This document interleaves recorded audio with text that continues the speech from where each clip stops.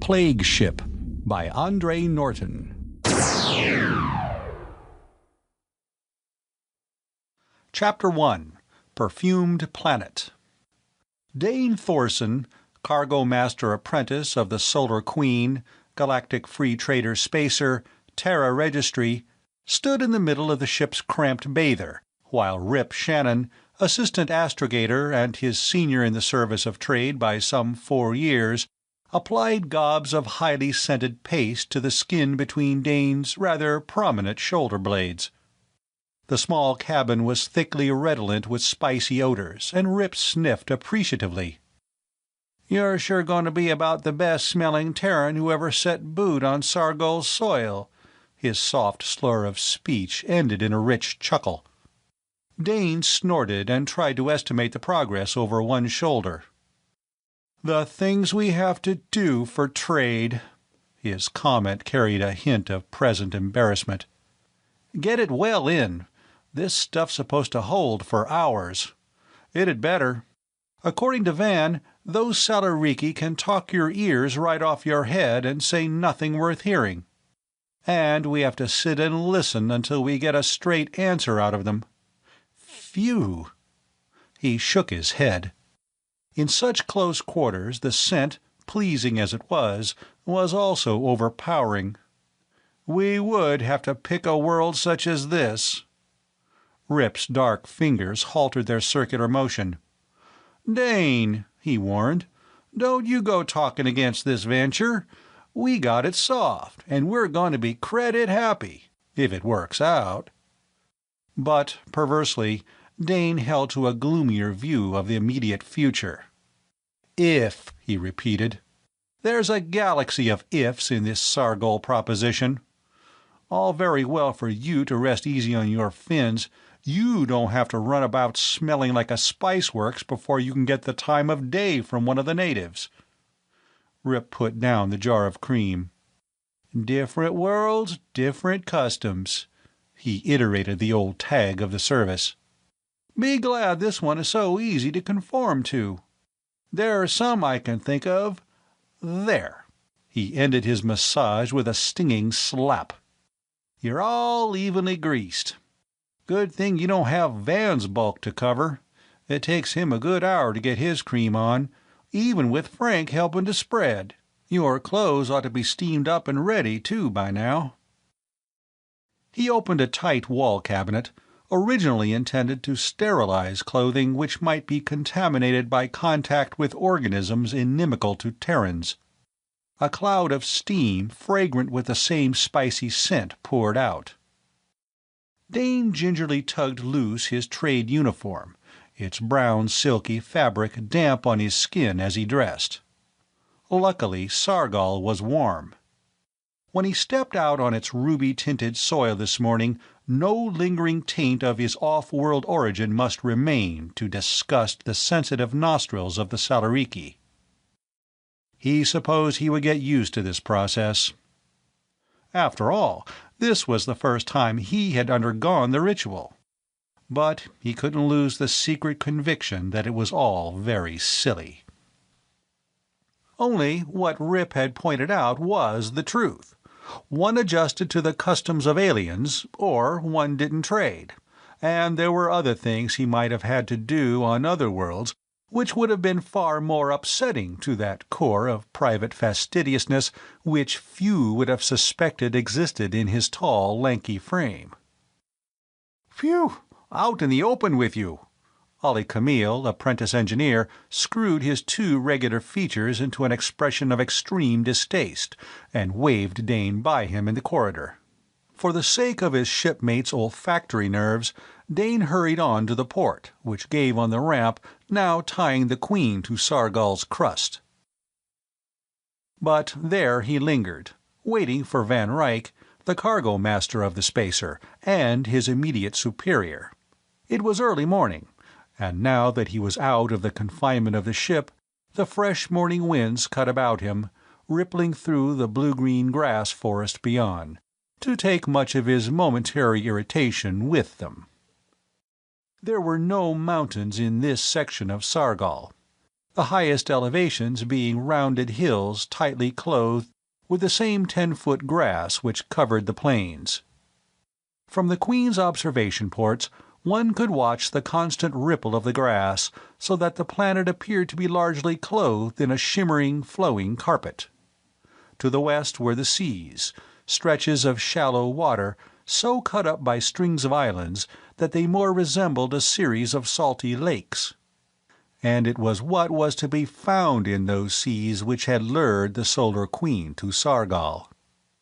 Though by rights the discovery was that of another trader, Traxt Cam, who had bid for trading rights to Sargal, hoping to make a comfortable fortune, or at least expenses with a slight profit, in the perfume trade, exporting from the scented planet some of its more fragrant products.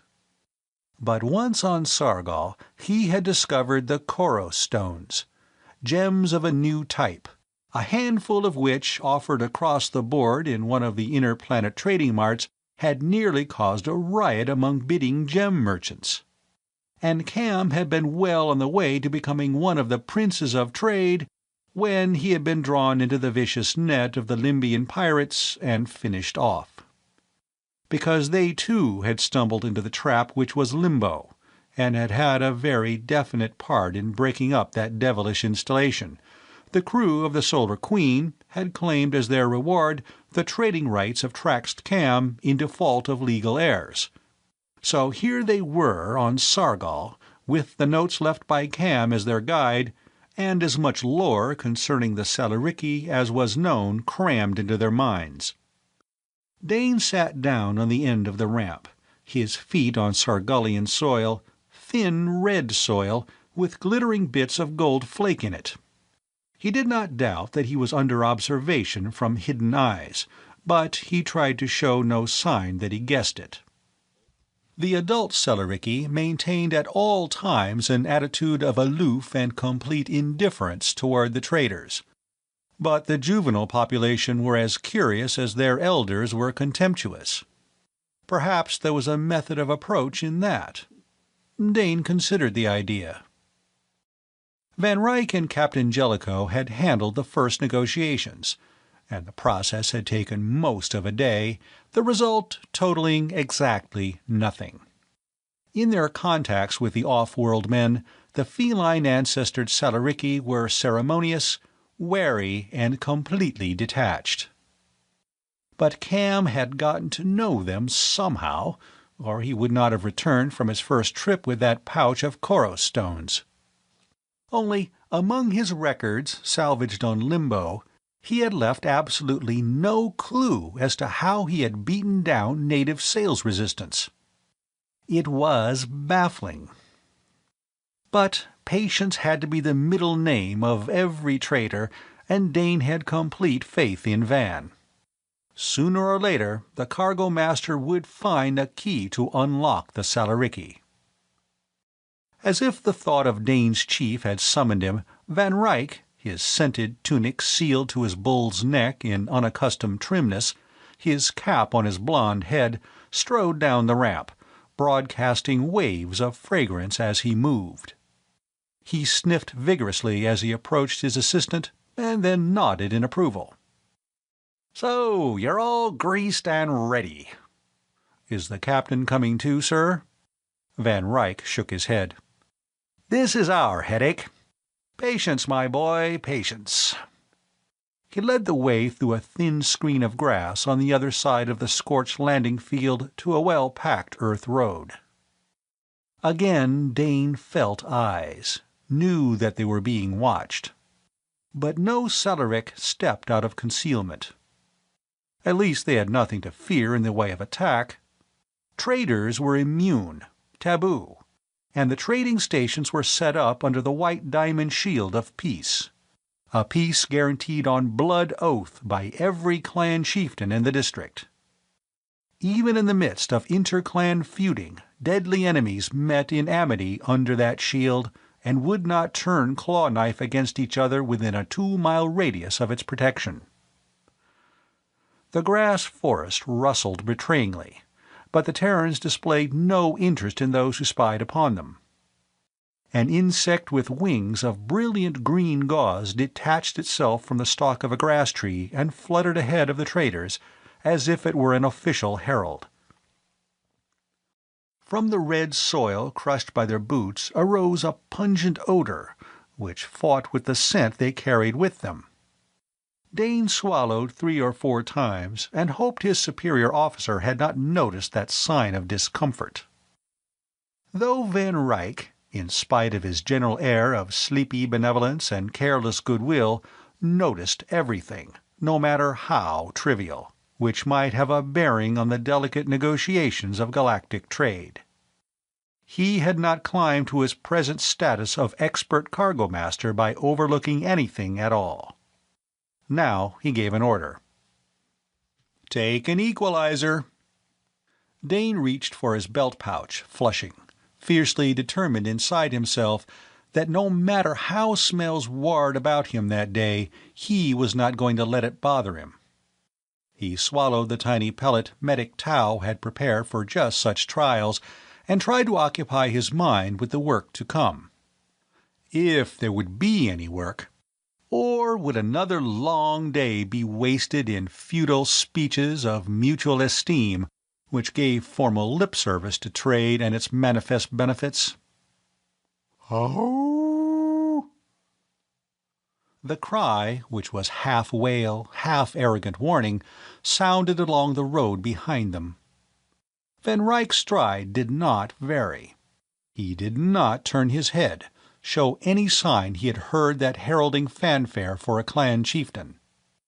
And he continued to keep to the exact center of the road, Dane the regulation 1 pace to the rear and left as befitted his lower rank. How? The blast from the throat of a Salaric, especially chosen for his lung power, was accompanied now by the hollow drum of many feet. The Terrans neither looked around nor withdrew from the center, nor did their pace quicken. That, too, was an order, Dane knew. To the rank-conscious Salariki clansmen, you did not yield precedence unless you wanted at once to acknowledge your inferiority. And if you did that by some slip of admission or omission, there was no use in trying to trade face-to-face with their chieftains again. Ow! The blast behind was a scream as the retinue it announced swept around the bend in the road to catch sight of the 2 traders oblivious of it. Dane longed to be able to turn his head, just enough to see which of the local lordlings they blocked. How?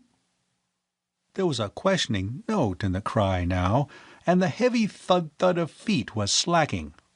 The clan party had seen them, were hesitant about the wisdom of trying to shove them aside. Van Ryck marched steadily onward, and Dane matched his pace.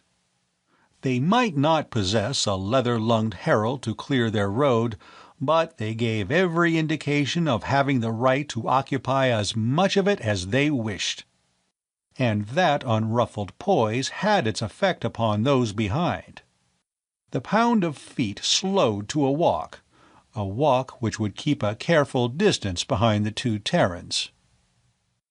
It had worked. The Salariki, or the Salariki, were accepting them at their own valuation, a good omen for the day's business. Dane's spirits rose, but he schooled his features into a mask as wooden as his superiors. After all, this was a very minor victory, and they had 10 or 12 hours of polite and hidden maneuvering before them. The Solar Queen had set down as closely as possible to the trading center marked on Traxcam's private map, and the Terrans now had another 5 minutes' march, in the middle of the road, ahead of the chieftain who must be inwardly boiling at their presence, before they came out in the clearing containing the roofless, circular erection which served the Salariki of the district as a marketplace and a common meeting ground for truce talks and the mending of private clan alliances. Erect on a pole in the middle, towering well above the nodding fronds of the grass trees, was the pole bearing the trade shield, which promised not only peace to those under it, but a 3-day sanctuary to any feuder or duellist who managed to win to it and lay hands upon its weathered standard. They were not the first to arrive, which was also a good thing.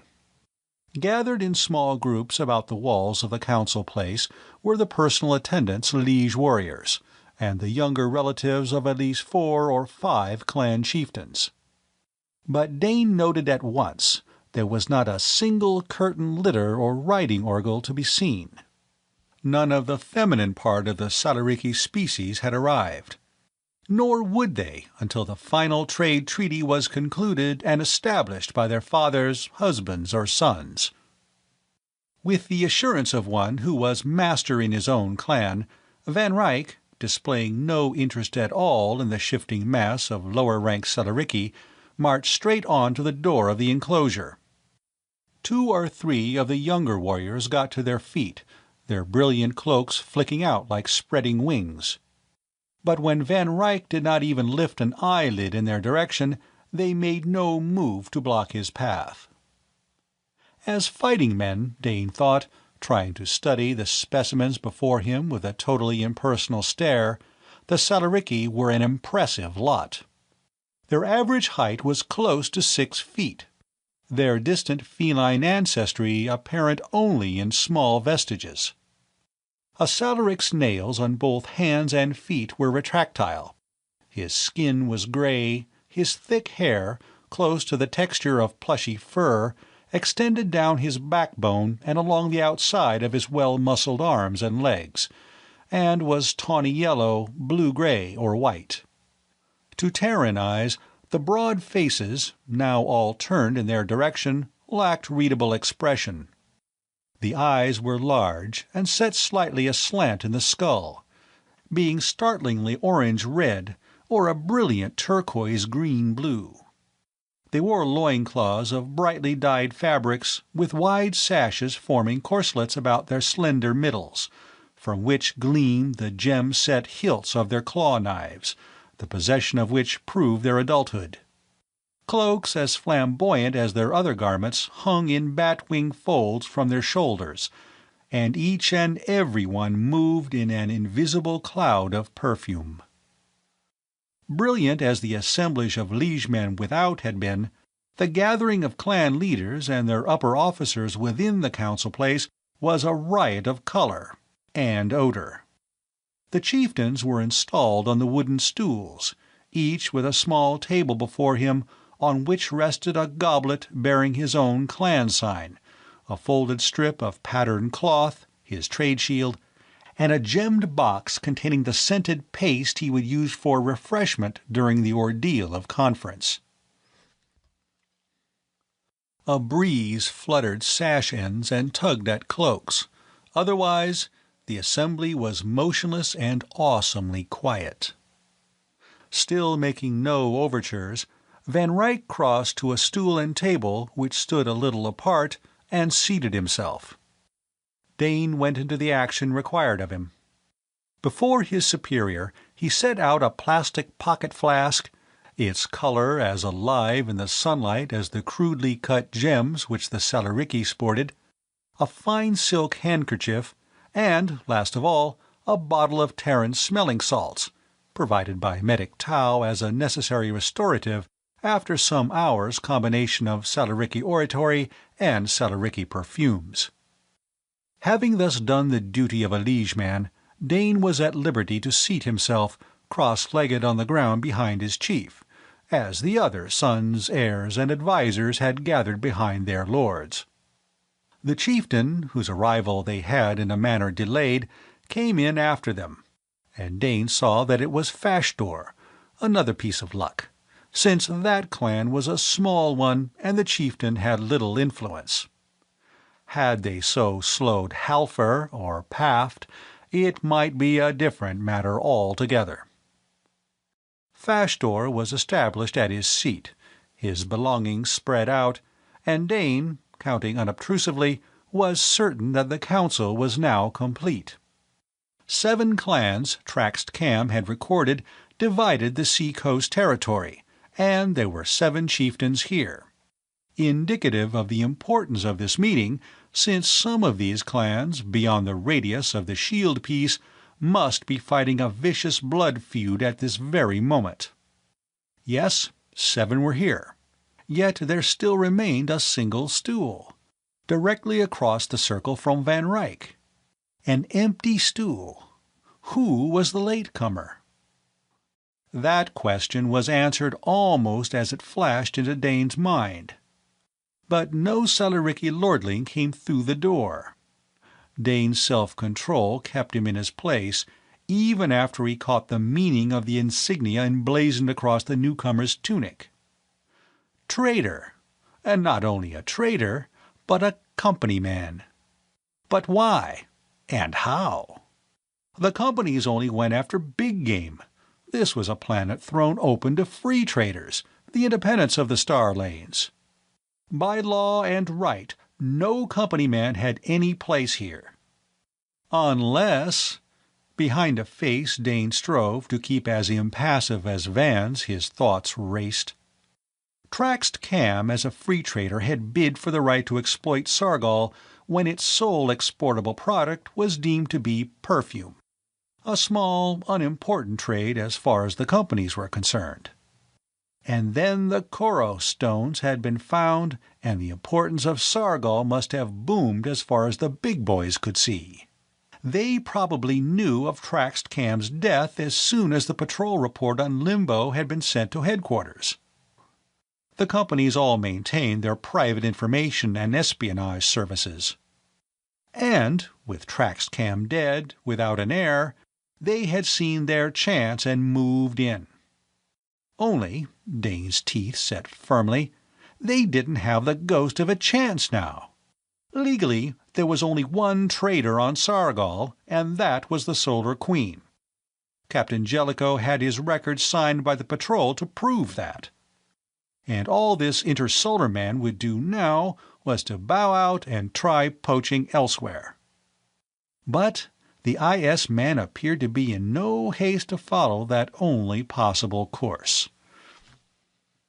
He was seating himself with arrogant dignity on that unoccupied stool, and a younger man in IS uniform was putting before him the same type of equipment Dane had produced for Van Ryck. The cargo master of the Solar Queen showed no surprise, if the IZ's appearance had been such to him. One of the younger warriors in Paff's train got to his feet and brought his hands together with a clap which echoed across the silent gathering with the force of an archaic solid projectile shot. A Celeric, wearing the rich dress of the upper ranks, but also the collar forced upon a captive taken in combat, came into the enclosure carrying a jug in both hands. Preceded by Paff's son, he made the rounds of the assembly, pouring a purple liquid from his jug into the goblet before each chieftain. A goblet which Paff's heirs tasted ceremoniously before it was presented to the visiting clan leader. When they passed before Van Ryck, the Celeric nobleman touched the side of the plastic flask in token. It was recognized that off-world men must be cautious over the sampling of local products, and that when they joined the taking of the first cup of peace, they did so symbolically. Paff raised his cup, his gesture copied by everyone around the circle. In the harsh tongue of his race, he repeated a formula so archaic that few of the Celerici could now translate the sing-song words. They drank, and the meeting was formally opened. But it was an elderly Celeric seated to the right of Halfer, a man who wore no claw-knife, and whose dusky yellow cloak and sash made a subdued note amid the splendor of his fellows, who spoke first, using the click-clack of the trade lingo his nation had learned from Cam. "Under the white," he pointed to the shield aloft, "we assemble to hear many things. But now come two tongues to speak where once there was but one father of a clan. Tell us, Outlanders, which of you must we now hark to in truth?" He looked from Van Ryck to the IS representative. The cargo master from the Queen did not reply. He stared across the circle at the company man. Dane waited eagerly. What was the IS going to say to that? But the fellow did have an answer ready and waiting. "It is true, fathers of clans, that here are two voices, where by right and custom there should only be one. But this is a matter which can be decided between us. Give us leave to withdraw from your sight and speak privately together. Then he who returns to you will be the true voice, and there shall be no more division." It was Paft who broke in before Halfer's spokesman could reply. "It would have been better to have spoken together before you came to us. Go, then, until the shadow of the shield is not. Then return hither and speak truly. We do not wait upon the pleasure of outlanders." A murmur approved that tart comment. Until the shadow of the shield is not. They had until noon. Van Ryck arose and Dane gathered up his chief's possessions. With the same superiority to his surroundings he had shown upon entering, the cargo master left the enclosure, the Izies following. But they were away from the clearing, out upon the open road back to the Queen before the two from the company caught up with them. "Captain Grange will see you right away," the Izie cargo master was beginning when Van Ryck met him with a quelling stare. "If you poachers have anything to say, you say it at the Queen and to Captain Jellicoe," he stated flatly, and started on. Above his tight tunic collar, the other's face flushed. His teeth flashed as he caught his lower lip between them, as if to forcibly restrain an answer he longed to make. For a second he hesitated, and then he vanished down a side path with his assistant. Van Ryck had gone a quarter of the distance back to the ship before he spoke. "I thought it was too easy," he muttered. "Now we're in for it. Maybe right up the rockets. By the spike-tail of Exal, this certainly is not our lucky day." He quickened pace until they were close to trotting. End of Chapter 1. Chapter 2. Rivals. "That's far enough, Izie." Although traders, by law and tradition, carried no more potent personal weapons, except in times of great crisis, than hand sleep rods, the resultant shot from the latter was just as unpleasant for temporary periods as a more forceful beam, and the threat of it was enough to halt the three men who had come to the foot of the Queen's ramp, and could see the rod held rather negligently by Ollie. Ollie's eyes were anything but negligent, however, and free traders had reputations to be respected by their rivals of the companies. The very nature of their roving lives taught them savage lessons, which they either learned or died. Dane, glancing down over the engineer apprentice's shoulder, saw that Van Ryck's assumption of confidence had indeed paid off. They had left the trade enclosure of the Salaricky barely 3/4 of an hour ago, but below now stood the debadged captain of the IS ship and his cargo master. "I want to speak to your captain," snarled the Izie officer. Ollie registered faint amusement, an expression which tended to rouse the worst in the spectator, as Dane knew of old when that same mocking appraisal had been turned on him as the rawest of the Queen's crew. "But does he wish to speak to you?" countered Camille. "Just stay where you are, Izie, until we are sure about that fact." That was his clue to act as messenger. Dane retreated into the ship and swung up the ladder to the command section. As he passed Captain Jellicoe's private cabin, he heard the muffled squall of the commander's unpleasant pet, Queeks, the Hoobat.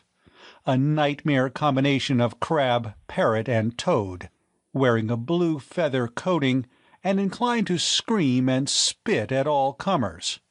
Since Queeks would not be howling in that fashion if its master was present, Kane kept on to the control cabin, where he blundered in upon an executive-level conference of captain, cargo master, and astrogator. "Well?" Jellicoe's blaster-scarred left cheek twitched as he snapped that impatient inquiry at the messenger. "Easy captain below, sir, with his cargo master. They want to see you." Jellicoe's mouth was a straight line, his eyes very hard. By instinct, Dane's hand went to the grip of the sleep rod slung at his belt. When the old man put on his fighting face, look out. Here we go again, he told himself, speculating as to just what type of action lay before them now. "Oh, they do they?" Jellicoe began, and then throttled down the temper he could put under iron control when and if it were necessary. "Well, tell them to stay where they are.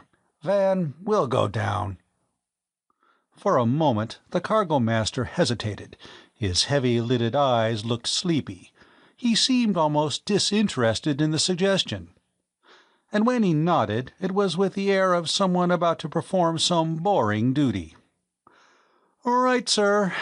He wriggled his heavy body from behind the small table, resealed his tunic, and settled his cap with as much precision as if he were about to represent the Queen before the assembled nobility of Sargal.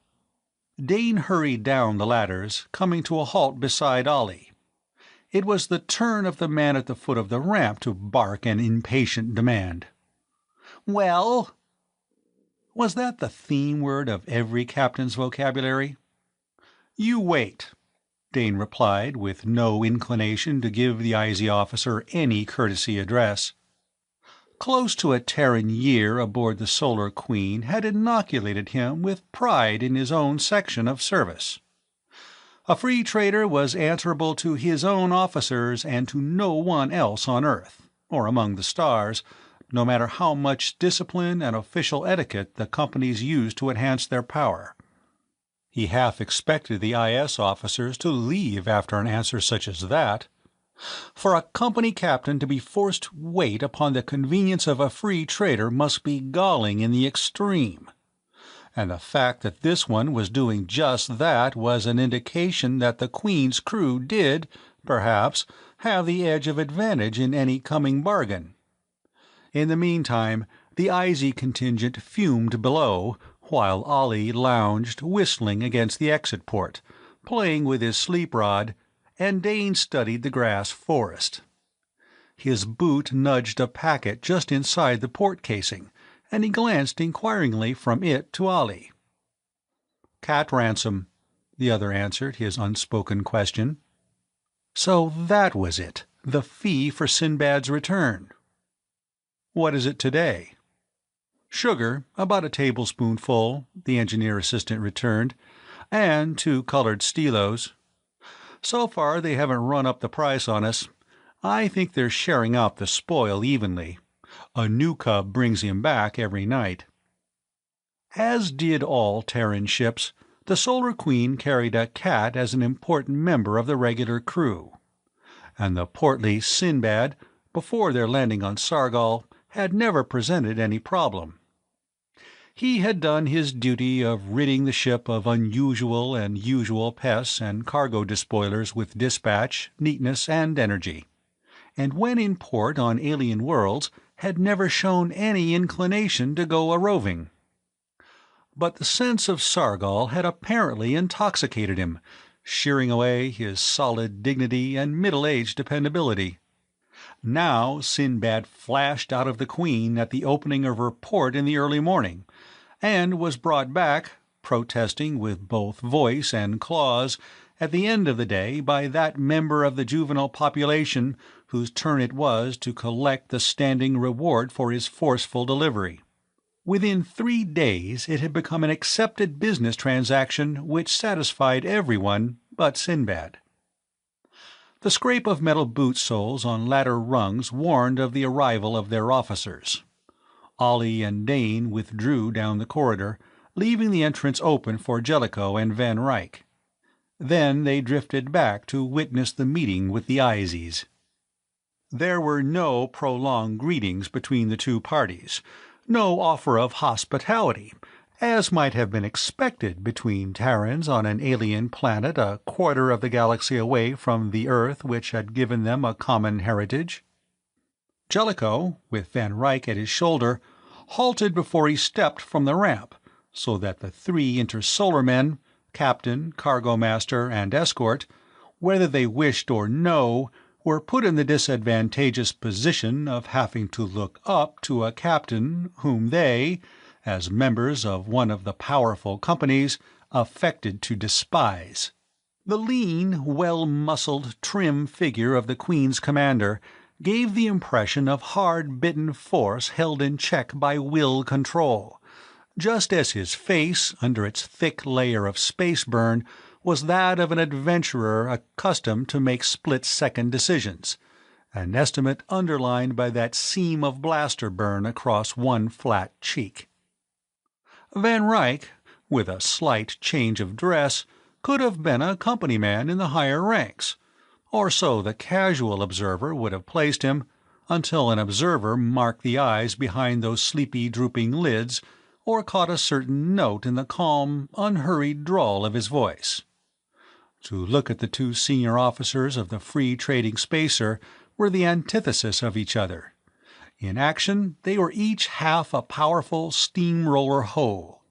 As a good many men in the service, scattered over a half-dozen or so planets, had discovered to their cost in the past. Now Jellicoe brought the heels of his space boots together with an extravagant click, and his hand flourished at the fore of his helmet in a gesture which was better suited to the patrol hero of a slightly out-of-date video serial. "Jellicoe, Solar Queen, Free Trader," he identified himself brusquely, and added, "This is Van Ryck, our cargo master." Not all the flush had faded from the face of the IS captain. "Grange of the Dart." He did not even sketch a salute. "Intersolar. Callie, cargo master." And he did not name the hovering third member of his party. Jellicoe stood waiting, and after a long moment of silence, Grange was forced to state his business. "We have until noon." Jellicoe, his fingers hooked on his belt, simply waited, and under his level gaze the Izzy captain began to find the going hard. "They gave us until noon," he started once more, "to get together." Jellicoe's voice came coldly remote. "There is no reason for any getting together, Grange. By rights, I can have you up before the Trade Board for poaching. The Solar Queen has sole trading rights here. If you up ship within a reasonable amount of time, I'll be inclined to let it pass. After all, I've no desire to run all the way to the nearest patrol post to report you." "You can't expect to buck intersolar. We'll make you an offer." That was Callie's contribution, made probably because his commanding officer couldn't find words explosive enough. Jellicoe, whose forte was more direct action, took an excursion into heavy-handed sarcasm. "You Izies have certainly been given excellent briefing. I would advise a little closer study of the code, and not all the sections in small symbols at the end of the tape, either. We're not bucking anyone. You'll find our registration for Sargal down on tapes at the center, and I suggest that the sooner you withdraw the better, before we cite you for illegal planeting." Grange had gained control of his emotions. "We're pretty far from center here," he remarked. It was a statement of fact, but it carried overtones which they were able to assess correctly. The Solar Queen was a free trader, alone on an alien world. but the IS ship might be cruising in company, ready to summon aid, men and supplies. Dane drew a deep breath. The IZs must be sure of themselves. Not only that, but they must want what Sargol had to offer to the point of being willing to step outside the law to get it. The IS captain took a step forward. "I think we understand each other now," he said, his confidence restored. Van Ryck answered him, his deep voice cutting across the sighing of the wind in the grass forest. "Your proposition?" Perhaps this return to their implied threat bolstered their belief in the infallibility of the company, their conviction that no independent dared stand up against the might and power of the Intersolar. Callie replied, "We'll take up your contract, and a profit to you, and you up ship before the Salariki are confused over whom they're to deal with." "And the amount of the profit?" Van Ryck bored in. "Oh," Callie shrugged, "say 10% of Cam's last shipment." Jellicoe laughed. "Generous, aren't you, Izzy? 10% of a cargo which can't be assessed? The gang on Limbo kept no records of what they plundered." "We don't know what he was carrying when he crashed on Limbo," countered Callie swiftly. "We'll base our offer on what he carried to Axel." Now Van Ryck chuckled. "I wonder who figured that one out," he inquired of the scented winds. "He must save the company a fair amount of credits one way or another. Interesting offer." By the bland satisfaction to be read on the three faces below, the IS men were assured of their victory. The Solar Queen would be paid off with a pittance. Under the vague threat of company retaliation, she would upship from Sargol, and they would be left in possession of the rich Koros trade, to be commended and rewarded by their superiors. Had they, Dane speculated, ever had any dealings with free traders before, at least with the brand of independent adventurers such as manned the Solar Queen? Van Ryck burrowed in his belt pouch and then held out his hand. On the broad palm lay a flat disk of metal. "Very interesting," he repeated. "I shall treasure this recording." The sight of that disk wiped all satisfaction from the IZ faces. Grange's purplish flush spread up from his tight tunic collar. Callie blinked, and the unknown third's hand dropped to his sleep rod. An action which was not overlooked by either Dane or Ollie. "A smooth set-down to you." Jellicoe gave the conventional leave-taking of the service. "You'd better," the IZ captain began hotly, then seeing the disk Van Ryck held, that sensitive bit of metal and plastic which was recording this interview for future reference, he shut his mouth tight. "Yes?" the Queen's cargo master prompted politely. But Callie had taken his captain's arm and was urging Grange away from the spacer. "You have until noon to lift," was Jellicoe's parting shot as the three in company livery started toward the road. "I don't think that they will," he added to Van Ryck. The cargo master nodded. "You wouldn't in their place," he pointed out reasonably. "On the other hand, they've had a bit of a blast they weren't expecting. It's been a long time since Grange heard anybody say no." "A shock which is going to wear off." Jellicoe's habitual distrust of the future gathered force. "This," Van Ryck tucked the disk back into his pouch, "sent them off vector a parsec or two. Grange is not one of the strong-arm blaster boys. Suppose Tang Ya does a little listening in, and maybe we can rig another surprise, if Grange does try to ask advice of someone off-world. In the meantime, I don't think they are going to meddle with the Salariki. They don't want to have to answer awkward questions if we turn up a patrol ship to ask them. So," He stretched and beckoned to Dane. "We shall go to work once more." Again 2 paces behind Van Ryck, Dane tramped to the trade circle of the Salariki clansmen. They might have walked out only 5 or 6 minutes of ship time before, and the natives betrayed no particular interest in their return. But, Dane noted, there was only 1 empty stool, 1 ceremonial table in evidence. The Salariki had expected only 1 Terran trader to join them. What followed was a dreary round of ceremony, an exchange of platitudes and empty good wishes and greetings. No one mentioned Koro stones, or even perfume bark, that he was willing to offer the off-world traders. None lifted so much as a corner of his trade cloth, under which, if he were ready to deal seriously, his hidden hand would meet that of the buyer, so that by finger pressure alone they could agree or disagree on price. But such boring sessions were part of trade, and Dane, keeping a fraction of attention on the speeches and drinkings together, watched those around him with an eye which tried to assess and classify what he saw. The keynote of the Salariki character was a wary independence.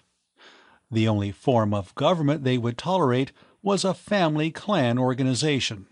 Feuds and deadly duels between individuals and clans were the accepted way of life, and every male who reached adulthood went armed and ready for combat until he became a speaker of the past, too old to bear arms in the field. Due to the nature of their battling lives, relatively few of the Salariki ever reached that retirement. Short-lived alliances between family members sometimes occurred, usually when they were to face a common enemy greater than either. But a quarrel between chieftains, a fancied insult, would rip that open in an instant. Only under the trade shield could 7 clans sit this way without their warriors being at one another's furred throats.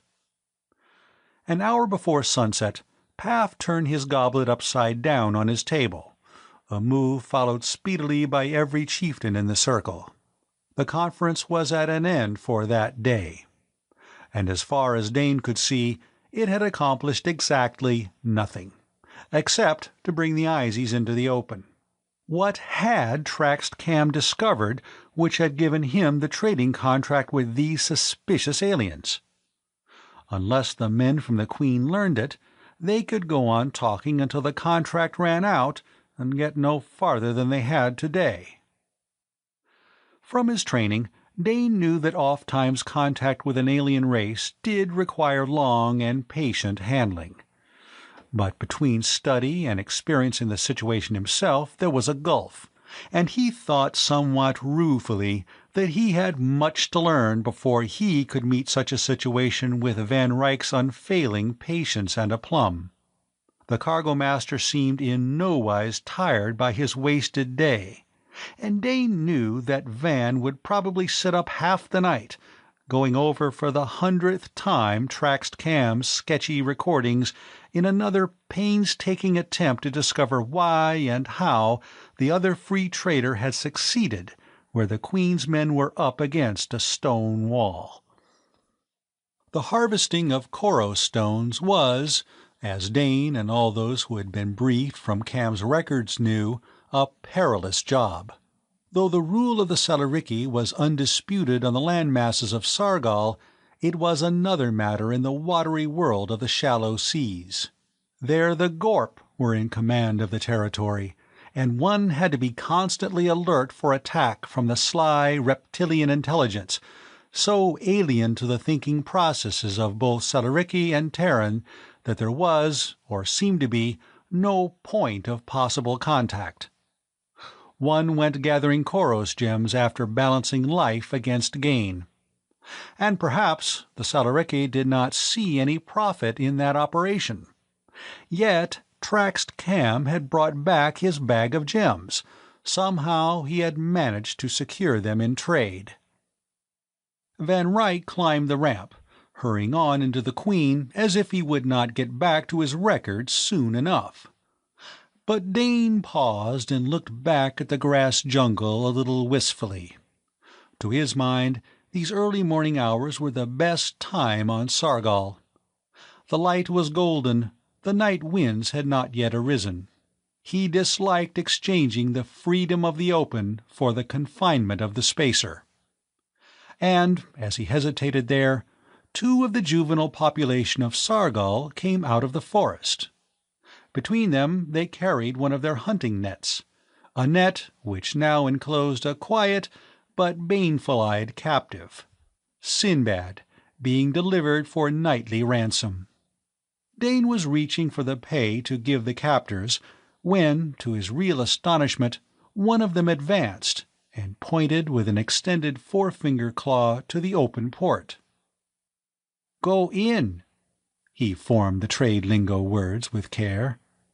And Dane's surprise must have been plain to read, for the cub followed his speech with a vigorous nod and set one foot on the ramp to underline his desire.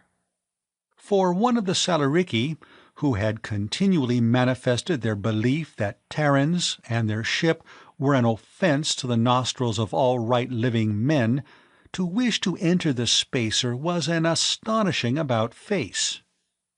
But any advantage, no matter how small, which might bring about a closer understanding must be seized at once. Dane accepted the growling Sinbad and beckoned, knowing better than to touch the boy. "Come." Only one of the junior clansmen obeyed that invitation. The other watched, big-eyed, and then scuttled back to the forest when his fellow called out some suggestion. He was not going to be trapped. Dane led the way up the ramp, paying no visible attention to the young Salaric, nor did he urge the other on when he lingered for a long moment or 2 at the port. In his mind, the cargo-master apprentice was feverishly running over the list of general trade goods. What did they carry which would make a suitable and intriguing gift for a small alien with such a promising bump of curiosity? If he had only time to get to Van Ryck. The Salaric was inside the corridor now, his nostrils spread, assaying each and every odor in this strange place. Suddenly his head jerked, as if tugged by one of his own net ropes. His interest had been riveted by some scent his sensitive senses had detected. His eyes met Dane's in appeal. Swiftly the Terran nodded, and then followed with a lengthened stride as the Salaric sped down into the lower reaches of the Queen, obviously in quest of something of great importance. End of Chapter 2.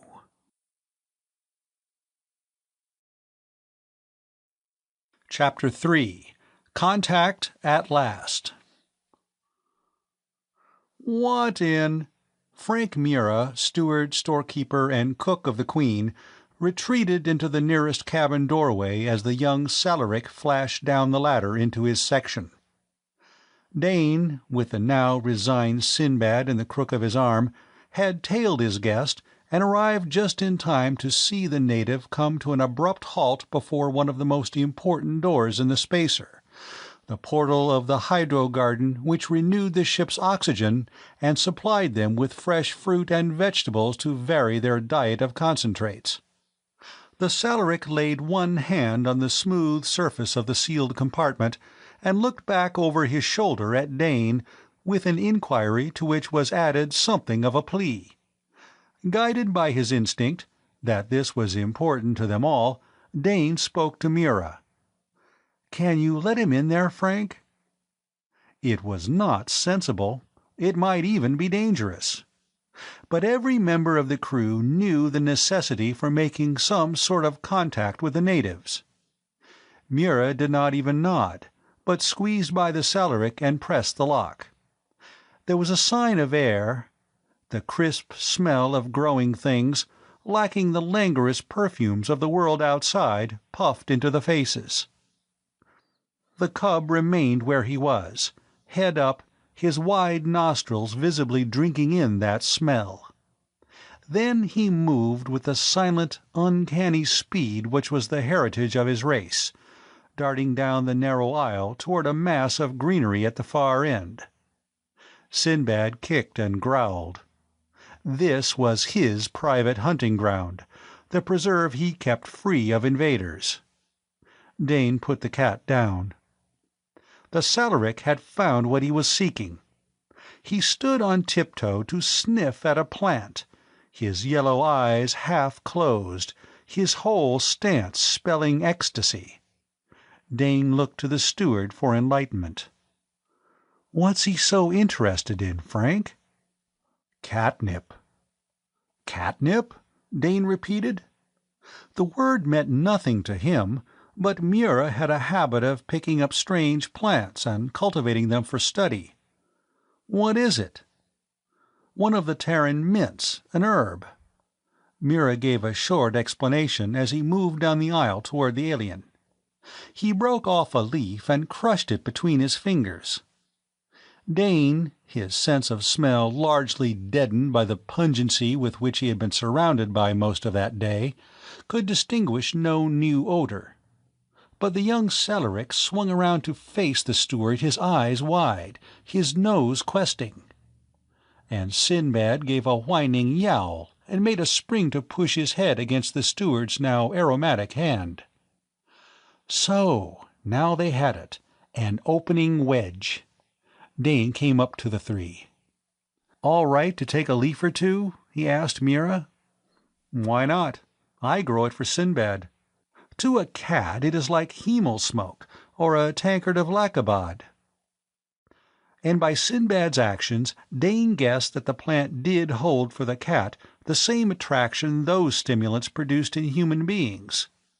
He carefully broke off a small stem supporting 3 leaves and presented it to the Salaric, who stared at him, and then, snatching the twig, raced from the hydro-garden as if pursued by feuding clansmen. Dane heard the pad of his feet on the ladder. Apparently the cub was making sure of escape with his precious find. But the cargo-master apprentice was frowning. As far as he could see, there were only 5 of the plants. "That's all the catnip you have?" Mura tucked Sinbad under his arm and shooed Dane before him out of the hydro. "There was no need to grow more.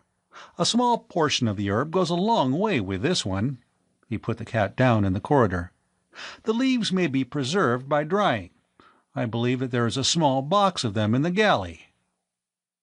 A strictly limited supply. Suppose this was the key which would unlock the Koros trade. And yet it was to be summed up in 5 plants and a few dried leaves.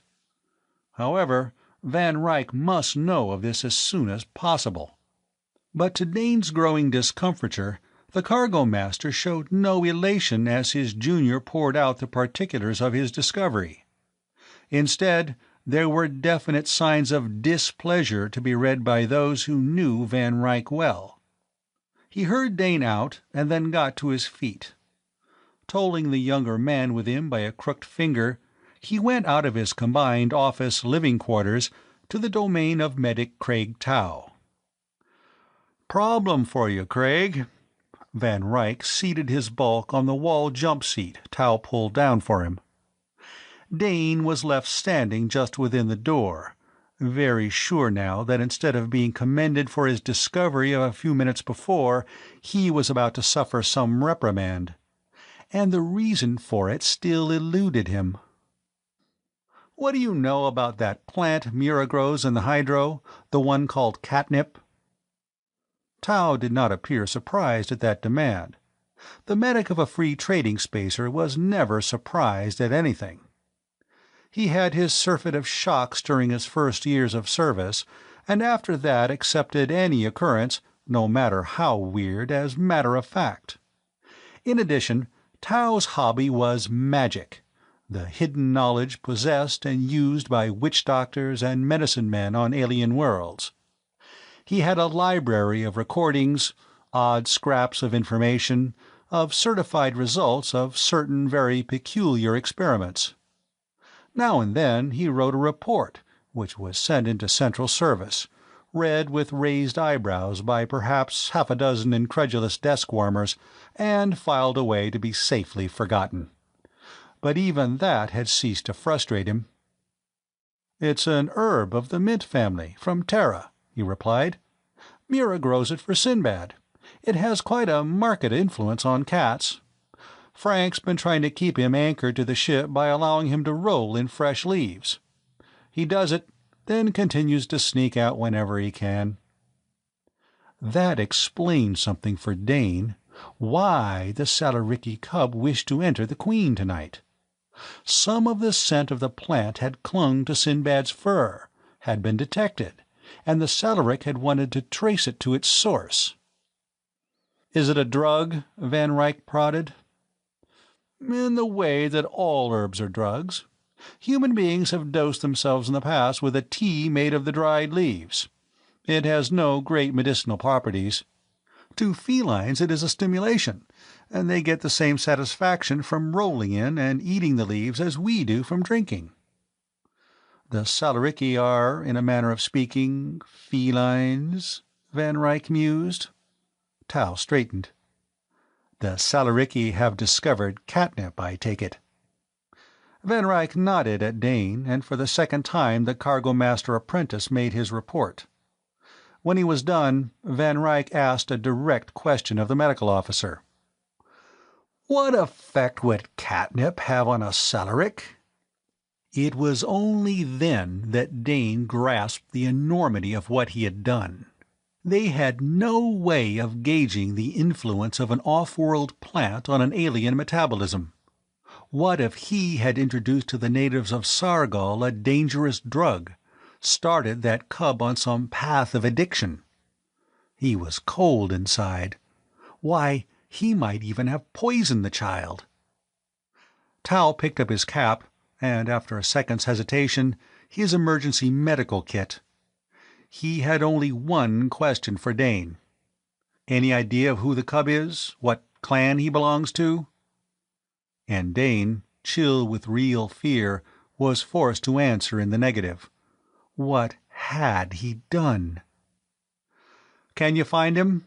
Van Ryck, ignoring Dane, spoke to Tao. The medic shrugged. "I can try. I was out scouting this morning, met one of the storm priests who handles their medical work. But I wasn't welcomed. However, under the circumstances, we have to try something." In the corridor, Van Ryck had an order for Dane. "I suggest that you keep to quarters, Thorson, until we know how matters stand." Dane saluted. That note in his superior's voice was like a whiplash, much worse to take than the abuse of a lesser man. He swallowed as he shut himself into his own cramped cubby. This might be the end of their venture. And they would be lucky if their charter was not withdrawn. Let IS get an inkling of his rash action, and the company would have them up before the board to be stripped of all their rights in the service. Just because of his own stupidity. His pride in being able to break through where Van Ryck and the captain had faced a stone wall. And, worse than the future which could face the Queen, was the thought that he might have introduced some dangerous drug into Sargol with his gift of those few leaves. When would he learn?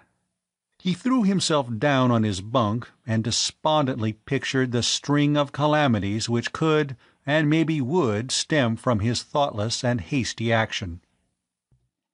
Within the Queen, night and day were mechanical. The lighting in the cabins did not vary much. Dane did not know how long he lay there forcing his mind to consider his stupid action, making himself face that in the service there were no shortcuts which endangered others, not unless those taking the risks were Terrans. "Dane!" Rip Shannon's voice cut through his self-imposed nightmare. But he refused to answer. "Dane! Van wants you on the double." Why? To bring him up before Jellicoe, probably. Dane schooled his expression, got up, pulling his tunic straight, still unable to meet Rip's eyes. Shannon was just one of those he had let down so badly. But the other did not notice his mood. "Wait till you see them. Half Sargol must be here yelling for trade." That comment was so far from what he had been expecting that Dane was startled out of his gloomy thoughts.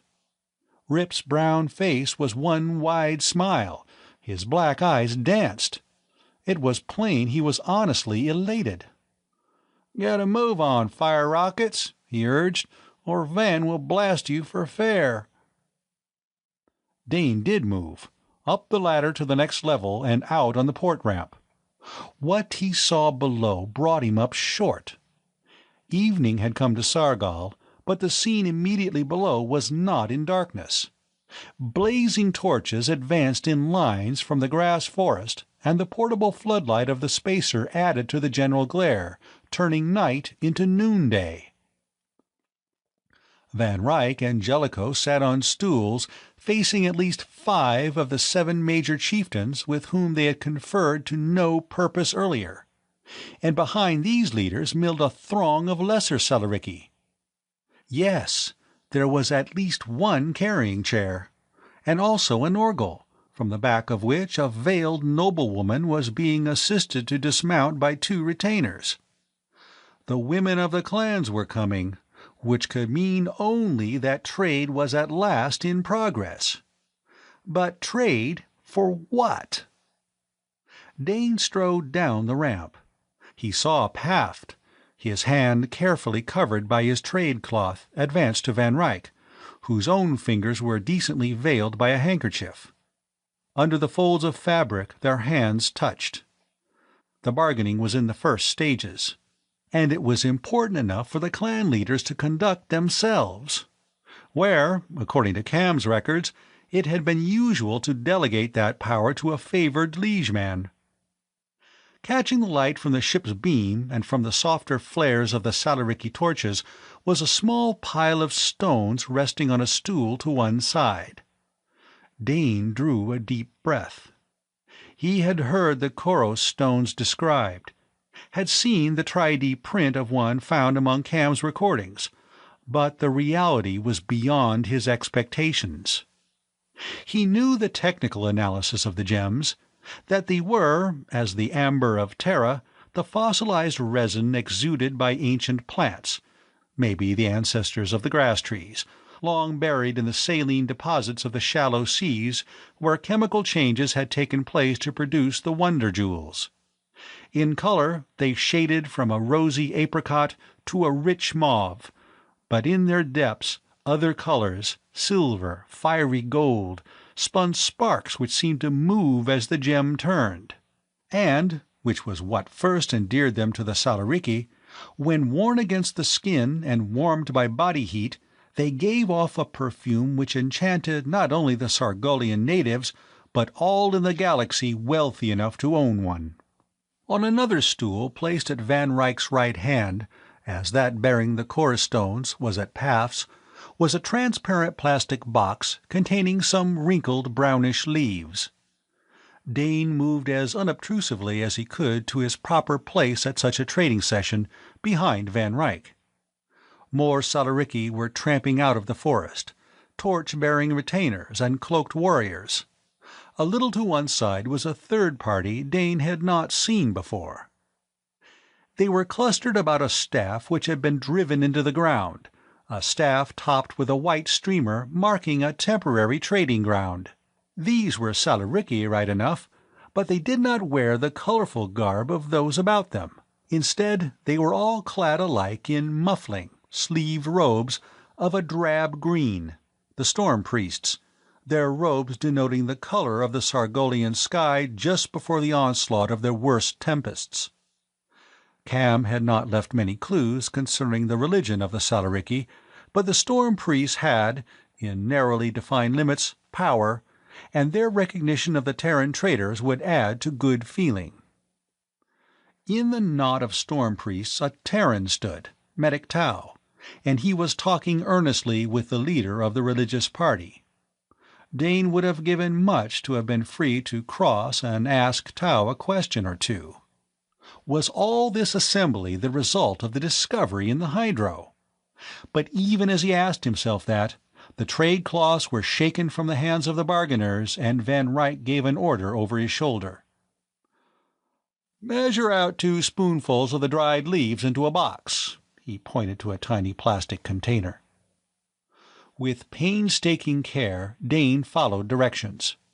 At the same time, a servant of the Salaric chief swept a handful of gems from the other's stool and dropped them in a heap before Van Ryck, who transferred them to a strong-box resting between his feet. Paft arose, but he had hardly quitted the trading seat before one of the lesser clan leaders had taken his place, the bargaining cloth ready looped loosely about his wrist. It was at that point that the proceedings were interrupted. A new party came into the open. Their utilitarian trade tunics made a drab blot as they threaded their way in a compact group through the throng of the Salariki. IS men. So they had not lifted from Sargal. They showed no signs of uneasiness. It was as if their rights were being infringed by the free traders. And Callie, their cargo master, swaggered right to the bargaining point. The chatter of Salariki voices was stilled. The Sargalians withdrew a little, letting one party of Terrans face the other, sensing drama to come. Neither Van Ryck nor Jellicoe spoke. It was left to Callie to state his case. "You've crooked your orbit this time, bright boys." His jeer was a pain of triumph. "Code 3, Article 6, or can't you absorb rules tapes with your thick heads?" Code 3, Article 6. Dane searched his memory for that law of the service. The words flashed into his mind as the auto-learner had planted them during his first year of training back in the pool. To no alien race shall any trader introduce any drug, food, or drink from off-world until such a substance has been certified as non-harmful to the aliens. There it was. IS had them, and it was all his fault. But if he had been so wrong, why in the world did Van Ryck sit there trading, condoning the error and making it into a crime for which they could be summoned before the board and struck off the rolls of the service? Van Ryck smiled gently. "Code 4, Article 2, he quoted with the genial air of one playing gift-giver at a Forkidian feasting. "Code 4, Article 2. Any organic substance offered for trade must be examined by a committee of trained medical experts, an equal representation of Terrans and aliens." Callie's sneering smile did not finish. "Well," he challenged, "where's your board of experts?" "Tau," Van Ryck called to the medic with the storm priests, "will you ask your colleague to be so kind as to allow the cargo master Callie to be presented?" The tall, dark, young Terran medic spoke to the priest beside him, and together they came across the clearing. Van Ryck and Jellicoe both arose and inclined their heads in honor to the priests, as did the chief with whom they had been about to deal. "Reader of clouds and master of many winds," Tau's voice flowed with the many-voweled titles of the Sargalian, "may I bring before your face Cargo Master Callie, a servant of Intersolar in the realm of trade?"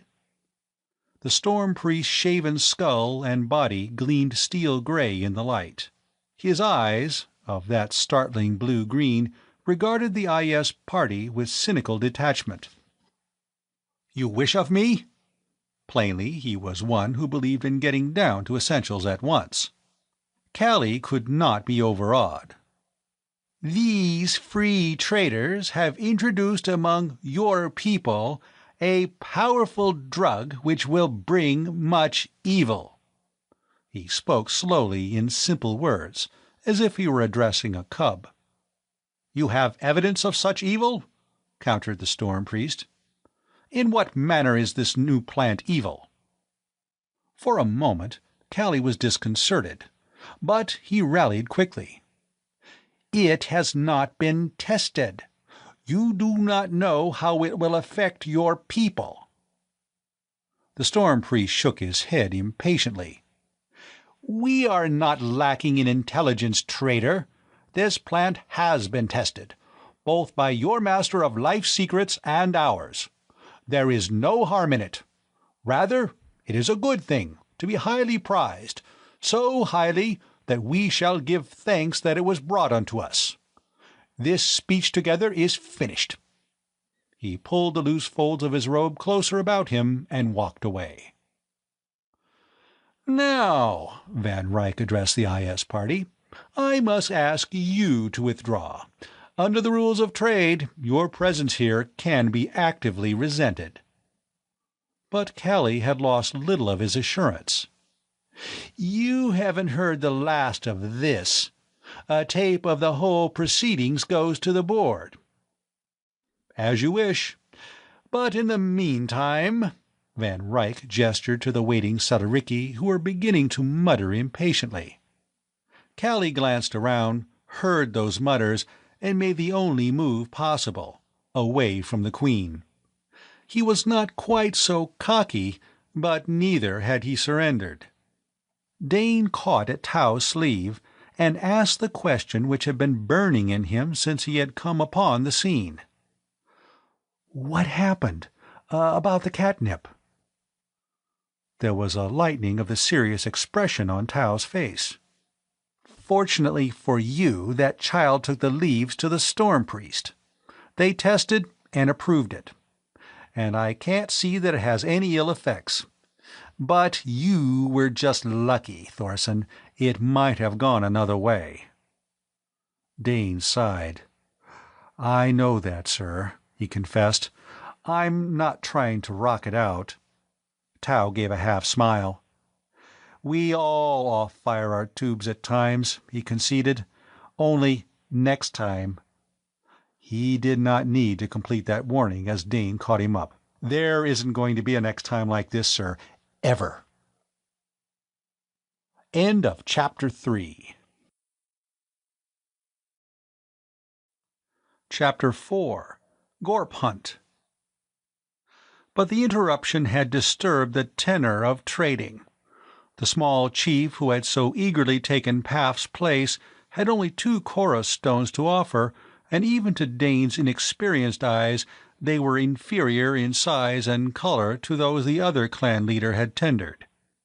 The Terrans were aware that Koros mining was a dangerous business, but they had not known that the stock of available stones was so very small. Within 10 minutes, the last of the serious bargaining was concluded, and the clansmen were drifting away from the burned-over space about the Queen's standing fins. Dane folded up the bargain cloth, glad for a task. He sensed that he was far from being back in Van Ryck's good graces. The fact that his superior did not discuss any of the aspects of the deals with him was a bad sign. Captain Jellicoe stretched. Although his was not, or never, what might be termed a good-humored face, he was at peace with his world. "That would seem to be all. What's the haul, Van?"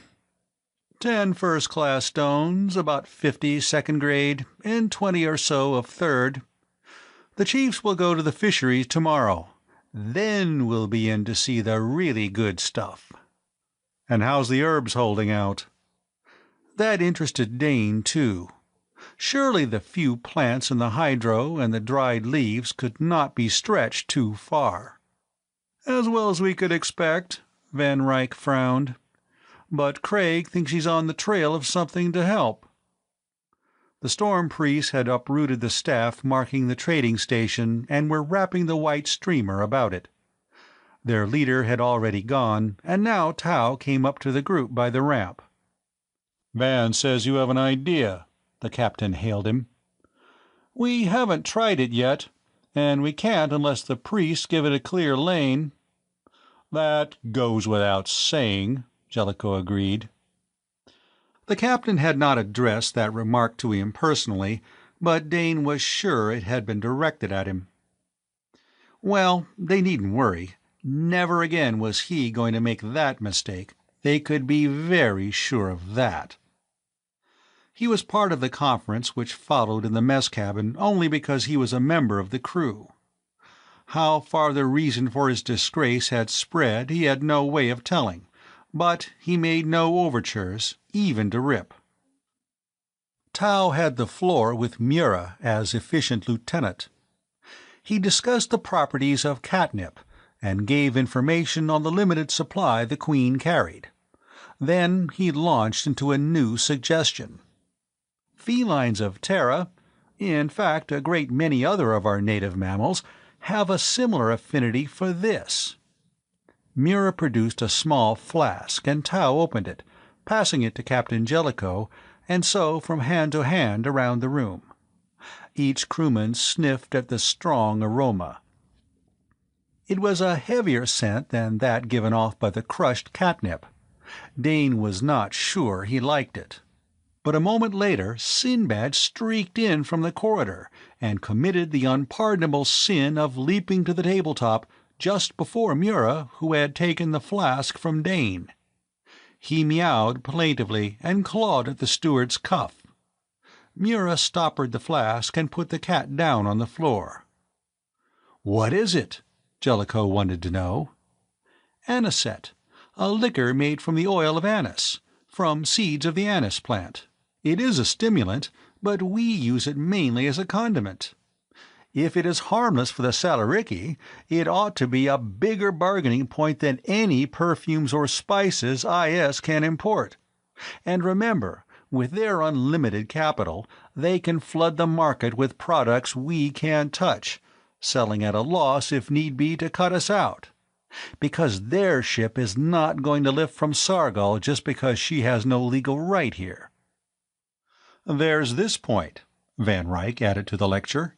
"The IZs are trading, or want to trade, perfumes, but they stock only manufactured products, exotic stuff, but synthetic."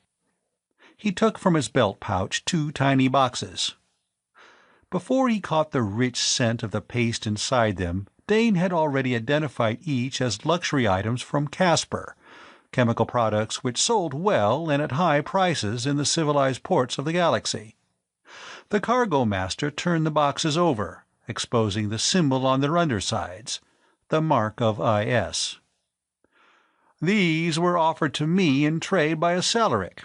I took them just to have proof that the IZs are operating here. But note, they were offered to me in trade, along with 2 top koros for what? 1 spoonful of dried catnip leaves. Does that suggest anything?"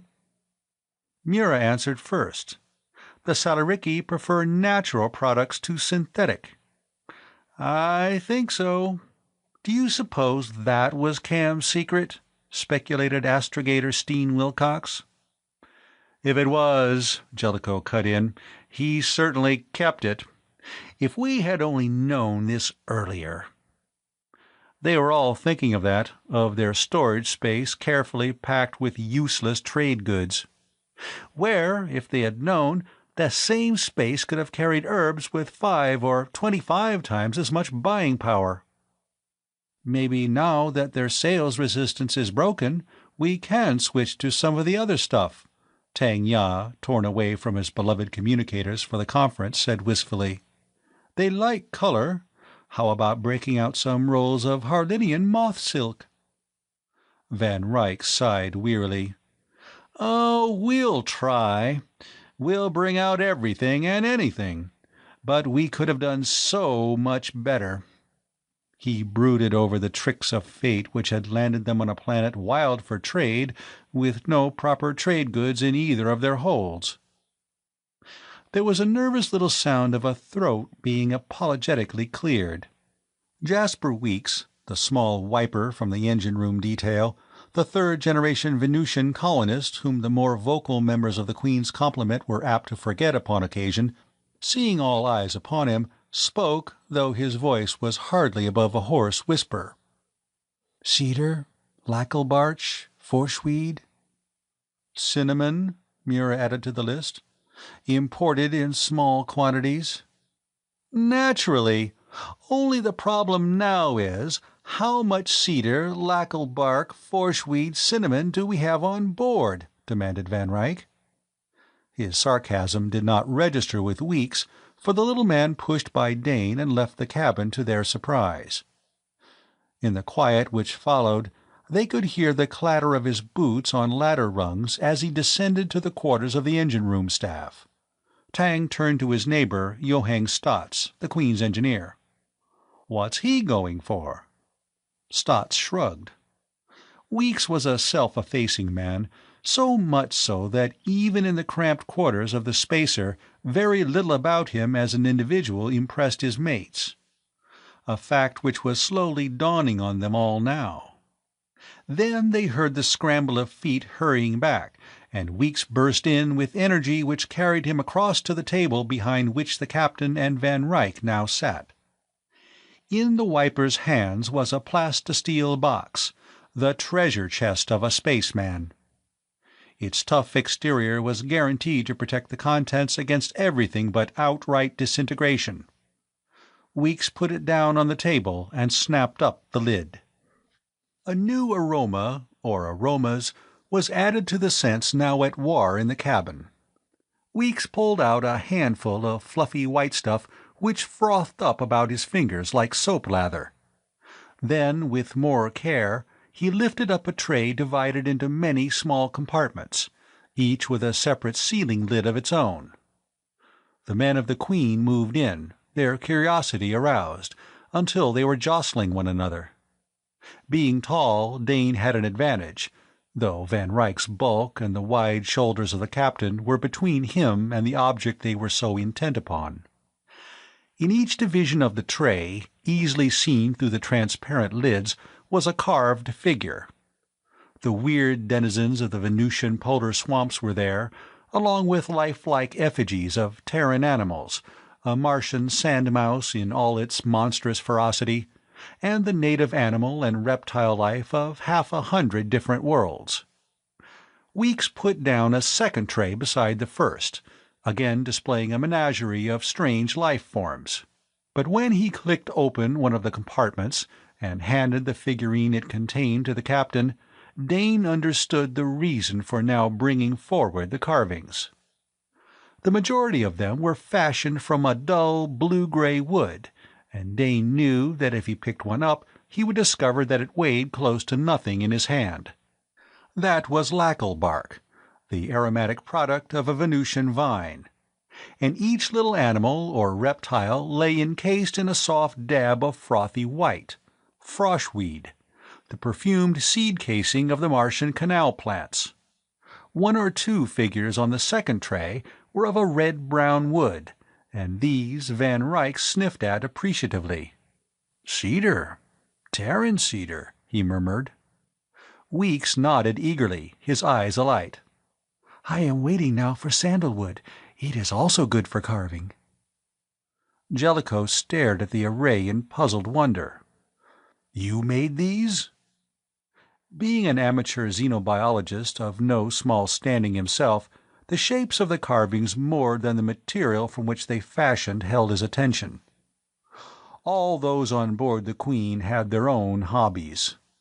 The monotony of voyaging through hyperspace had long ago impressed upon men the need for occupying both hands and mind during the sterile days while they were forced into close companionship with few duties to keep them alert. Jellicoe's cabin was papered with 3D pictures of rare animals and alien creatures he had studied in their native haunts, or of which he kept careful and painstaking records. Tao had his magic. Mura not only had his plants, but the delicate miniature landscapes he fashioned, to be imprisoned forever in the hearts of protecting plastiballs. But Weeks had never shown his work before, and now he had an artist's supreme pleasure of completely confounding his shipmates. The cargo master returned to the business on hand first. "You willing to transfer these to cargo?" he asked briskly. "How many do you have?" Weeks, now lifting a third and then a fourth tray from the box, replied without looking up. 200. Yes, I'll transfer, sir." The captain was turning about in his fingers the beautifully shaped figure of an Astran duocorn. Pity to trade these here, he mused aloud. Will Paft or Halfer appreciate more than just their scent? Weeks smiled shyly. I filled the case, sir. I was going to offer them to Mr. Van Ryck on a venture. I can always make another set. And right now, well, maybe they'll be worth more to the Queen, seeing as how they're made out of aromatic woods, than they'd be elsewhere. Leastwise, the Iseys aren't going to have anything like them to show. He ended in a burst of honest pride. Indeed they aren't. Van Ryck gave honor where it was due. So they made plans, and then separated to sleep out the rest of the night. Dane knew his lapse was not forgotten nor forgiven, but now he was honestly too tired to care, and slept as well as if his conscience were clear. But morning brought only a trickle of lower-class clansmen for trading, and none of them had much but news to offer. The storm priests, as neutral arbitrators, had divided up the chorus grounds, and the clansmen, under the personal supervision of their chieftains, were busy hunting the stones. The Terrans gathered from scraps of information that gem-seeking on such a large scale had never been attempted before. Before night there came other news, and much more chilling. Paft, one of the two major chieftains of this section of Sargal, while supervising the efforts of his liegemen on a newly discovered and richly strewn length of shoal water, had been attacked and killed by a gorp.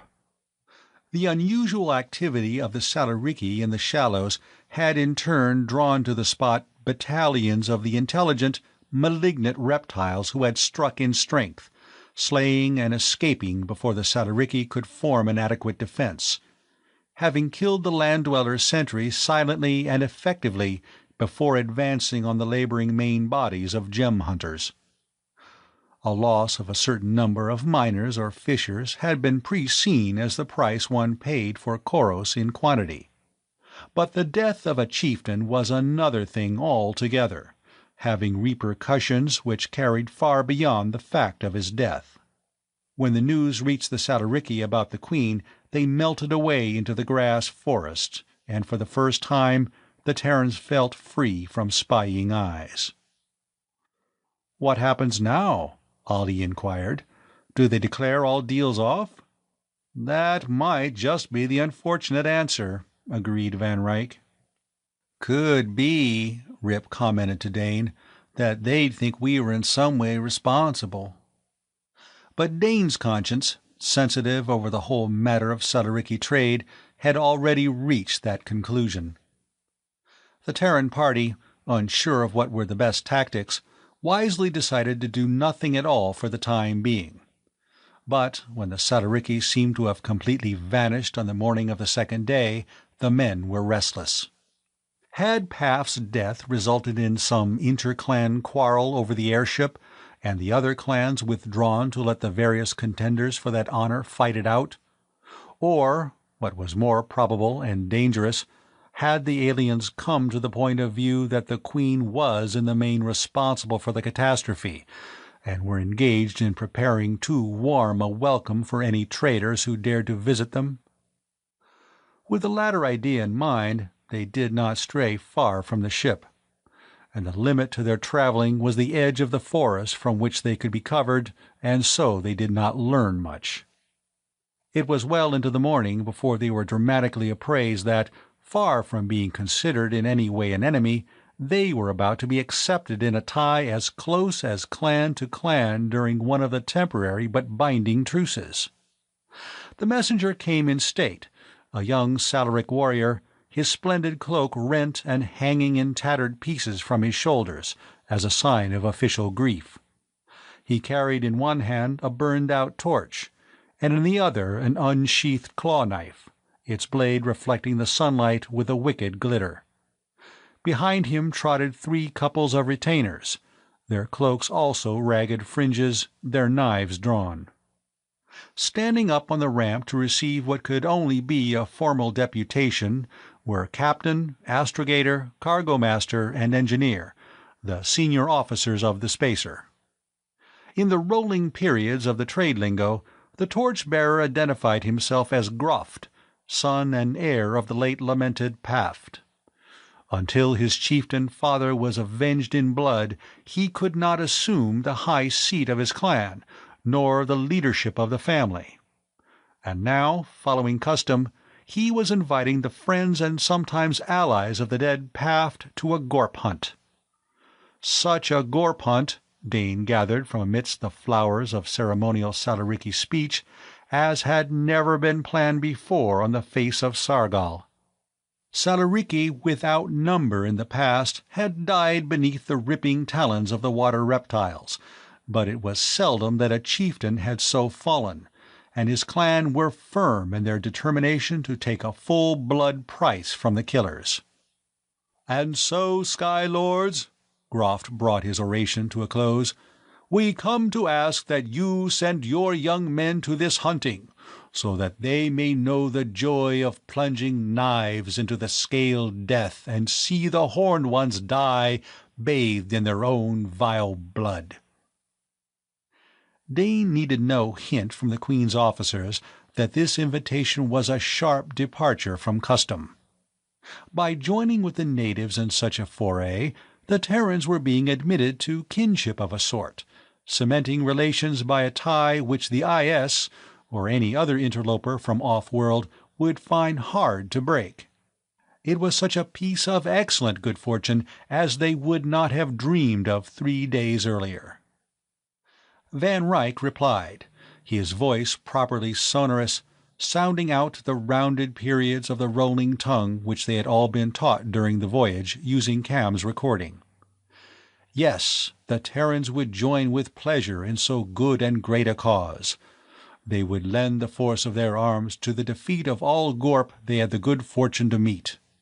Groff need only name the hour for them to join him. It was not needful, the young Salariki chieftain-to-be hastened to tell the cargo-master, that the senior Skylords concern themselves in this matter. In fact, it would be against custom, for it was meet that such a hunt be left to warriors of few years, that they might earn glory and be able to stand before the fires at the naming as men. Therefore, the thumb-claw of Groft was extended to its greatest length as he used it to single out the Terrans he had been eyeing. Let this one, and that, and that, and the fourth be ready to join the Salariki party an hour after nooning on this very day, and they would indeed teach the slimy, treacherous lurkers in the depths a well-needed lesson. The Salarik's choice, with one exception, had unerringly fallen upon the youngest members of the crew, Ollie, Rip, and Dane in that order. But his fourth addition had been Jasper Weeks. Perhaps because of his native pallor of skin and slightness of body, the oiler had seemed, to the alien, to be younger than his years. At any rate, Groft had made it very plain that he chose these men, and Dane knew that the Queen's officers would raise no objection which might upset the delicate balance of favorable relations. Van Ryck did ask for one concession, which was reluctantly granted. He received permission for the Spacer's men to carry their sleep-rods. Though the Salariki, apparently for some reason of binding and hoary custom, were totally opposed to hunting their age-old enemy with anything other than their duelist weapons of net and claw-knife. "Go along with them," Captain Jellicoe gave his final orders to the four, "as long as it doesn't mean your own necks, understand? On the other hand, dead heroes have never helped to lift a ship. And these Gorp are tough from all accounts. You'll just have to use your own judgment about springing your rods on them." He looked distinctly unhappy at that thought. Ollie was grinning, and Little Weeks tightened his weapon belt with a touch of swagger he had never shown before. Rip was his usual soft-voiced self, dependable as a rock and a good base for the rest of them, taking command without question as they marched off to join Groff's company. End of Chapter 4. Chapter 5. The Perilous Seas. The Gorp hunters straggled through the grassed forest in family groups, and the Terrans saw that the enterprise had forced another uneasy truce upon the district, for there were representatives from more than just Path's own clan. All the Salariki were young, and the parties babbled together in excitement. It was plain that this hunt, staged upon a large scale, was not only a means of revenge upon a hated enemy, but also a sporting event of outstanding prestige. Now the grass trees began to show ragged gaps, open spaces between their clumps, until the forest was only scattered groups, and the party the Terrans had joined walked along a trail cloaked in knee-high, yellow-red fern growth. Most of the Salariki carried unlit torches, some having 4 or 5 bundled together, as if gorp hunting must be done after nightfall. And it was fairly late in the afternoon before they topped a rise of ground and looked out upon one of Sargal's seas. The water was a dull metallic gray, broken by great swaths of purple, as if an artist had slapped a brush of color across it in a hit-or-miss fashion. Sand of the red grit, lightened by the golden flecks which glittered in the sun, stretched to the edge of the wavelets, breaking with only languor on the curve of earth. The bulk of islands arose in serried ranks farther out, crowned with grass trees all rippling under the sea wind. They came out upon the beach where one of the purple patches touched the shore, and Dane noted that it left a scummy deposit there. The Terrans went on to the water's edge. Where it was clear of the purple stuff they could get a murky glimpse of the bottom, but the scum hid long stretches of shoreline and outer wave, and Dane wondered if the gorp used it as a protective covering. For the moment the Salariki made no move toward the sea which was to be their hunting ground. Instead, the youngest members of the party, some of whom were adolescents not yet entitled to wear the claw knife of manhood, spread out along the shore and set industriously to gathering driftwood, which they brought back to heap on the sand. Dane, watching that harvest, caught sight of a smoothly polished length. He called Week's attention to the water-rounded cylinder. The oiler's eyes lighted as he stooped to pick it up. Where the other sticks were from grass trees, this was something else. And among the bleached pile it had the vividness of flame, for it was a strident scarlet. Weeks turned it over in his hands, running his fingers lovingly across its perfect grain. Even in its crude state it had beauty. He stopped the Salaric who had just brought in another armload of wood. "This is what?" He spoke the trade lingo haltingly. The native gazed somewhat indifferently at the branch. "Tansil," he answered. "It grows on the islands." He made a vague gesture to include a good section of the Western Sea before he hurried away. Weeks now went along the tide line on his own quest, Dane trailing him. At the end of a quarter-hour, when a hail summoned them back to the site of the now-lighted fire, they had some 10 pieces of the Tansil wood between them. The finds ranged from a 3-foot section some 4 inches in diameter to some slender twigs no larger than a writing stilo, but all with high polish, the warm flame coloring. Weeks lashed them together before he joined the group where Groft was outlining the technique of gorp hunting for the benefit of the Terrans. Some 200 feet away, a reef, often awash and stained with the purple scum, angled out into the sea in a long curve, which formed a natural breakwater.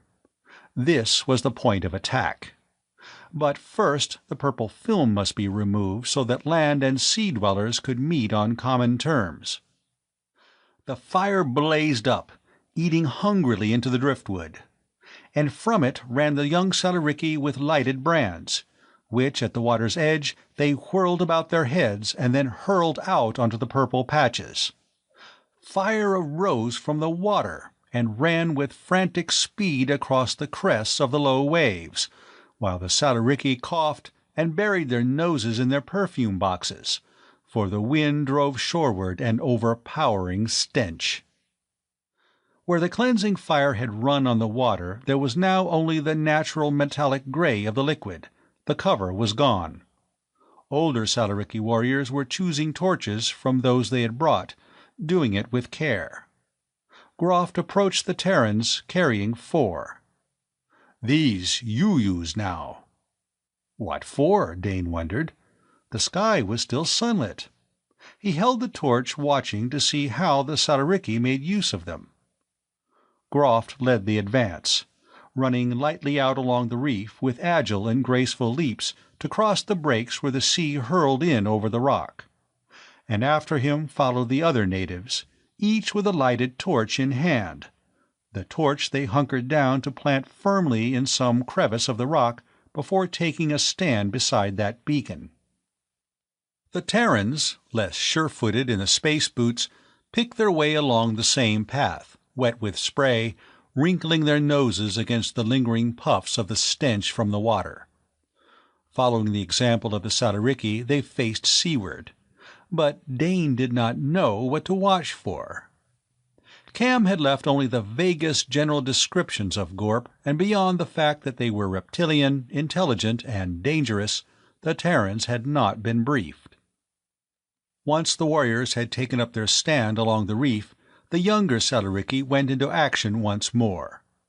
Lighting more torches at the fire, they ran out along the line of their elders and flung their torches as far as they could hurl them into the sea outside the reef. The gray steel of the water was now yellow with the reflection of the sinking sun. But that ochre and gold became more brilliant yet as the torches of the Salariki set blazing up far-floating patches of scum. Dane shielded his eyes against the glare and tried to watch the water, with some idea that this move must be provocation, and what they hunted would so be driven into view. He held his sleep rod ready, just as the Salaric on his right had claw-knife in one hand, and in the other, open and waiting, the net intended to entangle and hold fast a victim, binding him for the kill. But it was at the far tip of the barrier, the post of greatest honor which Groft had jealously claimed as his, that the Gorp struck first. At a wild shout of defiance, Dane half turned to see the Salaric noble cast his net at sea level and then stab viciously with a well-practiced blow. When he raised his arm for a second thrust, greenish ichor ran from the blade down his wrist. "Dane!" Thorson's head jerked around. He saw the V of ripples headed straight for the rocks where he balanced. But he'd have to wait for a better target than a moving wedge of water. Instinctively, he half-crouched in the stance of an embattled spaceman, wishing now that he did have a blaster. Neither of the Salariki stationed on either side of him made any move, and he guessed that was hunt etiquette. Each man was supposed to face and kill the monster that challenged him without assistance. And upon his skill during the next few minutes might rest the reputation of all Terrans as far as the natives were concerned. There was a shadow outline beneath the surface of the metallic water now, but he could not see well because of the distortion of the murky waves. He must wait until he was sure. Then the thing gave a spurt, and only inches beyond the toes of his boots, a nightmare creature sprang halfway out of the water, pincher claws as long as his own arms snapping at him. Without being conscious of his act, he pressed the stud of the sleep rod, aiming in the general direction of that horror from the sea. But, to his utter amazement, the creature did not fall supinely back into watery world from which it had emerged. Instead, those claws snapped again, this time scraping across the top of Dane's foot, leaving a furrow in material the keenest of knives could not have scored. "Give it to him!" That was Rip shouting encouragement from his own place farther along the reef. Dane pressed the firing stud again and again. The claws waved as the monstrosity slavered from a gaping frog's mouth, a mouth which was fanged with a shark's vicious teeth. It was almost wholly out of the water, creeping on a crab's many legs, with a clawed upper limb reaching for him, when suddenly it stopped, its huge head turning from side to side in the sheltering carapace of scaled natural armor. It settled back as if crouching for a final spring, a spring which would push Dane into the ocean. But that attack never came. Instead, the Gorp drew in upon itself until it resembled an unwieldy ball of indestructible armor, and there it remained. The Salariki on either side of Dane let out cries of triumph and edged closer.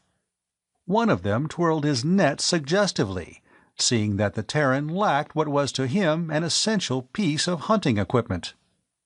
Dane nodded vigorously in agreement, and the tough strand swung out in a skillful cast which engulfed the motionless creature on the reef. But it was so protected by its scales that there was no opening for the claw knife. They had made a capture, but they could not make a kill. However, the Salariki were highly delighted, and several abandoned their post to help the boys drag the monster ashore, where it was pinned down to the beach by stakes driven through the edges of the net. But the hunting party was given little time to gloat over this stroke of fortune. The Gorp killed by Groft and the one stunned by Dane were only the vanguard of an army, and within moments the hunters on the reef were confronted by trouble armed with slashing claws and diabolic fighting ability. The battle was anything but one-sided. Dane whirled as the air was rent by a shriek of agony, just in time to see one of the Salariki, already torn by the claws of a Gorp, being drawn under the water. It was too late to save the hunter, though Dane, balanced on the very edge of the reef, aimed a beam into the bloody waves. If the Gorp was affected by this attack, he could not tell, for both attacker and victim could no longer be seen. But Ollie had better luck in rescuing the Salarik who shared his particular section of reef, and the native, gashed and spurting blood from a wound in his thigh, was hauled to safety, while the Gorp, coiling too slowly under the Terran ray, was literally hewn to pieces by the revengeful knives of the hunter's kin. The fight broke into a series of individual duels, carried on now by the light of the torches as the evening closed in. The last of the purple patches had burned away to nothing. Dane crouched by his standard torch, his eyes fastened on the sea, watching for an ominous V of ripples betraying another Gorp on its way to launch against the rock barrier. There was such wild confusion along that line of water-sprayed rocks that he had no idea of how the engagement was going. But so far the Gorp showed no signs of having had enough. Dane was shaken out of his absorption by another scream. One, he was sure, which had not come from any Salariki throat. He got to his feet. Rip was stationed 4 men beyond him. Yes, the tall astrogator apprentice was there, outlined against the torch flare. Ollie? No, there was the assistant engineer. Weeks? But Weeks was picking his way back along the reef toward the shore, haste expressed in every line of his figure. The scream sounded for a second time, freezing the Terrans. "Come back!" That was Weeks, gesturing violently at the shore and something floundering in the protective circle of the reef. The younger Salariki who had been feeding the fire were now clustered at the water's edge. Ollie ran and with a leap covered the last few feet, landing reckless knee-deep in the waves. Dane saw light strike on his rod as he swung it in a wide arc to center on the struggle churning the water into foam. A third scream died to a moan, and then the Salariki dashed into the sea, their nets spread, drawing back with them through the surf a dark and now quiet mass. The fact that at least one Gorp had managed to get on the inner side of the reef made an impression on the rest of the native hunters.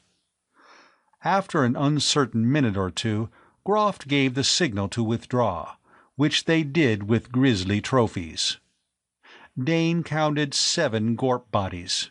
which did not include the prisoner ashore. And more might have slid into the sea to die. On the other hand, 2 Salarichi were dead. One had been drawn into the sea before Dane's eyes, and at least one was badly wounded. But who had been pulled down in the shallows? Someone sent out from the Queen with a message? Dane raced back along the reef, not waiting to pull up his torch, and before he reached the shore Rip was overtaking him. But the man who lay groaning on the sand was not from the Queen. The torn and blood-stained tunic covering his lacerated shoulders had the IS badge. Ollie was already at work on his wounds, giving temporary first aid from his belt kit. To all their questions he was stubbornly silent. Either he couldn't or wouldn't answer. In the end they helped the Salarichi rig 3 stretchers. On one, the largest, the captive Gorp, still curled in a round carapace-protected ball, was bound with the net. The second supported the wounded Salaric clansman, and onto the third the Terrans lifted the IS man. "We'll deliver him to his own ship," Rip decided. "He must have tailed us here as a spy." He asked a passing Salaric as to where they could find the company spacer. "They might just think we are responsible," Ollie pointed out. "But I see your point. If we do pack him back to the Queen and he doesn't make it, they might say that we fired his rockets for him. All right, boys, let's up ship.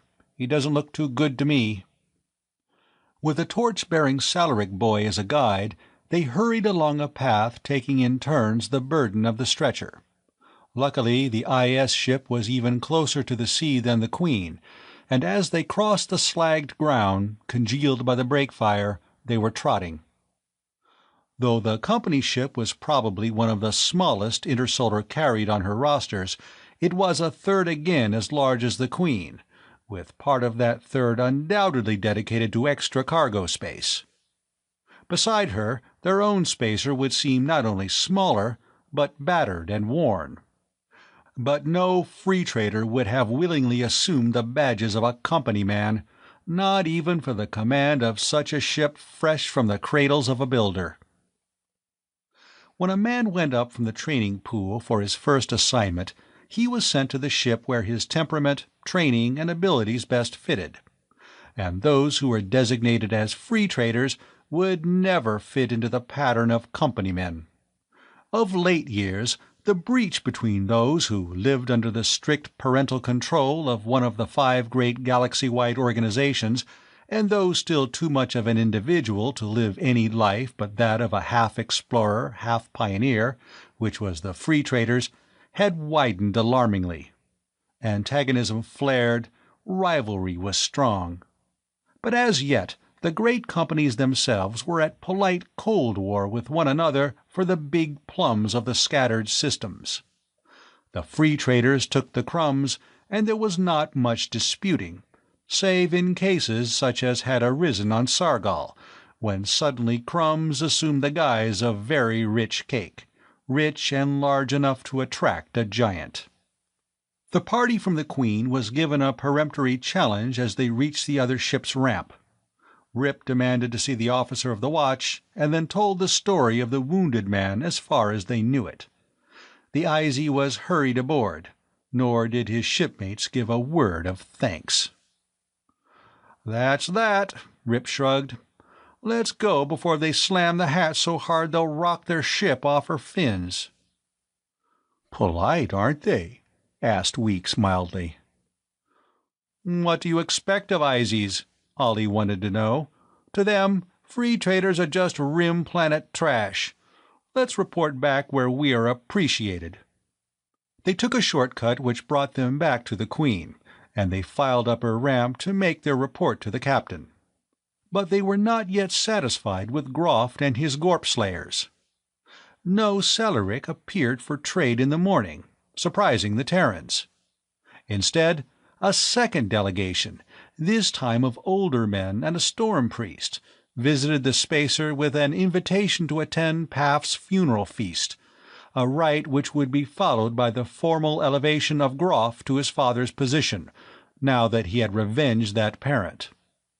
And from remarks dropped by members of the delegation, it was plain that the bearing of the Terrans who had joined the hunting party was esteemed to have been in the highest accord with Salariki tradition. They drew lots to decide which two must remain with the ship, and the rest perfumed themselves so as to give no offense which might upset their now cordial relations. Again, it was mid-afternoon when the Salariki's escort sent to do them honor waited at the edge of the wood, and Mura and Tang saw them off. With a herald booming before them, they traveled the beaten earth road in the opposite direction from the trading center, off through the forest, until they came to a wide section of several miles which had been rigorously cleared of any vegetation which might give cover to a lurking enemy. In the center of this was a 12-foot-high stockade of the bright red, burnished wood which had attracted weeks on the shore. Each paling was the trunk of a tree, and it had been sharpened at the top to a wicked point.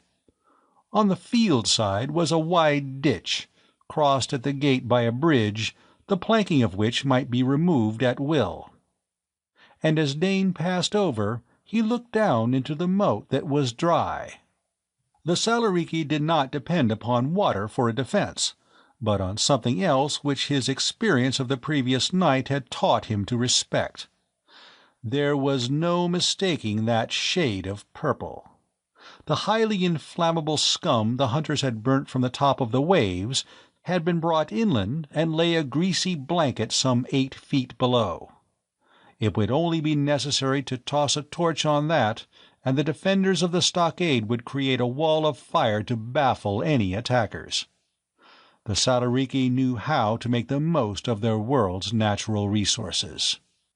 End of Chapter 5. Chapter 6. Duelist's Challenge. Inside the red stockade there was a crowded community.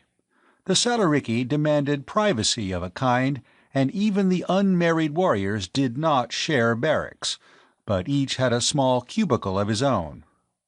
So that the mud brick and timber erections of one of their clan cities resembled nothing so much as the comb cells of a busy beehive. Although Paf's was considered a large clan, it numbered only about 200 fighting men and their numerous wives, children, and captive servants.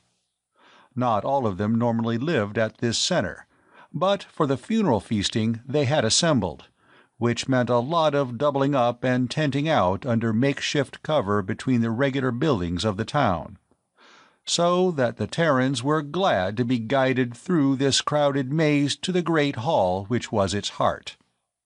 As the trading center had been, the hall was a circular enclosure open to the sky above, but divided in wheel-spoke fashion with posts of the red wood, each supporting a metal basket filled with inflammable material. Here were no lowly stools or trading tables. One vast circular board, broken only by a gap at the foot, ran completely around the wall. At the end opposite the entrance was the high chair of the chieftain, set up on a 2-step dais. Though the feast had not yet officially begun, the Terrans saw that the majority of the places were already occupied. They were led around the perimeter of the enclosure to places not far from the high seat.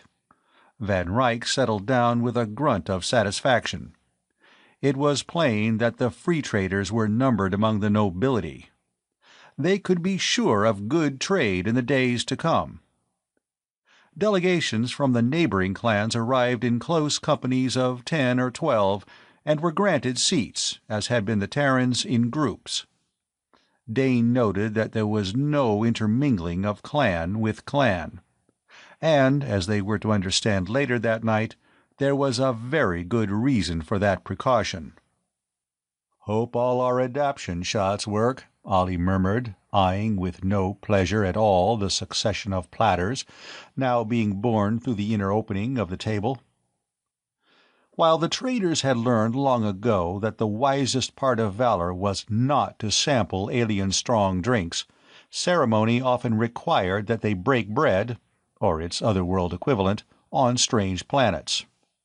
And so science served expediency, and now a trader bound for any galactic banquet was immunized, as far as was medically possible, against the evil consequences of consuming food not originally intended for Terran stomachs.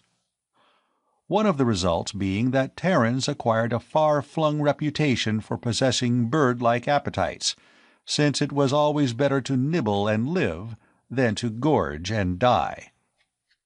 Groft had not yet taken his place in the vacant chieftain's chair. For the present, he stood in the center of the table's circle, directing the captive slaves who circulated with the food. Until the magic moment when the clan themselves would proclaim their overlord, he remained merely the eldest son of the house, relatively without power. As the endless rows of platters made their way about the table, the basket lights on the tops of the pillars were ignited, dispelling the dusk of evening. And there was an attendant stationed by each to throw on handsful of aromatic bark, which burned with puffs of lavender smoke, adding to the many warring scents. The Terrans had recourse at intervals to their own pungent smelling bottles, merely to clear their heads of the drugging fumes. Luckily, Dane thought as the feast proceeded, that smoke from the braziers went straight up. Had they been in a roofed space, they might have been overcome. As it was, were they entirely conscious of all that was going on around them? His reason for that speculation was the dance now being performed in the center of the hall, their fight with the Gorp being enacted in a series of bounds and stabbings. He was sure that he could no longer trust his eyes when the claw knife of the victorious dancer-hunter apparently passed completely through the chest of another wearing a grotesque monster mask. As a fitting climax to their horrific display, 3 of the men who had been with them on the reef entered, dragging behind them, still enmeshed in the hunting net, the Gorp which Dane had stunned. It was uncurled now, and very much alive, but the pincer claws which might have cut its way to safety were encased in balls of hard substance. Freed from the net, suspended by its sealed claws, the Gorp swung back and forth from a standard set up before the high seat. Its murderous jaws snapped futilely, and from it came an enraged snake's vicious hissing. Though totally in the power of its enemies, it gave an impression of terrifying strength and menace. The sight of their ancient foe aroused the Salariki, inflaming warriors who leaned across the table to hurl tongue-twisting invective at the captive monster. Dane gathered that seldom had a living Gorp been delivered helpless into their hands, and they proposed to make the most of this wonderful opportunity. And the Terran suddenly wished the monstrosity had fallen back into the sea. He had no soft thoughts for the Gorp after what he had seen at the reef and the tales he had heard, but neither did he like what he saw now expressed in gestures, heard in the tones of voices about them. A storm priest put an end to the outcries. His dun cloak making a spot of darkness amid all the flashing color, he came straight to the place where the Gorp swung. As he took his stand before the wriggling creature, the din gradually faded. The warriors settled back into their seats. A pool of quiet spread through the enclosure. Groft came up to take his position beside the priest. With both hands he carried a 2-handled cup. It was not the ornamented goblet which stood before each diner, but a manifestly older artifact, fashioned of some dull black substance, and having the appearance of being even older than the hall or town. One of the warriors who had helped to bring in the Gorp now made a quick and accurate cast with a looped rope, snaring the monster's head and pulling back almost at a right angle.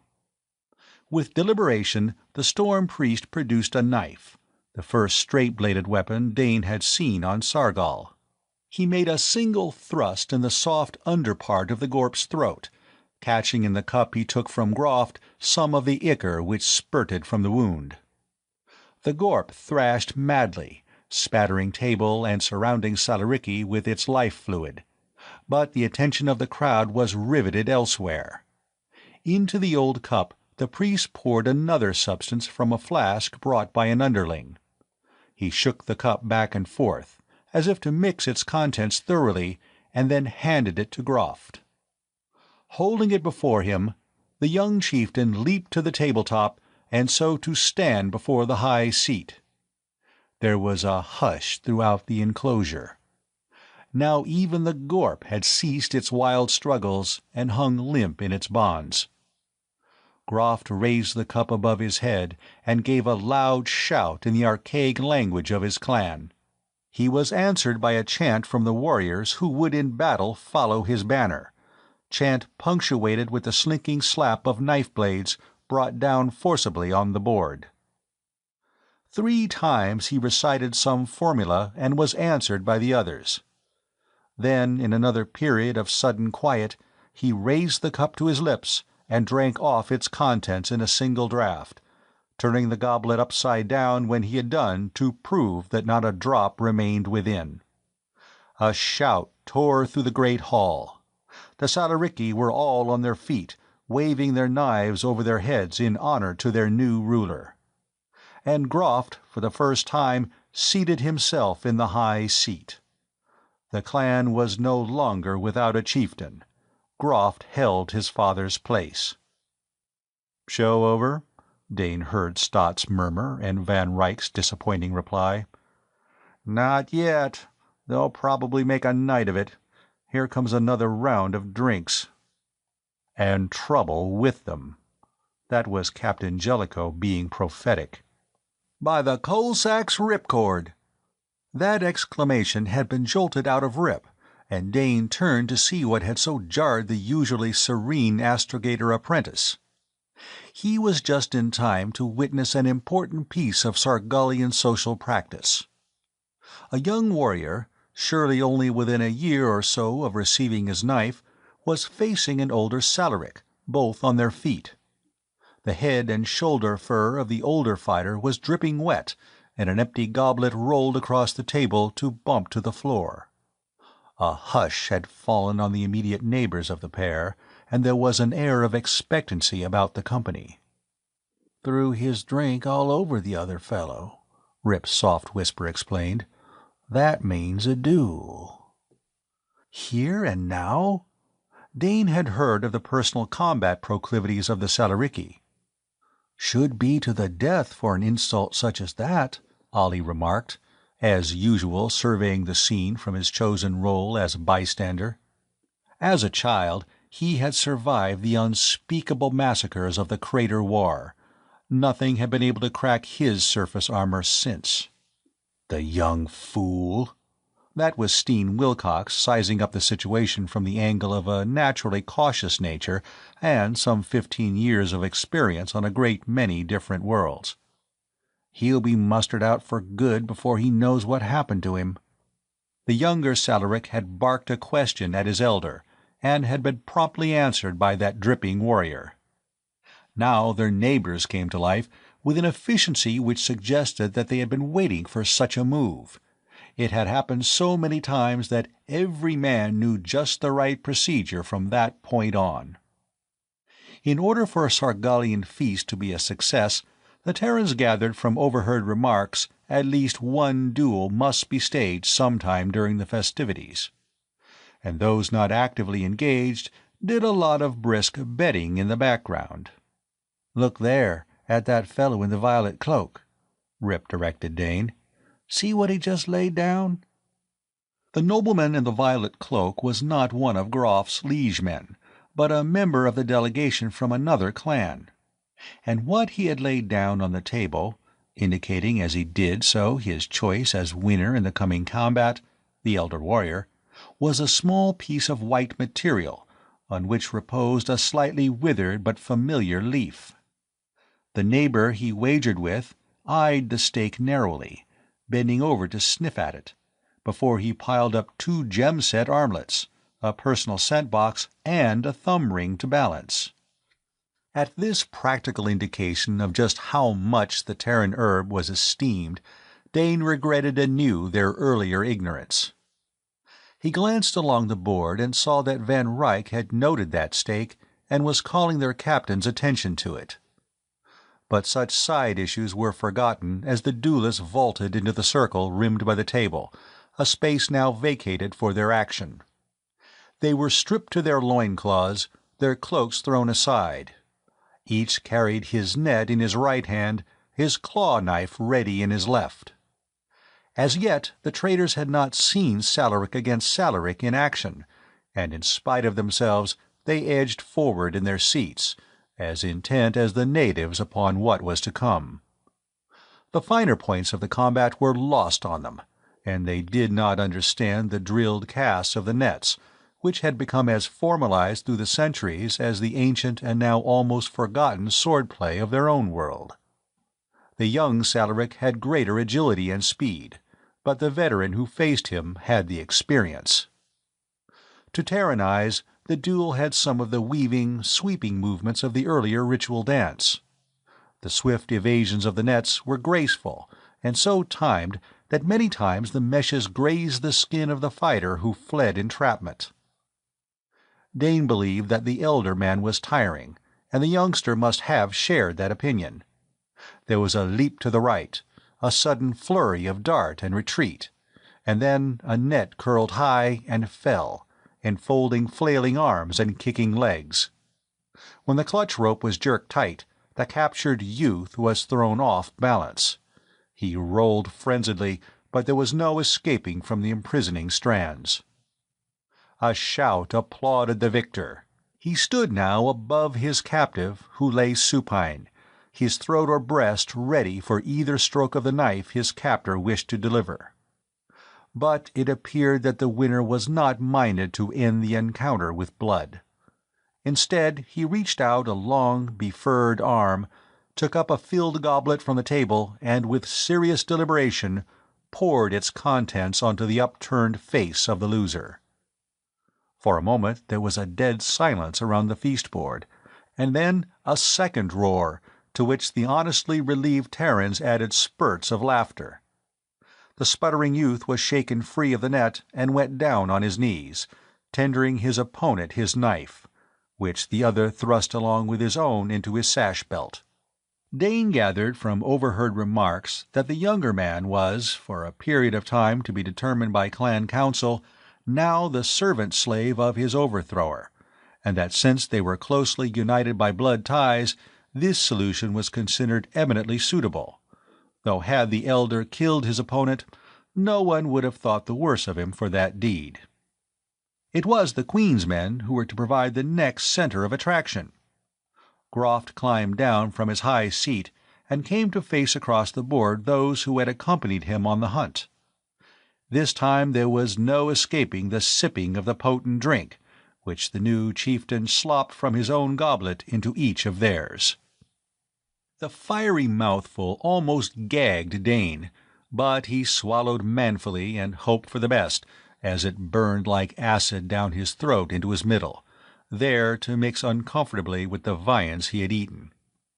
Week's thin face looked very white, and Dane noticed with malicious enjoyment that Ollie had an obtrusive grip on the table, which made his knuckles stand out in polished knobs, proving that there were things which could upset the imperturbable Camille. Fortunately, they were not required to empty that flowing bowl in one gulp as Groft had done. The ceremonial mouthful was deemed enough, and Dane sat down thankfully, but with uneasy fears for the future. Groft had started back to his high seat when there was an interruption which had not been foreseen. A messenger threaded his way among the serving men and spoke to the chieftain, who glanced at the Terrans and then nodded. Dane, his queasiness growing every second, was not attending until he heard a bitten-off word from Rip's direction and looked up to see a party of the IS men coming into the open space before the high seat. The men from the Queen stiffened. There was something in the attitude of the newcomers which hinted at trouble. "What do you wish, Sky Lords?" That was Groft using the trade lingo, his eyes half closed as he lolled in his chair of state, almost as if he were about to witness some entertainment provided for his pleasure. "We wish to offer you the good fortune desires of our hearts." That was Callie, the flowery words rolling with the proper accent from his tongue. "And that you shall not forget us, we also offer gifts." At a gesture from their cargo master, the IS men set down a small chest. Groft, his chin resting on a clenched fist, lost none of his lazy air. "They are received," he retorted with the formal acceptance, "and no one can have too much good fortune. The howlers of the black winds know that." But he tendered no invitation to join the feast. Callie did not appear to be disconcerted. His next move was one which took his rivals by surprise, in spite of their suspicions. "Under the laws of fellowship, O Groft," he clung to the formal speech, "I claim redress." Ollie's hand moved. Through his growing distress, Dane saw Van Ryck's jaw tighten. The fighting mask snapped back on Captain Jellicoe's face. Whatever came now was real trouble. Groff's eyes flickered over the party from the Queen.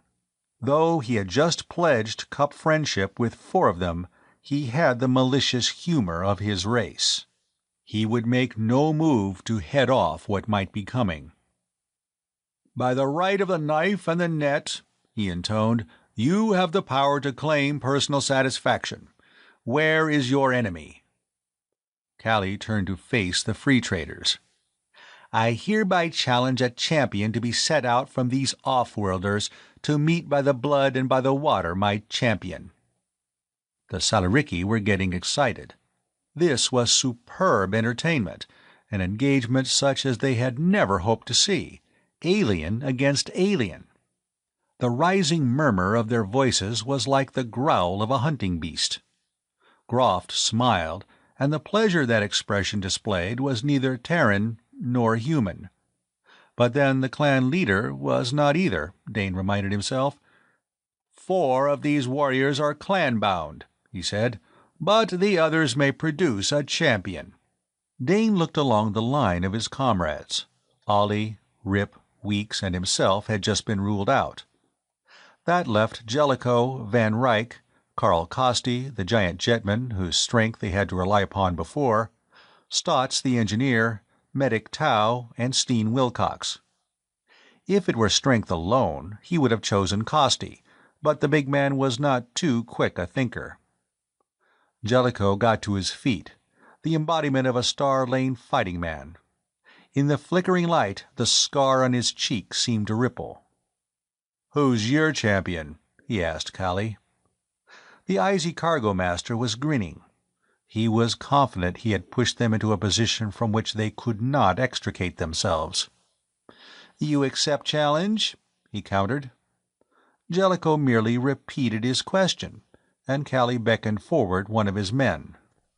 The IZ who stepped up was no match for Costi. He was a slender, almost wan-slim young man, whose pleased smirk said that he, too, was about to put something over on the notorious free traders. Jellicoe studied him for a couple of long seconds, during which the hum of Salaricky voices was the threatening buzz of a disturbed wasp's nest. There was no way out of this. To refuse conflict was to lose all they had won with the clansmen, and they did not doubt that Callie had, in some way, triggered the scales against them. Jellicoe made the best of it. "We accept challenge." His voice was level. "We, being guesting in Groff's holding, will fight after the manner of the Salaricky, who are proven warriors." He paused as roars of pleased acknowledgment arose around the board. "Therefore, let us follow the custom of warriors and take up the net and the knife." Was there a shade of dismay on Callie's face? "And the time?" Groft leaned forward to ask, but his satisfaction at such a fine ending for his feast was apparent. This would be talked over by every Sargullian for many storm seasons to come. Jellicoe glanced up at the sky. "Say, an hour after dawn, chieftain. With your leave, we shall confer concerning a champion." "My council room is yours." Groft signed for a liege man to guide them. End of Chapter 6. Chapter 7. Barring Accident. The morning winds rustled through the grass forest, and, closer to hand, it pulled at the cloaks of the Salariki. Clan nobles sat on stools, lesser folk squatted on the trampled stubble of the cleared ground outside the stockade. In their many-colored splendor, the drab tunics of the Terrans were a blot of darkness at either end of the makeshift arena which had been marked out for them. At the conclusion of their conference, the Queen's men had been forced into a course Jellicoe had urged from the first. He and he alone would represent the free traders in the coming duel. And now he stood there in the early morning, stripped down to shorts and boots, wearing nothing on which a net could catch and so trap him. The free traders were certain that the IS men, having any advantage, would press it to the ultimate limit, and the death of Captain Jellicoe would make a great impression on the Salariki. Jellicoe was taller than the Izy who faced him, but almost as lean. Hard muscles moved under his skin, pale where the space tan had not burned in the years of his star voyaging. And his every movement was with the liquid grace of a man who, in his time, had been a master of the force blade. Now he gripped in his left hand the claw-knife given him by Groft himself, and in the other he looped the throwing rope of the net. At the other end of the field, the Izy man was industriously moving his boot soles back and forth across the ground, intent upon coating them with as much of the gritty sand as would adhere. And he displayed the supreme confidence in himself which he had shown at the moment of challenge in the great hall. None of the free-trading party made the mistake of trying to give Jellicoe advice. The captain had not risen to his command without learning his duties, and the duties of a free trader covered a wide range of knowledge and practice. One had to be equally expert with a blaster and a slingshot when the occasion demanded. Though Jellicoe had not fought a Salariki duel with net and knife before, he had a deep memory of other weapons, other tactics which could be drawn upon and adapted to his present need. There was none of the casual atmosphere which had surrounded the affair between the Salariki clansmen in the hall. Here was ceremony. The storm priests invoked their own particular grim providence, and there was an oath taken over the weapons of battle. When the actual engagement began, the betting among the spectators had reached, Dane decided, epic proportions. Large sections of Sargullian personal property were due to change hands as a result of this encounter. As the chief priest gave the order to engage, both Terrans advanced from their respective ends of the fighting space, with the half-crouching, light-footed tread of spacemen. Jellicoe had pulled his net into as close a resemblance to rope as its bulk would allow. The very type of weapon, so far removed from any the traders knew, made it a disadvantage rather than an asset. But it was when the Izy moved out to meet the captain that Rip's fingers closed about Dane's upper arm in an almost paralyzing grip. "He knows." Dane had not needed that bad news to be made vocal. Having seen the exploits of the Salariki duelist earlier, he had already caught the significance of that glide, of the way the IS champion carried his net. The Izy had not had any last-minute instruction in the use of Sargullian weapons. He had practiced, and by his stance, knew enough to make him a formidable menace.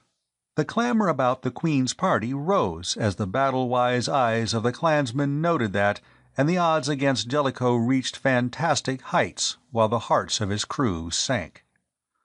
Only Van Ryck was not disturbed. Now and then he raised his smelling bottle to his nose, with an elegant gesture which matched those of the befurred nobility around him, as if not a thought of care ruffled his mind. The Izy feinted in an opening which was a rather ragged copy of the young Salaric's more fluid moves some hours before. But when the net settled, Jellicoe was simply not there. His quick drop to one knee had sent the mesh flailing in an arc over his bowed shoulders, with a good 6 inches to spare. And a cry of approval came not only from his comrades, but from those natives who had been gamblers enough to venture their wagers on his performance. Dane watched the field and the fighters through a watery film. The discomfort he had experienced since downing that mouthful of the cup of friendship had tightened into a fist of pain clutching his middle in a torturing grip. But he knew he must stick it out until Jellicoe's ordeal was over.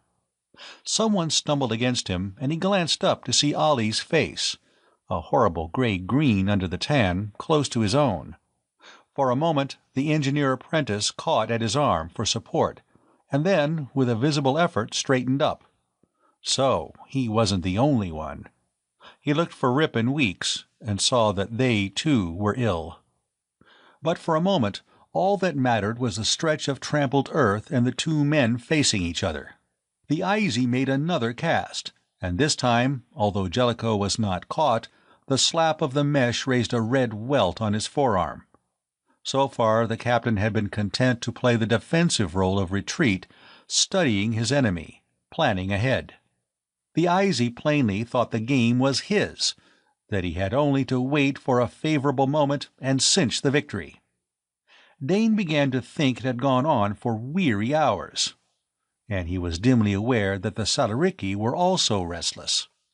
One or two shouted angrily at Jellicoe in their own tongue. The end came suddenly. Jellicoe lost his footing, stumbled, and went down, but before his men could move, the Eisy champion bounded forward, his net whirling out. Only he never reached the captain. In the very act of falling, Jellicoe had pulled his legs under him so that he was not supine but crouched, and his net swept at the ground level, clipping the IS man about the shins, entangling his feet so that he went crashing heavily to the sod and lay still. The whip! That Lalok's whip trick! Wilcox's voice rose triumphantly above the babble of the crowd. Using his net as if it had been a thong, Jellicoe had brought down the Eisy with a move the other had not foreseen. Breathing hard, sweat running down his shoulders and making tracks through the powdery red dust which streaked him, Jellicoe got to his feet and walked over to the IS champion, who had not moved or made a sound since his fall. The captain went down on one knee to examine him. "Kill! Kill!" That was the Salarichi, all their instinctive savagery aroused. But Jellicoe spoke to Groft. "By our customs we do not kill the conquered. Let his friends bear him hence." He took the claw knife the Eisy still clutched in his hand and thrust it into his own belt. Then he faced the IS party and Callie. "Take your man and get out." The rein he had kept on his temper these past days was growing very thin. "You've made your last play here." Callie's thick lips drew back in something close to a Salaric snarl. But neither he nor his men made any reply. They bundled up their unconscious fighter and disappeared. Of their own return to the sanctuary of the Queen, Dane had only the dimmest of memories afterwards. He had made the privacy of the forest road before he yielded to the demands of his outraged interior, and after that he had stumbled along with Van Ryck's hand under his arm, knowing from other miserable sounds that he was not alone in his torment.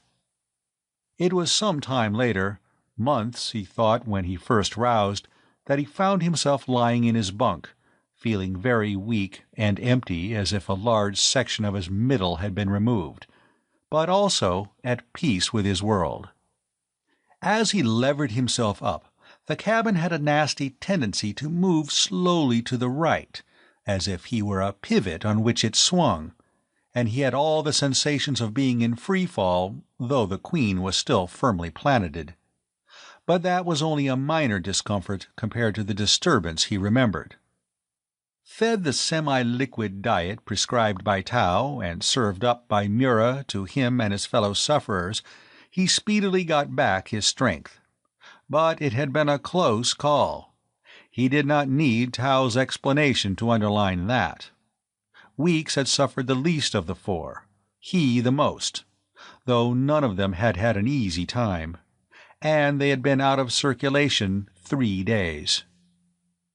"The IZ blasted last night," Rip informed him as they lounged in the sun on the ramp, sharing the blessed lazy hours of invalidism. But somehow that news gave Dane no lift of spirit. "I didn't think they'd give up." Rip shrugged. "They may be off to make a dust-off before the board. Only thanks to Van and the old man, we're covered all along the line. There's nothing they can use against us to break our contract. And now we're in so solid they can't cut us out with the Salaricky. Groft asked the captain to teach him that trick with the net. I didn't know the old man knew Laylock's whip fighting. It's about one of the nastiest ways to get cut to pieces in this universe." "How's trade going?" Rip's sunniness clouded. "Supplies have given out. Weeks had an idea, but it won't bring in Koros. That red wood he's so mad about, he's persuaded Van to stow some in the cargo hold since we have enough Koros stones to cover the voyage. Luckily, the clansmen will take ordinary trade goods in exchange for that, and Weeks thinks it will sell on Terra. It's tough enough to turn a steel knife blade, and yet it's light and easy to handle when it's cured. Queer stuff, and the color's interesting. That stockade of it planted around Groff's town has been up to close to 100 years, and not a sign of rot in a log of it." "Where's Van?" "The storm priest sent for him. Some kind of gabble fest on the star level, I gather. Otherwise, we're almost ready to blast. And we know what kind of cargo to bring next time." They certainly did, Dane agreed. But he was not to idle away his morning. An hour later a caravan came out of the forest, a line of complaining, burdened Orgals, their tiny heads hanging low as they moaned their woes, the hard life which sent them on their sluggish way with piles of red logs lashed to their broad-toed backs. Weeks was in charge of the procession, and Dane went to work with the cargo plan Van had left, seeing that the brilliant scarlet lengths were hoisted into the lower cargo hatch and stacked according to the science of stowage. He discovered that Rip had been right. The wood, for all its incredible hardness, was light of weight. Weak as he still was, he could lift and stow a full-sized log with no great difficulty. And he thought Weeks was correct in thinking that it would sell on their home world. The color was novel, the durability an asset. It would not make fortunes as the Koros stones might, but every bit of profit helped, and this cargo might cover their fielding fees on Terra. Sinbad was in the cargo space when the first of the logs came in. With his usual curiosity, the striped tomcat prowled along the wood, sniffing industriously. Suddenly he stopped short, spat and backed away, his spine fur a roughened crest. Having backed as far as the inner door, he turned and slunk out. Puzzled, Dane gave the wood a swift inspection. There were no cracks or crevices in the smooth surfaces, but as he stopped over the logs, he became conscious of a sharp odor. So this was one scent of the perfumed planet Sinbad did not like. Dane laughed. Maybe they had better have Weeks make a gate of the stuff and slip it across the ramp, keeping Sinbad on shipboard. Odd, it wasn't an unpleasant odor, at least to him it wasn't, just sharp and pungent. He sniffed again, and was vaguely surprised to discover that it was less noticeable now. Perhaps the wood when taken out of the sunlight lost its scent. They packed the lower hold solid, in accordance with the rules of stowage, and locked the hatch before Van Ryck returned from his meeting with the storm priests. When the cargo master came back, he was followed by 2 servants bearing between them a chest. But there was something in Van Ryck's attitude, apparent to those who knew him best, that proclaimed that he was not too well pleased with this morning's work. Sparing the feelings of the accompanying storm priests about the offensiveness of the spacer, Captain Jellicoe and Steen Wilcox went out to receive them in the open. Dane watched from the hatch, aware that in his present pariahhood it would not be wise to venture closer. The Terran traders were protesting some course of action that the Salariki were firmly insistent upon. In the end, the natives won, and Costi was summoned to carry on board the chest which the servants had brought. Having seen it carried safely inside the spacer, the aliens departed, but Van Ryck was frowning and Jellicoe's fingers were beating a tattoo on his belt as they came up the ramp.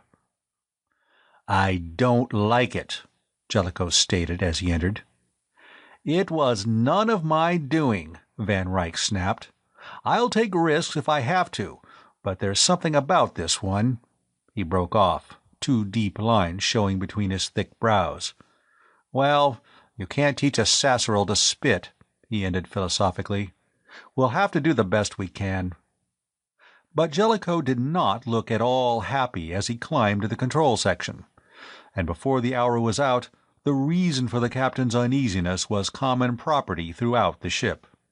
Having sampled the delights of off-world herbs, the Salariki were determined to not be cut off from their source of supply. 6 Terran months from the present Sargolian date would come the great yearly feast of the 50 Storms, and the priests were agreed that this year their influence and power would be doubled if they could offer the devout certain privileges in the form of Terran plants. Consequently, they had produced and forced upon the reluctant Van Ryck the Koros collection of their order, with instructions that it be sold on Terra and the price returned to them in the precious seeds and plants.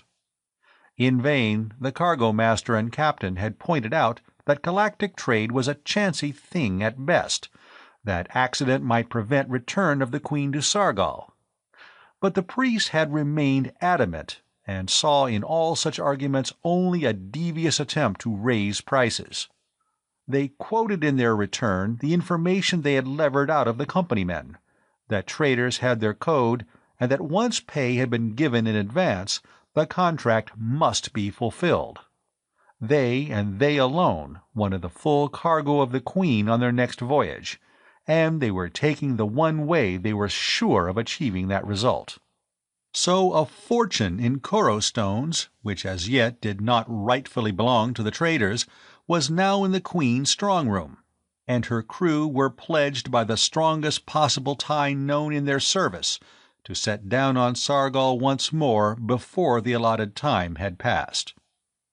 The free traders did not like it. There was even a vaguely superstitious feeling that such a bargain would inevitably draw ill luck to them. But they were left with no choice if they wanted to retain their influence with the Salariki. "Cutting orbit pretty fine, aren't we?" Allie asked Rip across the mess table. "I saw your 2-star man sweating it out before he came down to shoot the breeze with us rocket monkeys." Rip nodded. "Steen's double-checked every computation, and some he's done 4 times. He ran his hands over his close-cropped head with a weary gesture. As a semi-invalid, he had been herded down with his fellows to swallow the builder Mura had concocted and Tau insisted that they take, but he had been doing a half a night's work on the plotter under his chief's exacting eye before he came. "The latest news is that, barring accident, we can make it with about 3 weeks' grace, give or take a day or two." Barring accident. The words rang in the air. Here on the frontiers of the star lanes there were so many accidents, so many delays which could put a ship behind schedule. Only on the main star trails did the huge liners or company ships attempt to keep on regularly timed trips. A free trader did not really dare to have an inelastic contract. "What does Stott say?" Dane asked Allie. "He says we can deliver. We don't have the headache about setting a course. You point the nose, and we only have to give her the boost to send her along." Rip sighed. "Yes, point her nose." He inspected his nails. "Goodbye," he added gravely. "These won't be here by the time we plant it here again. I'll have my fingers gnawed off to the first knuckle. Well, we lift at 6 hours. Pleasant strap down." He drank the last of the stuff in his mug, made a face at the flavor, and got to his feet, due back at his post in control. Dane, free of duty until the ship earthed, drifted back to his own cabin, sure of part of a night's undisturbed rest before they blasted off. Sinbad was curled on his bunk. For some reason, the cat had not been prowling the ship before takeoff as he usually did. First he had sat on Van's desk, and now he was here, almost as if he wanted human company. Dane picked him up, and Sinbad rumbled a purr, arching his head so that it rubbed against the young man's chin in an extremely uncharacteristic show of affection. Smoothing the fur along the cat's jawline, Dane carried him back to the cargo master's cabin. With some hesitation he knocked at the panel, and did not step in until he had Van Ryck's muffled invitation. The cargo master was stretched on the bunk, two of the take-off straps already fastened across his bulk, as if he intended to sleep through the blast-off. "Sinbad, sir. Shall I stow him?" Van Ryck grunted an assent, and Dane dropped the cat in the small hammock which was his particular station, fastening the safety cords. For once Sinbad made no protest, but rolled into a ball and was promptly fast asleep. For a moment or two Dane thought about his unnatural behavior and wondered if he should call it to the cargo master's attention. Perhaps on Sargol Sinbad had had his equivalent of a friendship cup and needed a checkup by Tau. Stowage correct? The question, coming from Van Ryck, was also unusual. The seal would not have been put across the hold lock had its contents not been checked and rechecked. "Yes, sir," Dane replied woodenly, knowing he was still in the outer darkness. "There was just the wood. We stowed it according to chart." Van Ryck grunted once more. "Feeling top layer again?" "Yes, sir. Any orders, sir?" "No. Blast-off's at 6. "Yes, sir." Dane left the cabin, closing the panel carefully behind him. Would he, or could he thought drearily, get back in Van Ryck's profit column again?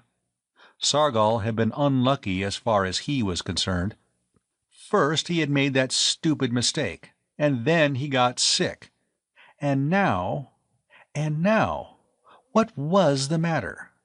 Was it just the general attack of nerves over the voyage and the commitments which forced their haste, or was it something else? He could not rid himself of a vague sense that the Queen was about to take off into real trouble, and he did not like the sensation at all. End of Chapter 7. Chapter 8. Headaches. They lifted from Sargol on schedule, and went into Hyper, also on schedule. From that point on there was nothing to do but wait out the usual dull time of flight between systems, and hope that Steen Wilcox had plotted a course which would cut that flight time to a minimum. But this voyage there was little relaxation once they were in Hyper. No matter when Dane dropped into the mess cabin, which was the common meeting place of the spacer, he was apt to find others there before him, usually with a mug of one of Mura's special brews close at hand, speculating about their landing date. Dane himself, once he had thrown off the lingering effects of his Sargolian illness, applied time to his studies. When he had first joined the Queen as a recruit straight out of the training pool, he had speedily learned that all the 10 years of intensive study then behind him had only been an introduction to the amount he still had to absorb before he could take his place as an equal with such a trader as Van Ryck, if he had the stuff which would raise him in time to that exalted level. While he had still had his superior's favor, he had dared to treat him as an instructor, going to him with perplexing problems of stowage or barter. But now he had no desire to intrude upon the cargo master, and doggedly wrestled with the microtapes of old records on his own, painfully working out the why and wherefore for any departure from the regular procedure. He had no inkling of his own future status, whether the return to Terra would find him permanently earthed. He would ask no questions. They had been 4 days of ship's time in Hyper when Dane walked into the mess cabin, tired after his work with old records, to discover no Mura busy in the galley beyond, no brew steaming on the heat coil. Rip sat at the table, his long legs stuck out, his usually happy face very sober. "What's wrong?" Dane reached for a mug, then, seeing no pot of drink, put it back in place. "Frank's sick." "What?" Dane turned. Illness such as they had run into on Sargal had a logical base, but illness on board ship was something else. "Tau has him isolated. He has a bad headache, and he blacked out when he tried to sit up. Tau's running tests." Dane sat down. "Could be something he ate." Rip shook his head. "He wasn't at the feast, remember? And he didn't eat anything from the outside. He swore that to Tau. In fact, he didn't go dirt much while we were down." That was only too true, as Dane could now recall. And the fact that the steward had not been at the feast, had not sampled native food products, wiped out the simplest and most comforting reasons for his present collapse. "What's this about Frank?" Ollie stood in the doorway. "He said yesterday that he had a headache, but now Tau has him shut off." "But he wasn't at that feast." Ollie stopped short as the implications of that struck him. "How's Tang feeling?" "Fine. Why?" The comtech had come up behind Camille and was answering for himself. "Why this interest in the state of my health?" "Frank's down with something, in isolation," Rip replied bluntly. "Did he do anything out of the ordinary when we were off ship?" For a long moment the other stared at Shannon and then shook his head. "No, and he wasn't dirtside to any extent either. So Tau's running tests." He lapsed into silence. None of them wished to put their thoughts into words. Dane picked up the microtape he had brought with him and went on down the corridor to return it. The panel of the cargo office was ajar, and to his relief he found Van Ryck out. He shoved the tape back in its case and pulled out the next one. Sinbad was there, not in his own private hammock, but sprawled out on the cargo master's bunk. He watched Dane lazily, mouthing a silent mew of welcome. For some reason, since they had blasted from Sargal, the cat had been lazy, as if his adventures afield there had sapped much of his vitality. "Why aren't you out working?" Dane asked as he leaned over to scratch under a furry chin raised for the benefit of such a caress. "You inspect the hold lately, boy?" Sinbad merely blinked, and after the manner of his species looked infinitely bored. As Dane turned to go, the cargo master came in. He showed no surprise at Dane's presence. Instead, he reached out and fingered the label of the tape Dane had just chosen. After a glance at the identifying symbol, he took it out of his assistant's hand, plopped it back in its case, and stood for a moment eyeing the selection of past voyage records. With a tongue click of satisfaction, he pulled out another and tossed it across the desk to Dane. "See what you can make out of this tangle," he ordered. But Dane's shoulders went back as if some weight had been lifted from them. The old easiness was still lacking, but he was no longer exiled to the outer darkness of Van Ryck's displeasure. Holding the microtape as if it were a first-grade Koro stone, Dane went back to his own cabin, snapped the tape into his reader, adjusted the ear buttons, and lay back on his bunk to listen. He was deep in the intricacy of a deal so complicated that he was lost after the first 2 moves, when he opened his eyes to see Ollie at the door panel. The engineer apprentice made an emphatic beckoning wave, and Dane slipped off the ear buttons. "What is it?" His question lacked a cordial note. "I've got to have help." Ollie was terse. "Costy's blacked out." "What?" Dane sat up and dropped his feet to the deck in almost one movement. "I can't shift him alone." Ollie stated the obvious. The giant jetman was almost double his size. "We must get him to his quarters, and I won't ask Stotts." For a perfectly good reason, Dane knew. An assistant, two of the apprentices, could go sick, but their officers' continued good health meant the most to the Queen. If some infection were aboard, it would be better for Ollie and himself to be exposed than to have Johann Stotts, with all his encyclopedic knowledge of the ship's engines, contract any disease. They found the jetman half sitting, half lying in the short foot or so of corridor which led to his own cubby. He had been making for his quarters when the seizure had taken him, and by the time the two reached his side he was beginning to come around, moaning, his hands going to his head. Together they got him on his feet and guided him to his bunk, where he collapsed again, dead weight they had to push into place. Dane looked at Ollie. "Tau?" "Haven't had time to call him yet." Ollie was jerking at the thigh straps which fastened Costy's space boots. "I'll go." Glad for the task, Dane sped up the ladder to the next section and threaded the narrow side hall to the medic's cabin, where he knocked on the panel. There was a pause before Craig Tau looked out, deep lines of weariness bracketing his mouth, etched between his eyes. "Costy, sir." Dane gave his bad news quickly. "He's collapsed. We got him to his cabin." Tau showed no sign of surprise. His hand shot out for his kit. "You touched him?" At the other's nod, he added an order. "Stay in your quarters until I have a chance to look you over. Understand?" Dane had no chance to answer. The medic was already on his way. He went to his own cabin, understanding the reason for his imprisonment, but inwardly rebelling against it. Rather than sit idle, he snapped on the reader. But, although facts and figures were dunned into his ears, he really heard very little. He couldn't apply himself, not with a new spectre leering at him from the bulkhead. The dangers of the space lanes were not to be numbered. Death walked among the stars, a familiar companion of all spacemen. And to the free trader, it was the extra and invisible crewman on every ship that raised.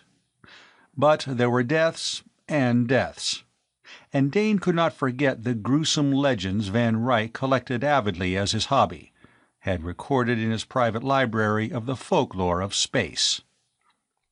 Stories such as that of the ghostly New Hope, carrying refugees from the first Martian rebellion, the ship which had lifted for the stars but had never arrived, which wandered for a timeless eternity, a derelict in free fall, its port closed but the warning deadlights on its nose, a ship which through 5 centuries had been sighted only by a spacer in similar distress. Such stories were numerous. There were other tales of plague ships, wandering free with their dead crews, or discovered and shot into some sun by a patrol cruiser so that they might not carry their infection farther. Plague, the nebulous worst the traders had to face. Dane screwed his eyes shut, tried to concentrate upon the droning voice in his ears, but he could not control his thoughts, nor his fears. At a touch on his arm, he started so wildly that he jerked the cord loose from the reader and sat up, somewhat shamefaced, to greet Tau. At the medic's orders, he stripped for one of the most complete examinations he had ever undergone outside a quarantine port. It included an almost microscopic inspection of the skin on his neck and shoulders, but when Tau had done, he gave a sigh of relief. "Well, you haven't got it. At least you don't show any signs yet." He amended his first statement almost before the words were out of his mouth. "What were you looking for?" Tau took time out to explain. "Here." His fingers touched the small hollow at the base of Dane's throat, and then swung him around and indicated 2 places on the back of his neck and under his shoulder blades. "Costi and Mura both have red eruptions here. It's as if they've been given an injection of some narcotic." Tao sat down on the jump seat while Dane dressed. Costi was dirtside. He might have picked up something. But Mura? That's it! Tao brought his fist down on the edge of the bunk. Frank hardly left the ship, yet he showed the first signs. On the other hand, you were all right so far, and you were off ship. And Ollie's clean, and he was with you on the hunt. We'll just have to wait and see. He got up wearily. If your head begins to ache, he told Dane, you get back here in a hurry and stay put, understand? As Dane learned, all the other members of the crew were given the same type of inspection, but none of them showed the characteristic marks which meant trouble. They were on course for Terra, but, and that but must have loomed large in all their minds, once there, would they be allowed to land? Could they even hope for a hearing? Plague ship. Tau must find the answer before they came into normal space about their own solar system, or they were in for such trouble as made a broken contract seem the simplest of mishaps. Costi and Mura were in isolation. There were volunteers for nursing, and Tau, unable to be in two places at once, finally picked Weeks to look after his crewmate in the engineering section. There was doubling up of duties. Tau could no longer share with Mura the care of the hydro garden, so Van Ryck took over, while Dane found himself in charge of the galley, and, while he did not have Mura's deft hand at disguising the monotonous concentrates to the point they resembled fresh food, after a day or two he began to experiment cautiously and produced a stew which brought some short words of appreciation from Captain Jellicoe. They all breathed a sigh of relief when, after 3 days, no more signs of the mysterious illness showed on new members of the crew. It became routine to parade before Tau, stripped to the waist each morning for the inspection of the danger points, and the medic's vigilance did not relax. In the meantime, neither Mura nor Costi appeared to suffer. Once the initial stages of headaches and blackouts were past, the patients lapsed into a semi-conscious state, as if they were under a sedation of some type. They would eat, if the food was placed in their mouths, but they did not seem to know what was going on about them, nor did they answer when spoken to. Tau, between visits to them, worked feverishly in his tiny lab, analyzing blood samples, reading the records of obscure diseases, trying to find the reason for their attacks. But as yet his discoveries were exactly nothing. He had come out of his quarters and sat in limp exhaustion at the mess table, while Dane placed before him a mug of stimulating calf hag. "I don't get it." The medic addressed the tabletop rather than the amateur cook. "It's a poison of some kind. Costi went dirtside, Mura didn't. Yet Mura came down with it first. And we didn't ship any food from Sargal. Neither did he eat any while we were there. Unless he did and we didn't know about it. If I could just bring him to long enough to answer a couple of questions." Sighing, he dropped his weary head on his folded arms and within seconds was asleep. Dane put the mug back on the heating unit and sat down at the other end of the table. He did not have the heart to shake Tau into wakefulness. Let the poor devil get a slice of bunk time. He certainly needed it after the fatigues of the past 4 days. Van Ryck passed along the corridor on his way to the hydro, Sinbad at his heels. But in a moment the cat was back, leaping up on Dane's knee. He did not curl up, but rubbed against the young man's arm, finally reaching up with a paw to touch Dane's chin, uttering one of the soundless mews which were his bid for attention. "What's the matter, boy?" Dane fondled the cat's ears. "You haven't got a headache, have you?" In that second a wild surmise came into his mind. Sinbad had been planet-side on Sargal as much as he could, and on shipboard he was equally at home in all their cabins. Could he be the carrier of the disease?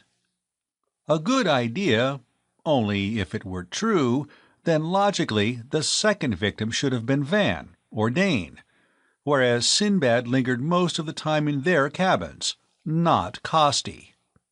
The cat, as far as he knew, had never shown any particular fondness for the jetman, and certainly did not sleep in Carl's quarters. No, that point did not fit. But he would mention it to Tao. No use overlooking anything, no matter how wild. It was the sequence of victims which puzzled them all. As far as Tao had been able to discover, Mura and Costi had nothing much in common, except that they were crewmates on the same spacer. They did not bunk in the same section. Their fields of labor were totally different. They had no special food or drink tastes in common. They were not even of the same race. Frank Mura was one of the few descendants of a mysterious, or now mysterious, people who had had their home on a series of islands in one of Terra's seas, islands which almost 100 years before had been swallowed up in a series of world-rending quakes. Japan was the ancient name of that nation, while Carl Costi had come from the once thickly populated land masses half the planet away, which had borne the geographical name of Europe. No, all the way along the two victims had only very general meeting points. They both shipped on the Solar Queen, and they were both of Terran birth. Tao stirred and sat up, blinking bemusedly at Dane, then pushed back his wiry black hair and assumed a measure of alertness. Dane dropped the now purring cat in the medic's lap, and in a few sentences outlined his suspicion. Tao's hands closed about Sinbad. "There's a chance in that." He looked a little less beat, and he drank thirstily from the mug Dane gave him for the second time. Then he hurried out with Sinbad under one arm, bound for his lab. Dane slicked up the galley, trying to put things away as neatly as Mura kept them. He didn't have much faith in the Sinbad lead, but in this case everything must be checked out. When the medic did not appear during the rest of the ship's day, Dane was not greatly concerned. But he was alerted to trouble when Ollie came in with an inquiry and a complaint. "Seen anything of Craig?" "He's in the lab," Dane answered. "He didn't answer my knock," Ollie protested, "and Weeks says he hasn't been in to see Carl all day." That did catch Dane's attention. Had his half-hunch been right? Was Tao on the trail of a discovery which had kept him chained to the lab? But it wasn't like the medic not to look in on his patients. "You're sure he isn't in the lab?" "I told you that he didn't answer my knock. I didn't open the panel." But now Ollie was already in the corridor heading back the way he had come, with Dane on his heels, an unwelcome explanation for that silence in both their minds. And their fears were reinforced by what they heard as they approached the panel, a low moan wrung out of unbearable pain. Dane thrust the sliding door open. Tao had slipped from his stool to the floor. His hands were at his head, which rolled from side to side as if he were trying to quiet some agony. Dane stripped down the medic's undertunic.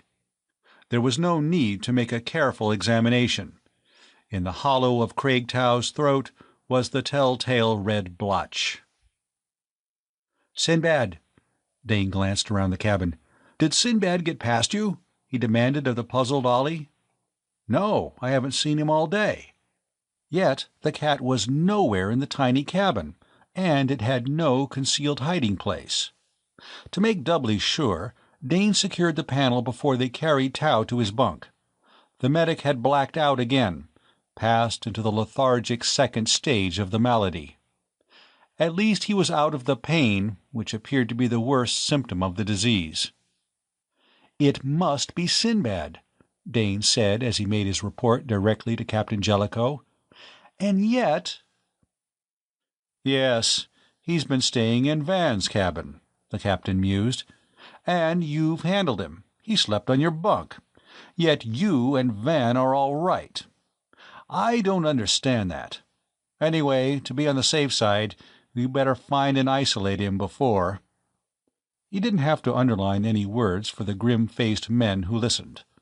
With Tao, their one hope of fighting the disease, gone, they had a black future facing them. They did not have to search for Sinbad. Dane, coming down to his own section, found the cat crouched before the panel of Van Ryck's cabin, his eyes glued to the thin crack of the door. Dane scooped him up and took him to the small cargo space intended for the safeguarding of choice items of commerce. To his vast surprise, Sinbad began fighting wildly as he opened the hatch, kicking and then slashing with ready claws. The cat seemed to go mad, and Dane had all he could do to shut him in. When he snapped the panel, he heard Sinbad launch himself against the barrier as if to batter his way out. Dane, blood welling in several deep scratches, went in search of first aid. But some suspicion led him to pause as he passed Van Ryck's door. And when his knock brought no answer, he pushed the panel open. Van Ryck lay on his bunk, his eyes half closed in a way which had become only too familiar to the crew of the Solar Queen. And Dane knew that when he looked for it, he would find the mark of the strange plague on the cargo master's body. End of Chapter 8. Chapter 9. Plague. Jellicoe and Steen Wilcox pored over the few notes Tao had made before he was stricken. But apparently the medic had found nothing to indicate that Sinbad was the carrier of any disease. Meanwhile, the captain gave orders for the cat to be confined. A difficult task, since Sinbad crouched close to the door of the storage cabin and was ready to dart out when food was taken in for him. Once he got a good way down the corridor before Dane was able to corner and return him to keeping. Dane, Ollie, and Weeks took on the full care of the 4 sick men, leaving the few regular duties of the ship to the senior officers, while Rip was installed in charge of the hydro garden. Mura, the first to be taken ill, showed no change. He was semi-conscious. He swallowed food, if it were put in his mouth. He responded to nothing around him. And Costi, Tao, and Van Ryck followed the same pattern. They still held morning inspection of those on their feet for signs of a new outbreak, but when no one else went down during the next 2 days, they regained a faint spark of hope. Hope which was snapped out when Ollie brought the news that Stotts could not be roused and must have taken ill during a sleep period. One more inert patient was added to the list, and nothing learned about how he was infected.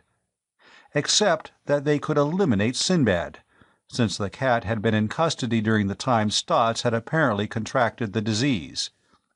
Weeks, Ollie, and Dane, though they were in constant contact with the sick men, and though Dane had repeatedly handled Sinbad, continued to be immune. A fact, Dane thought more than once, which must have significance if someone with Tao's medical knowledge had been able to study it.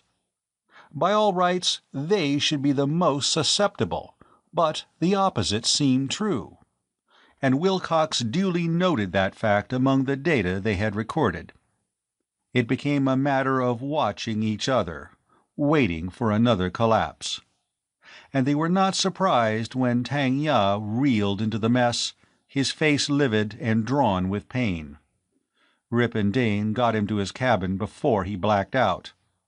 But all they could learn from him during the interval before he lost consciousness was that his head was bursting and he couldn't stand it. Over his limp body they stared at one another bleakly. 6 down, Ollie observed, and 6 to go. How do you feel? Tired, that's all. What I don't understand is that once they go into this stupor, they just stay. They don't get any worse, they have no rise in temperature. It's as if they're in a modified form of cold sleep. "How is Tang?" Rip asked from the corridor. "Usual pattern," Ollie answered. "He's sleeping. Got a pain, fella?" Rip shook his head. "Right as a comm unit." "I don't get it. Why does it strike Tang, who didn't even hit dirt much, and yet you keep on?" Dane grimaced. "If we had an answer to that, maybe we'd know what caused the whole thing." Ollie's eyes narrowed. He was staring straight at the unconscious Comtech as if he did not see that supine body at all. "I wonder if we've been salted," he said slowly. "We've been what?" Dane demanded. "Look here, we three, with Weeks, drank that brew of the Salariki, didn't we? And we were as sick as Venusian gobblers afterwards," agreed Rip. Light dawned. "Do you mean—" began Dane. "So that's it," flashed Rip. "It might just be," Ollie said. "Do you remember how the settlers on Cambline brought their Terran cattle through the first year? They fed them salt mixed with fancel grass. The result was that the herds didn't take the fancel grass fever when they turned them out to pasture in the dry season. All right, maybe we had our salt in that drink. The fancel salt makes the cattle filthy sick when it's forced down their throats, but after they recover, they're immune to the fever. And nobody on Cambline buys unsalted cattle now." "It sounds logical," admitted Rip. "But how are we going to prove it?" Ollie's face was black once more. "Probably by elimination," he said morosely. "If we keep our feet and all the rest go down, that's our proof." "But we ought to be able to do something," protested Shannon. "Just how?" Ollie's slender brows arched. "Do you have a gallon of that Salariki brew on board you can serve out? We don't know what was in it, nor are we sure that this whole idea has any value." All of them had had first aid and basic preventive medicine as part of their training, but the more advanced laboratory experimentation was beyond their knowledge and skill. Had Tao still been on his feet, perhaps he could have traced that lead and brought order out of the chaos which was closing in upon the Solar Queen. But, though they reported their suggestion to the captain, Jellicoe was powerless to do anything about it. If the four who had shared that upsetting friendship cup were immune to the doom which now overhung the ship, there was no possible way for them to discover why or how. Ship's time came to have little meaning, and they were not surprised when Steen Wilcox slipped from his seat before the computer, to be stowed away with what had become a familiar procedure. Only Jellicoe withstood the contagion apart from the younger four, taking his turn at caring for the helpless men. There was no change in their condition. They neither roused nor grew worse as the hours and then the days sped by. But each of those units of time in passing brought them nearer to greater danger. Sooner or later they must make the transition out of hyper into system space, and the jump out of warp was something not even a veteran took lightly. Rip's round face thinned while they watched. Jellicoe was still functioning, but if the captain collapsed, the whole responsibility for the snap-out would fall directly on Shannon. An infinitesimal error would condemn them to almost hopeless wandering, perhaps forever. Dane and Ollie relieved Rip of all duty but that which kept him chained in Wilcox's chair before the computers. He went over and over the data of the course the astrogator had set. And Captain Jellicoe, his eyes sunk in dark pits, checked and rechecked. When the fatal moment came, Ollie manned the engine room with Weeks at his elbow to tend the controls the acting engineer could not reach. And Dane, having seen the sick all safely stowed in crash webbing, came up to the control cabin, riding out the transfer in Tang Ya's place. Rip's voice hoarsened into a croak, calling out the data. Dane, though he had had basic theory, was completely lost before Shannon had finished the first set of coordinates. But Jellicoe replied, hands playing across the pilot's board. "Stand by for snap-out." The croak went down to the engines where Ollie now held Stoltz's post. "Engines ready," the voice came back, thinned by its journey from the Queen's interior. "Ought 59. That was Jellicoe. Dane found himself suddenly unable to watch. He shut his eyes and braced himself against the vertigo of snap-out. It came, and he whirled sickeningly through unstable space. Then he was sitting in the laced Comtech seat looking at Rip. Runnels of sweat streaked Shannon's brown face. There was a damp patch darkening the tunic between his shoulder blades, a patch which it would take both of Dane's hands to cover. For a moment he did not raise his head to look at the vision plate which would tell him whether or not they had made it. But when he did, familiar constellations made the patterns they knew. They were out, and they couldn't be too far off the course Wilcox had plotted. There was still the system run to make, but Snap-out was behind them. Rip gave a deep sigh and buried his head in his hands. With a throb of fear, Dane unhooked his safety belt and hurried over to him. When he clutched at Shannon's shoulder, the astrogator apprentice's head rolled limply. Was Rip down with the illness too? But the other muttered and opened his eyes. "Does your head ache?" Dane shook him. "Head? No." Rip's words came drowsily. "Just sleepy. So sleepy." He did not seem to be in pain, but Dane's hands were shaking as he hoisted the other out of his seat and half carried, half led him to his cabin, praying as he went that it was only fatigue and not the disease. The ship was on auto now until Jellicoe as pilot set a course. Dane got Rip down on the bunk and stripped off his tunic. The fine-drawn face of the sleeper looked wan against the foam rest, and he snuggled into the softness like a child as he turned over and curled up. But his skin was clear. It was real sleep and not the plague which had claimed him. Impulse sent Dane back to the control cabin. He was not an experienced pilot officer, but there might be some assistance he could offer the captain now that Rip was washed out, perhaps for hours. Jellicoe hunched before the smaller computer, feeding pilot tape into its slot. His face was a skull under a thin coating of skin, the bones marking it sharply at jaw, nose, and eye socket. "Shannon down?" His voice was a mere whisper of its powerful self. He did not turn his head. "He's just worn out, sir," Dane hastened to give reassurance. "The marks aren't on him." "When he comes around, tell him the coords are in," Jellicoe murmured. "See he checks the course in 10 hours. "But, sir—" Dane's protest failed as he watched the captain struggle to his feet, pulling himself up with shaking hands. As Thorson reached forward to steady the other, one of those hands tore at tunic collar, ripping loose the ceiling. There was no need for explanation. The red splotch signaled from Jellicoe's sweating throat. He kept his feet, holding out against waves of pain by sheer willpower.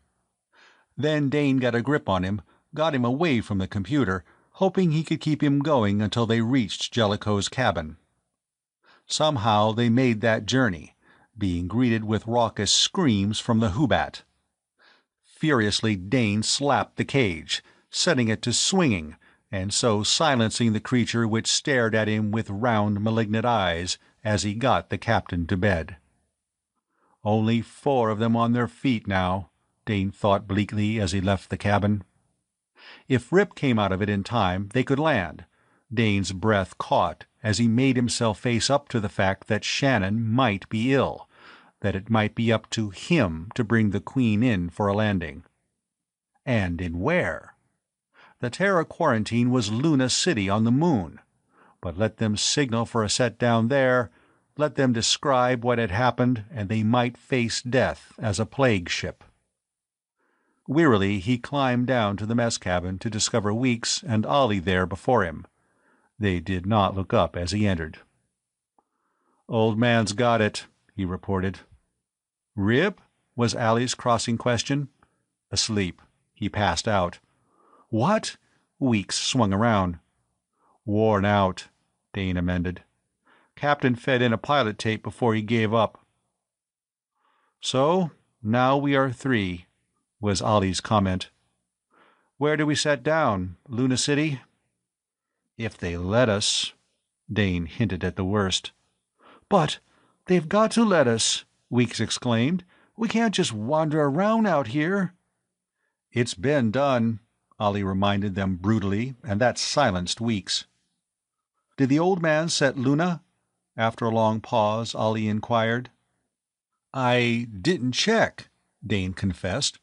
"He was giving out, and I had to get him to his bunk." "It might be well to know." The engineer apprentice got up, his movements lacking much of the elastic spring which was normally his. When he climbed to control, both the others followed him. Ollie's slender fingers played across a set of keys, and in the small screen mounting on the computer, a set of figures appeared. Dane took up the master course book, read the connotation, and blinked. "Not Luna?" Ollie asked.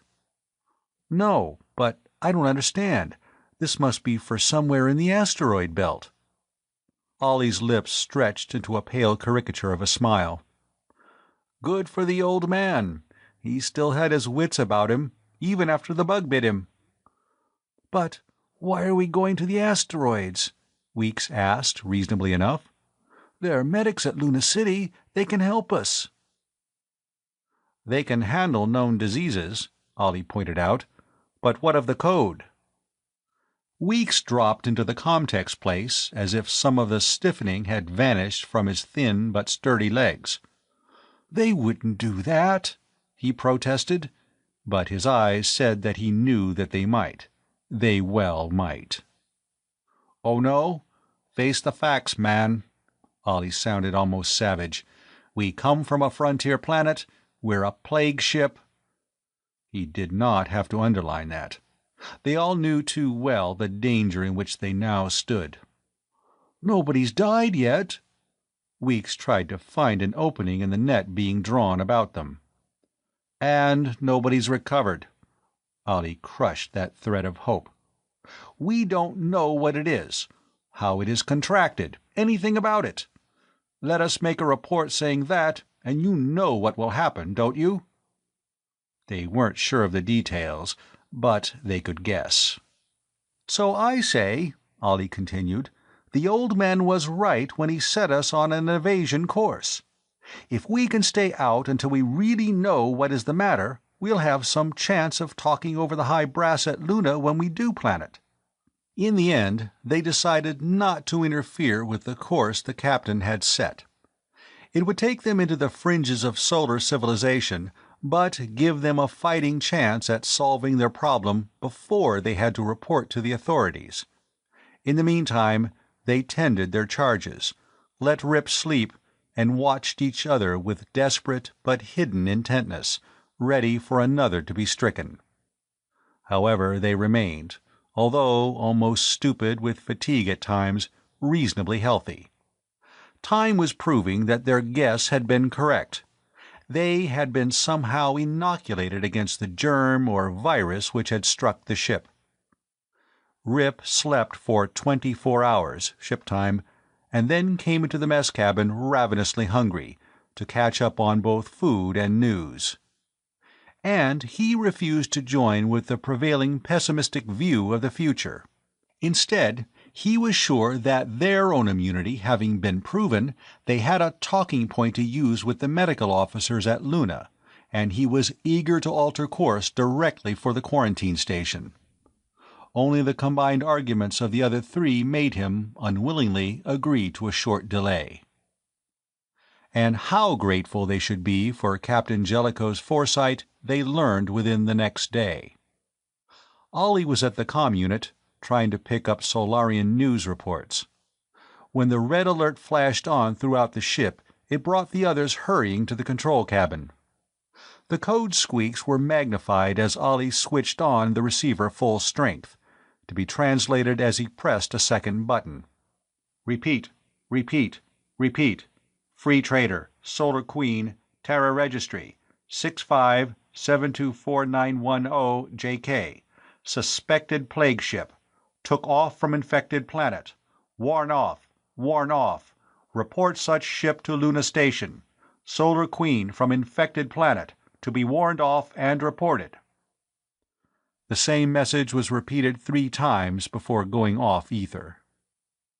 The 4 in the control cabin looked at each other blankly. "But," Dane broke the silence, "how did they know? We haven't reported in." "The IZs." Ollie had the answer ready. "That IS ship must be having the same sort of trouble and reported to her company. They would include us in their report, and believe that we were infected too. Or it would be easy to convince the authorities that we were." "I wonder." Rip's eyes narrowed slits as he leaned back against the wall. "Look at the facts. The survey ship which charted Sargal, they were dirtside there about 3-4 months. Yet they give it a clean bill of health and put it up for trading rights auction. Then Cam bought those rights. He made at least 2 trips in and out before he was blasted on Limbo. No infection bothered him or survey." "But you've got to admit it hit us," Weeks protested.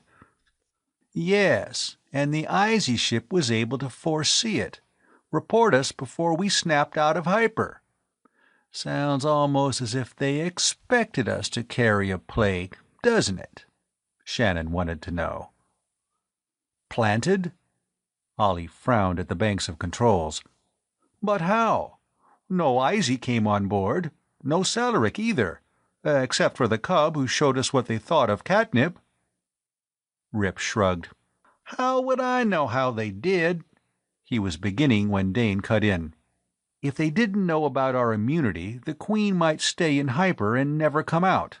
There wouldn't be anyone to set the snap out." "Right enough. But on the chance that somebody did keep on his feet and bring her home, they were ready with a cover. If no one raises a howl, Sargal will be written off the charts as infected. IS sits on her tail fins a year or so, and then she promotes an investigation before the board. The survey records are trotted out, no infection recorded. So they send in a patrol probe. Everything is all right. So it isn't the planet after all. It was that dirty old free trader. And she's out of the way. IS gets the Koros trade all square and legal, and we're no longer around to worry about. Need as a Salariki netcast, and right around our collective throats, my friends." "So what do we do now?" Weeks wanted to know. "We keep on the old man's course. Get lost in the asteroids until we can do some heavy thinking and see a way out. But if IS gave us this prize package, some trace of its origin is still aboard. And if we can find out, why, then we have something to start from." Mura went down first, and then Carl. Nothing in common. The old problem faced Dane for the 100th time. "No, but—" Ollie arose from his place at the comm unit. "I'd suggest a real search of first Frank's and then Carl's quarters. A regular turnout down to the bare walls of their cabins.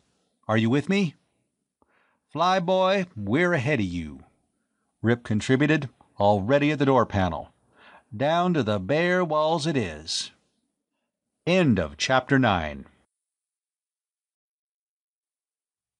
Chapter 10. E-Stat Landing. Since Mura was in the isolation of ship's sickbay, the stripping of his cabin was a relatively simple job. But, though Rip and Dane went over it literally by inches, they found nothing unusual. In fact, nothing from Sargal except a small twig of the red wood which lay on the steward's work table, where he had been fashioning something to incorporate in one of his miniature fairy landscapes, to be imprisoned for all time in a plastabubble. Dane turned this around in his fingers. Because it was the only link with the perfumed planet, he couldn't help but feel that it had some importance. But Costi had not shown any interest in the wood, and he himself and Weeks had handled it freely before they had tasted Graf's friendship cup and had no ill effects, so it couldn't be the wood. Dane put the twig back on the work table and snapped the protecting cover over the delicate tools, never realizing until days later how very close he had been in that moment to the solution of their problem. After 2 hours of shifting every one of the steward's belongings, of crawling on hands and knees about the deck, and climbing to inspect perfectly bare walls, they had found exactly nothing. Rip sat down on the end of the denuded bunk. "There's the hydro. Frank spent a lot of time in there. And the storeroom." He told the places off on his fingers. "The galley and the mess cabin." Those had been the extent of Mura's world. They could search the storeroom, the galley, and the mess cabin, but to interfere with the hydro would endanger their air supply. It was for that very reason that they now looked at each other in startled surprise. "The perfect place to plant something," Dane spoke first. Rip's teeth caught his underlip. The hydro. Something planted there could not be routed out unless they made a landing on a port field and had the whole section stripped. Devilish. Rip's mobile lips drew tight. But how could they do it? Dane didn't see how it could have been done either. No one but the Queen's own crew had been on board the ship during their entire stay on Sargol, except for the young Salaric. Could that cub have brought something? But he and Mura had been with the youngster every minute that he had been in the hydro. To the best of Dane's memory, the cub had touched nothing and had been there only for a few moments. That had been before the feast also. Rip got to his feet. "We can't strip the hydro in space," he pointed out the obvious quietly. Dane had the answer. "Then we've got to Earth." "You heard the warn-off. If we try it—" "What about an emergency station?" Rip stood very still, his big hands locked about the buckle of his arms belt. Then, without another word, he went out of the cabin and at a pounding pace up the ladder, bound for the captain's cabin and the records Jellicoe kept there. It was such a slim chance, but it was better than none at all. Dane shouldered into the small space in his wake to find Rip making a selection from the astrogation tapes. There were E-stats among the asteroids, points prospectors or small traders in sudden difficulties might contact for supplies or repairs. The big companies maintained their own. The patrol had several for independence. "No patrol one." Rip managed to smile. "I haven't gone space-whirly yet," was his comment. He was feeding a tape into the reader on the captain's desk. In the cage over his head, the blue Hubats squatted, watching him intently. For the first time since Dane could remember, showing no sign of resentment by weird screams or wild spitting. "Patrol, E-stat A54, the reader squeaked. Rip hit a key and the wire clicked to the next entry. "Combine E-stat." Another punch and click. "Patrol E-stat A55. Punch click. "Intersolar." This time Rip's hand did not hit the key, and the squeak continued. "Coordinates." Rip reached for a stilo and jotted down the list of figures. "Got to compare this with our present course." "But that's an IS stat," began Dane, and then he laughed as the justice of such a move struck him. They did not dare set the Queen down at any patrol station, but a company one, which would be manned only by 2 or 3 men, and not expecting any but their own people, and IS owed them help now. "There may be trouble," he said, not that he would have any regrets if there was. If the Izies were responsible for the present plight of the Queen, he would welcome trouble, the kind which would plant his fists on some sneering Izie face. "We'll see about that when we come to it." Rip went on to the control cabin with his figures. Carefully, he punched the combination on the plotter and watched it be compared with the course Jellicoe had set before his collapse. "Good enough," he commented as the result flashed on. "We can make it without using too much fuel." "Make what?" That was Ollie up from the search of Costy's quarters. "Nothing." He gave his report of what he had found there, and then returned to the earlier question. "Make what?" Swiftly, Dane outlined their suspicions, that the seed of the trouble lay in the hydro, and that they should clean out that section, drawing upon emergency materials at the IS Estat. "Sounds all right, but you know what they do to pirates?" inquired the engineer apprentice. Space law came into Dane's field.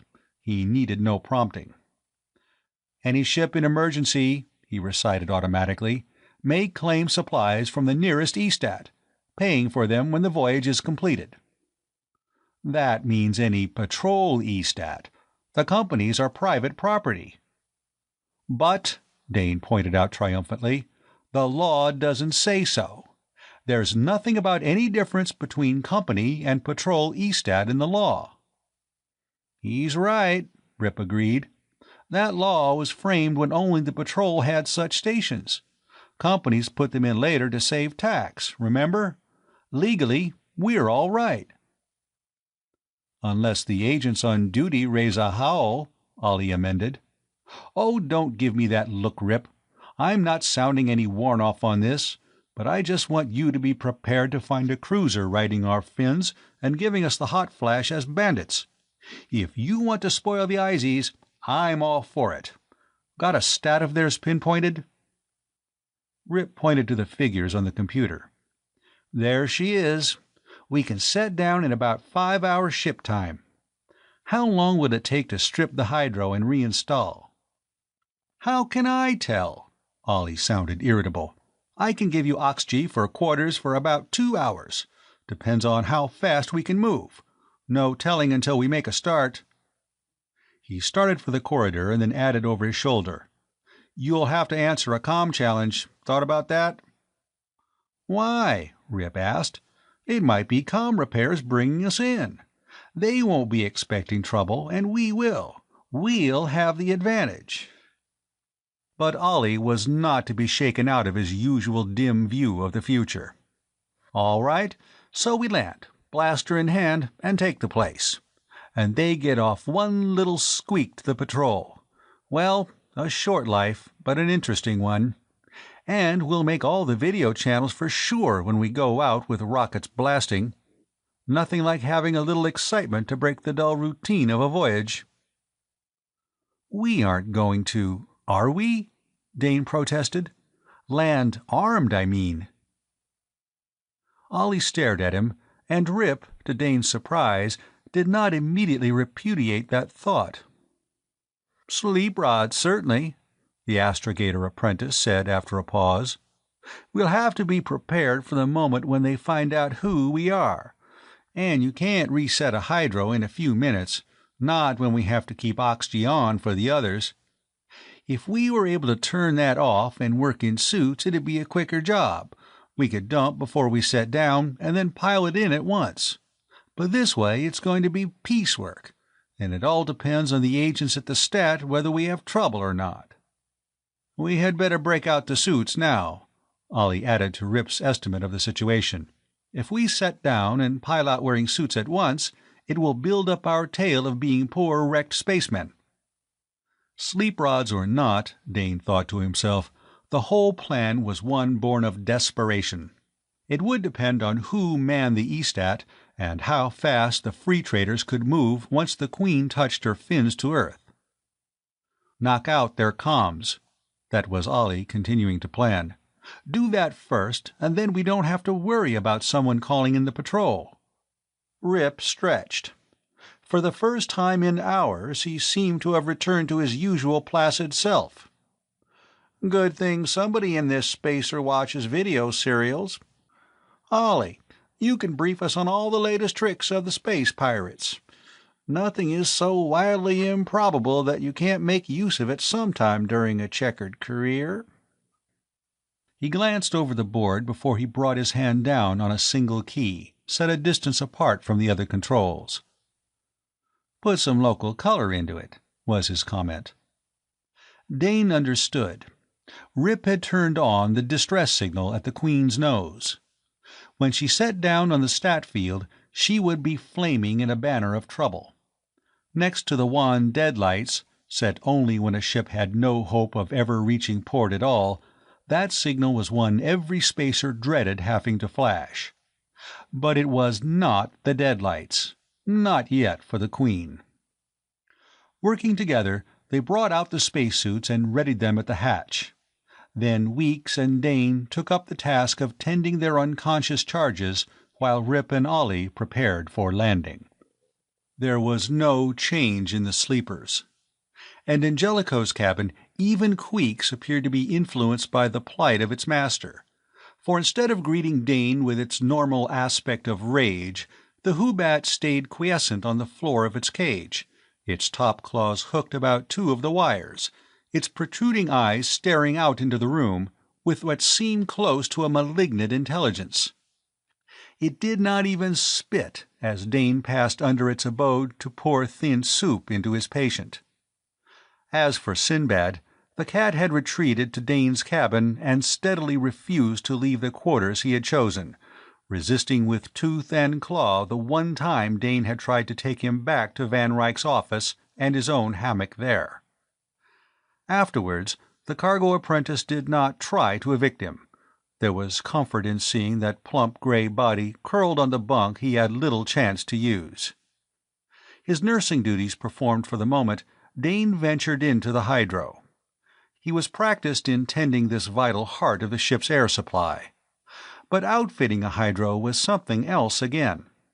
In his cadet years, he had aided in such a program at least twice as a matter of learning the basic training of the service. But then they had had unlimited supplies to draw on, and the action had taken place under no more pressure than that exerted by the instructors. Now it was going to be a far more tricky job. He went slowly down the aisle between the banks of green things. Plants from all over the galaxy, grown for their contribution to the air renewal, as well as side products such as fresh fruit and vegetables, were banked there.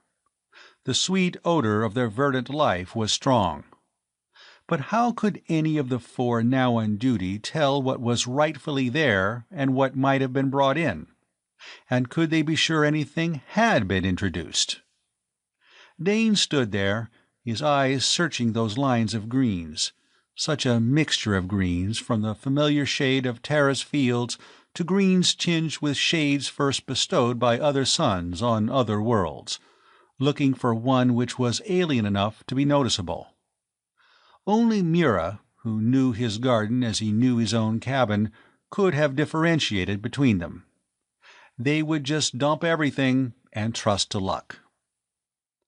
He was suddenly aware of a slight movement in the banks, a shivering of stem, quiver of leaf. The mere fact of his passing had set some sensitive plant to register his presence. A lacy, fern-like thing was contracting its fronds into balls. He should not stay, disturbing the peace of the hydro. But it made little difference now. Within a matter of hours, all this luxuriance would be thrust out to die, and they would have to depend upon canned oxygen and algae tanks. Too bad. The hydro represented much time and labor on Mura's part, and Tau had medical plants growing there he had been observing for a long time. As Dane closed the door behind him, seeing the line of bald fern which had marked his passage, he heard a faint rustling, a sound as if a wind had swept across the green room within. The imagination, which was a trader's asset, when it was kept within bounds, suggested that the plants inside guessed. With a frown for his own sentimentality, Dane strode down the corridor and climbed to check with Rip in control. The astrogator apprentice had his own problems. To bring the Queen down on the circumscribed field of an Eastat, without a guide beam to ride in, since, if they contacted the Stat, they must reveal their own comm was working and they would have to answer questions. Was the sort of test even a seasoned pilot would tense over. Yet, Rip was sitting now in the captain's place, his broad hands spread out on the edge of the control board, waiting. And below in the engine room, Ollie was in Stotz's place, ready to fire and cut rockets at order. Of course, they were both several years ahead of him in service, Dane knew.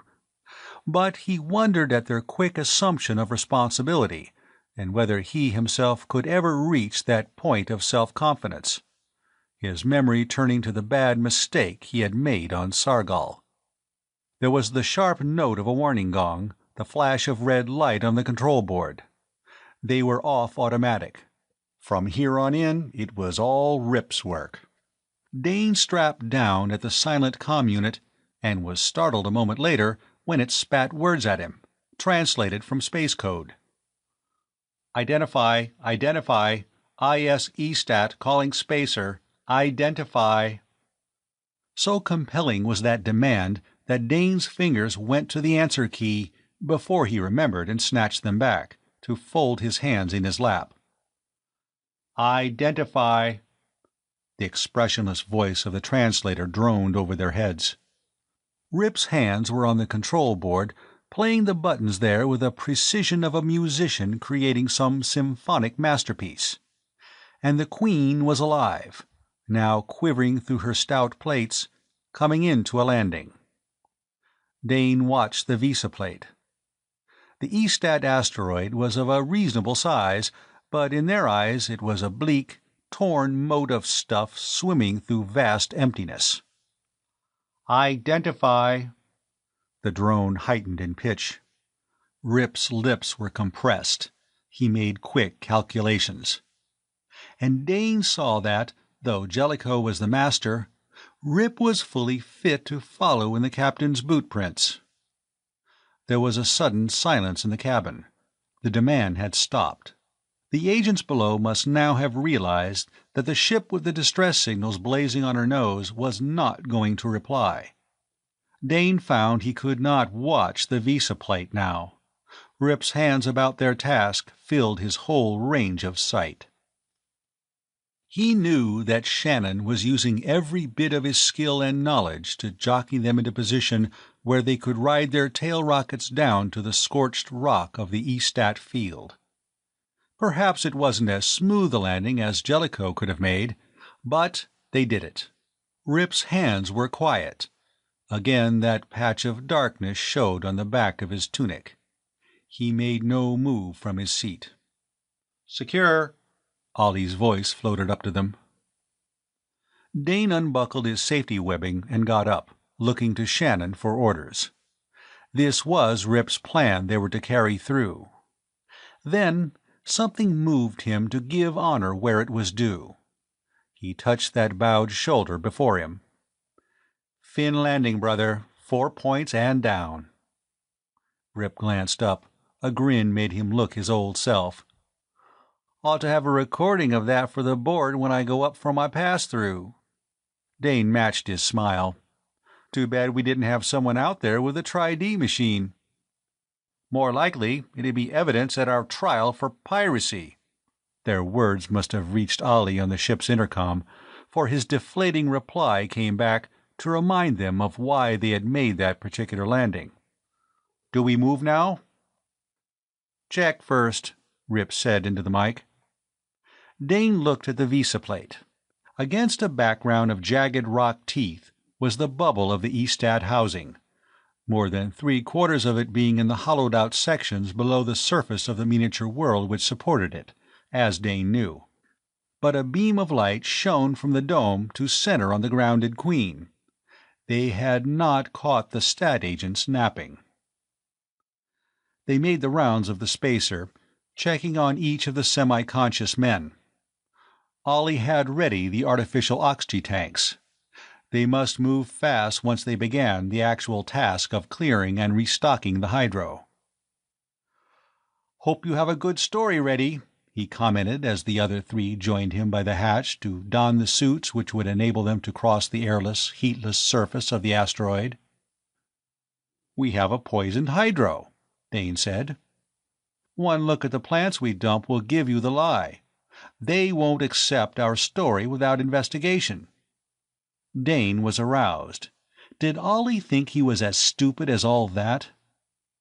"If you take a look in there now, you'd believe me," he snapped. "What did you do?" Ollie sounded genuinely interested. "Chucked a heated can of lac oil over a good section. It's wilting down fast in big patches." Rip snorted. "Good old lac oil. You drink it, you wash in it, and now you kill off the hydro with it. Maybe we can give the company an extra testimonial for the official jabber and collect when we hit Terra." "All right. Weeks." He spoke to the little man. "You listen in on the comm. It's tuned to our helmet units. We'll climb into these pipe suits and see how many tears we can wring out of the Izies with our sad, sad tale." They got into the awkward, bulky suits and squeezed into the hatch, while Weeks slammed the lock door at their backs and operated the outer opening. Then they were looking out across the ground, still showing signs of the heat of their landing and lighted by the dome beam. "Nobody hurrying out with an aid and comfort kit." Rip's voice sounded in Dane's earphones. "A little slack, aren't they?" Slack? Or was it that the Izies had recognized the Queen and was preparing the sort of welcome the remnant of her crew could not withstand? Dane, wanting very much in his heart to be elsewhere, climbed down the ladder in Rip's wake, both of them spotlighted by the immovable beam from the stat dome. End of Chapter 10. Chapter 11. Desperate Measures. Measured in distance and time, that rough walk in the ponderous suits across the broken terrain of the asteroid was a short one. Measured by the beating of his own heart, Dane thought it much too long. There was no sign of life by the airlock of the bubble, no move on the part of the men stationed there to come to their assistance. "Do you suppose we're invisible?" Ollie's disembodied voice clicked in the helmet earphones. "Maybe we'll wish we were." Dane could not forego that return. Rip was almost to the airlock door now. His massively suited arm was outstretched toward the control bar when the comm unit in all three helmets caught the same demand. "Identify!" The crisp order had enough snap to warn them that an answer was the best policy. "Shannon, AA of the Pole Star." Rip gave the required information. "We claim E-rights." But would they get them, Dane wondered. There was a click loud in his ears. The metal door was yielding to Rip's hand. At least those on the inside had taken off the lock. Dane quickened pace to join his leader. Together, the three from the Queen crowded through the locked door, saw that swing shut and seal behind them, as they stood waiting for the moment they could discard the suits and enter the dome. The odds against them could not be too high. This was a small stat.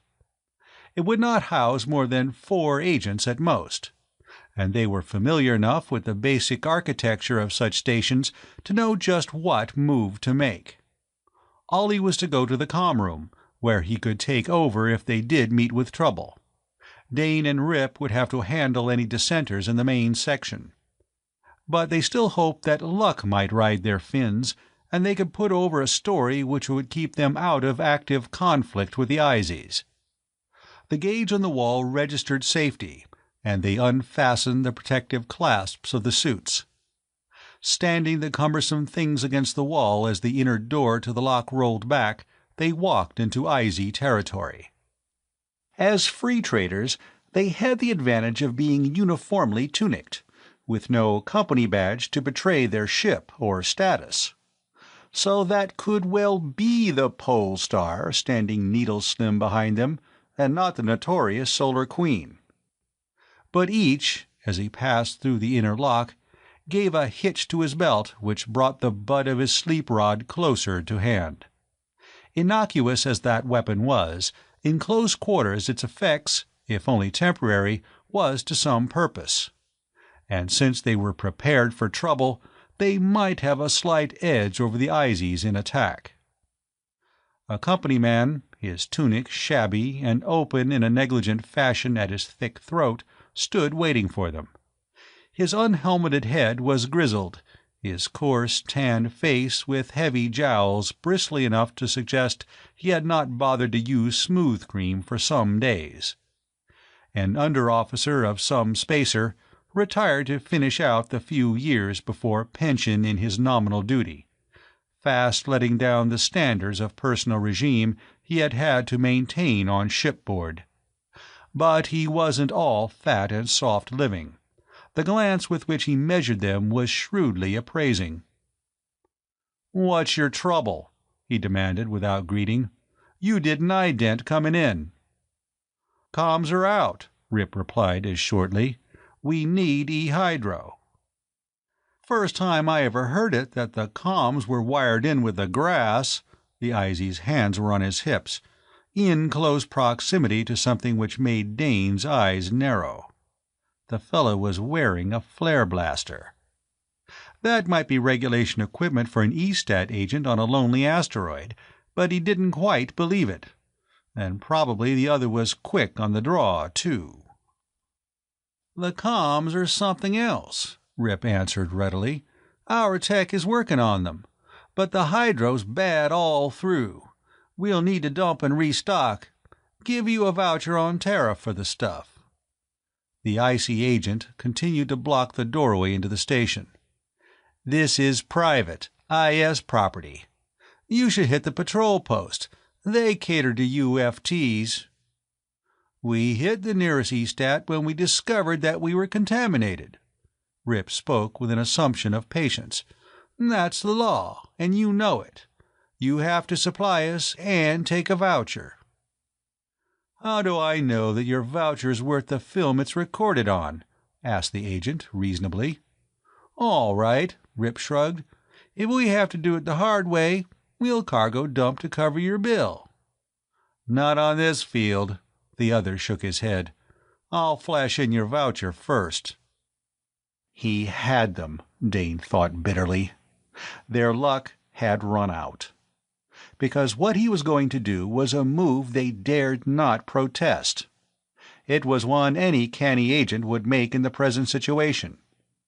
And if they were what they say they were, they must readily agree to let him flash their voucher of payment to IS headquarters, to be checked and okayed before they took the hydro stock. But Rip merely registered a mild resignation. "You the Comtech? Where's your unit? I'll indit it at once if you want it that way." Whether their readiness to cooperate allayed some of the agent's suspicion or not, he relaxed some, giving them one more stare all around before he turned on his heel. "This way." They followed him down the narrow hall, Rip on his heels, the others behind. "Lonely post," Rip commented. "I'd think you boys would get space-whirly out here." The others snorted. "We're not star lovers, and the pay's worth a 3-month stretch. They take us down for terra leave before we start talking to the Whisperers." "How many of you here at one time?" Rip edged the question in casually. But the other might have been expecting it by the way he avoided giving a direct answer. "Enough to run the place, and not enough to help you clean out your wagon." He was short about it.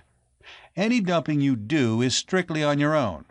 You've enough hands on a spacer that size to manage." Rip laughed. "Far be it from me to ask an Izzy to do any real work," was his counter.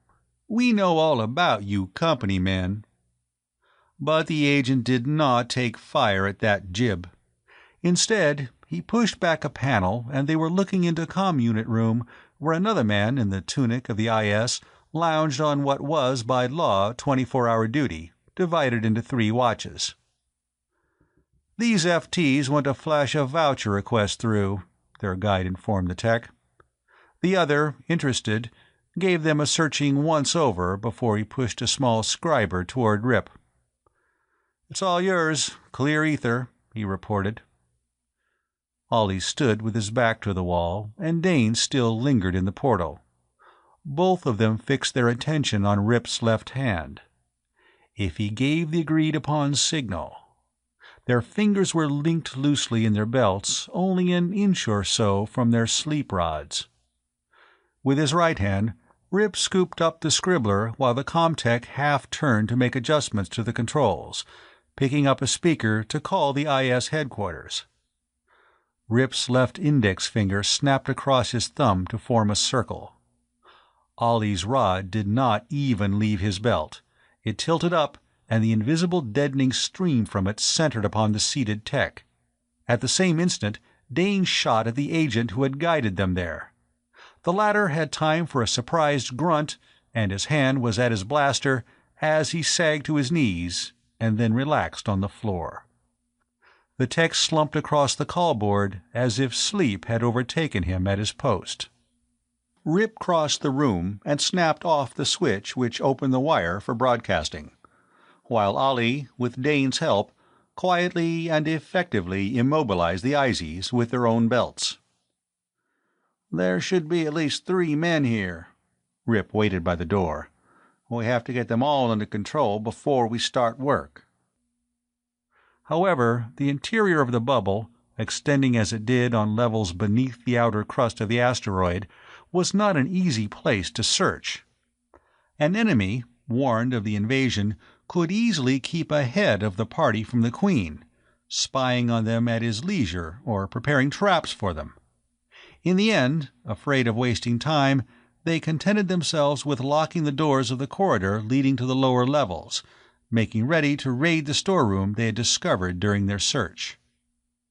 Emergency hydro supplies consisted mainly of algae, which could be stored in tanks and hastily put to use, as the plants now in the Queen took much longer to grow, even under forcing methods.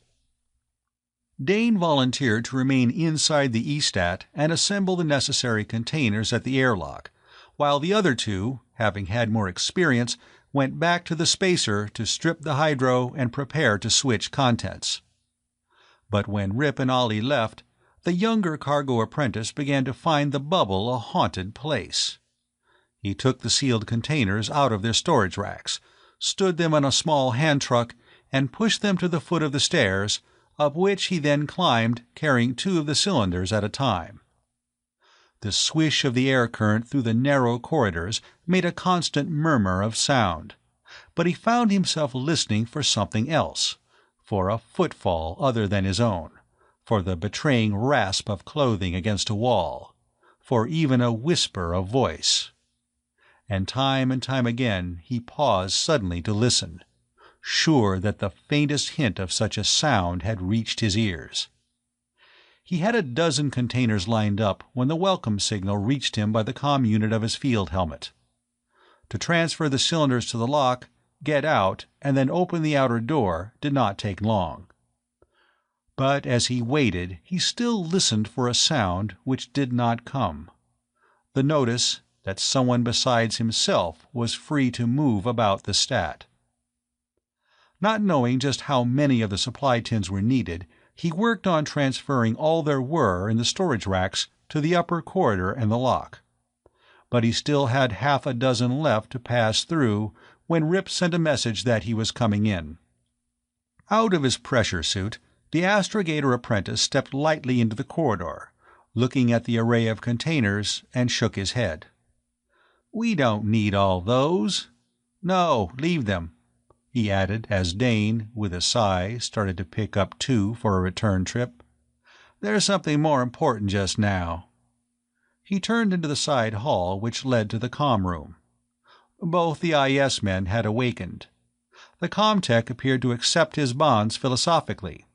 He was quiet and flat on his back, staring pensively at the ceiling.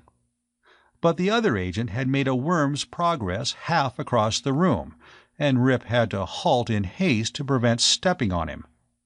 Shannon stooped and, hooking his fingers in the other's tunic, heaved him back while the helpless man favored them with some of the ripest speech, and not trade lingo, Dane had ever heard. Rip waited until the man began to run down, and then he broke in with his pleasant soft drawl. "Oh, sure, we're all that. But time runs on, Izzy, and I'd like a couple answers which may mean something to you. First, when do you expect your relief?" That set the agent off again, and his remarks, edited, were that no something something FT was going to get any something something information out of him. But it was his companion in misfortune, the Comtech, who guessed the reason behind Rip's question. "Cut jets," he advised the other. "They're just being soft-hearted, I take it." He spoke over the other agent's sputtering to Rip. "That you're worried about leaving us finned down. That's it, isn't it?" Rip nodded. "In spite of what you think about us," he replied, "we're not patrol-posted outlaws." "No, you're just from a plague ship," the Comtech remarked calmly, and his words struck his comrade dumb. "Solar Queen?" "You got the warrant off, then." "Who didn't? You really have plague on board?" The thought did not appear to alarm the Comtech unduly. But his fellow suddenly heaved his bound body some distance away from the free traders, and his face displayed mixed emotions, most of them fearful. "We have something, probably supplied," Rip straightened. "Might pass along to your bosses that we know that. Suppose you tell me about your relief. When is it due?" "Not until after we take off on the long orbit, if you leave us like this. On the other hand," the other added coolly, "I don't see how you can do otherwise. We've still got those." With his chin he pointed to the comm unit. "After a few alterations," Rip amended. The bulk of the comm was in a tightly sealed case which they would need a flamer to open. But he could, and did, wreak havoc with the exposed portions. The tech watching this destruction spouted at least 2 expressions his companion had not used, but when Rip finished, he was his unruffled self again. "Now," Rip drew his sleep rod, "a little rest, and when you wake it will be all a bad dream." He carefully beamed each man into slumber and helped Dane strip off their bonds. But before he left the room, he placed on the recorder the voucher for the supplies they had taken. The Queen was not stealing. Under the law, she still had some shadow of rights. Suited, they crossed the rough rock to the ship, and there about the fins, already frozen into brittle spikes, was a tangle of plants, the rich result of years of collecting. "Did you find anything?" Dane asked as they rounded that mess on their way to the ladder. Rip's voice came back through the helmet comm. "Nothing we know how to interpret. I wish Frank or Craig had had a chance to check. We took tri-Ds of everything before we dumped. Maybe they can learn something from these when—" His voice trailed off, leaving that "when" to ring in both their minds. It was such an important when. When would either the steward or the medic recover enough to view those tri-D shots? Or was that when really an ominous if? Back in the Queen, sealed once more for blastoff, they took their stations. Dane speculated as to the course Rip had set. Were they just going to wander about the system, hoping to escape notice until they had somehow solved their problem? Or did Shannon have some definite port in mind? He did not have time to ask before they lifted. But once they were spaceborne again, he voiced his question. Rip's face was serious. "Frankly," he began, and then hesitated for a long moment before he added, "I don't know. If we can only get the captain or Craig on their feet again." "One thing," Ollie materialized to join them, "Sinbad's back in the hydro. And this morning you couldn't get him inside the door. It's not a very good piece of evidence." No, it wasn't, but they clung to it as backing for their actions of the past few hours. The cat that had shown such a marked distaste for the company of the stricken, and then for the hydro, was now content to visit the latter as if some evil he has sensed there had been cleansed with the dumping of the garden. They had not yet solved their mystery, but another clue had come into their hands. But now the care of the sick occupied hours, and Rip insisted that a watch be maintained by the comm, listening in for news which might concern the Queen. They had done a good job at silencing the Estat, for they had been almost 6 hours in space before the news of their raid was beamed to the nearest patrol post. Ollie laughed. "Told you we'd be pirates," he said, when he listened to that account of their descent upon the IS station. "Though I didn't see all that blaster work they're now raving about. You'd think we fought a major battle there." Weeks growled. "The Izies are trying to make it look good, make us into outlaws." But Rip did not share in the general amusement at the wild extravagation of the report from the ether. "I noticed they didn't say anything about the voucher we left." Ollie's cynical smile curled. "Did you expect them to? The Izies think they have us by the tail fins now. Why should they give us any benefit of the doubt? We junked all our boosters behind us on this takeoff, and don't forget that, my friends." Weeks looked confused. "But I thought you said we could do this legal." He appealed to Rip. "If we're patrol posted as outlaws—" "They can't do any more to us than they can for running in a plague ship," Ollie pointed out. "Either will get us blasted if we happen into the wrong vector now. So, what do we do?" "We find out what the plague really is," Dane said, and meant every word of it. "How?" Ollie inquired. "Through some of Craig's magic?" Dane was forced to answer with the truth. "I don't know yet, but it's our only chance." Rip rubbed his eyes wearily. "Don't think I'm disagreeing, but just where do we start? We've already combed Frank's quarters and Costy's. We cleaned out the hydro." "Those Tri-D shots of the hydro, have you checked them yet?" Dane countered. Without a word, Ollie arose and left the cabin. He came back with a microfilm roll. Fitting it into the large projector, he focused it on the wall and snapped the button.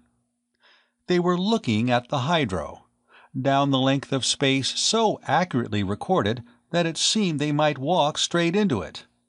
The greenery of the plants was so vivid and alive, Dane felt that he could reach out and pluck a leaf.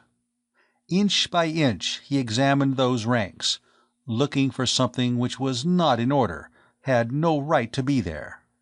The long shot of the hydro as it had been merged into a series of sectional groupings. In silence they studied it intently, using all their field lore in an attempt to spot what each one was certain must be there somewhere. But they were all handicapped by their lack of intimate knowledge of the garden. "Wait!" Weeks's voice scaled up. "Left hand, corner, there!" His pointing hand broke and shadowed the portion he was calling to their attention. Ollie jumped to the projector and made a quick adjustment. Plants 4 and 5 times life size glowed green on the wall. What Weeks had caught they all saw now. Ragged leaves, stripped stems. "Chewed," Dane supplied the answer. It was only one species of plant which had been so mangled. Other varieties in the same bank showed no signs of disturbance. But all of that one type had at least one stripped branch, and 2 were virtual skeletons. "A pest," said Rip. "But Sinbad—" Dane began a protest before the memory of the cat's peculiar actions of the past week stopped him. Sinbad had slipped up. The hunter who had kept the Queen free of the outre alien life which came aboard from time to time with cargo had not attacked that which had ravaged the hydro plants. Or, if he had done so, he had not, after his usual custom, presented the bodies of the slain to any crew member. "It looks as if we have something at last," Ollie observed, and someone echoed that with a sigh of heart-deep relief. End of Chapter 11. Chapter 12. Strange Behavior of a Hubbat. "All right, so we think we know a little more," Ollie added a moment later. "Just what are we going to do? We can't stay in space forever.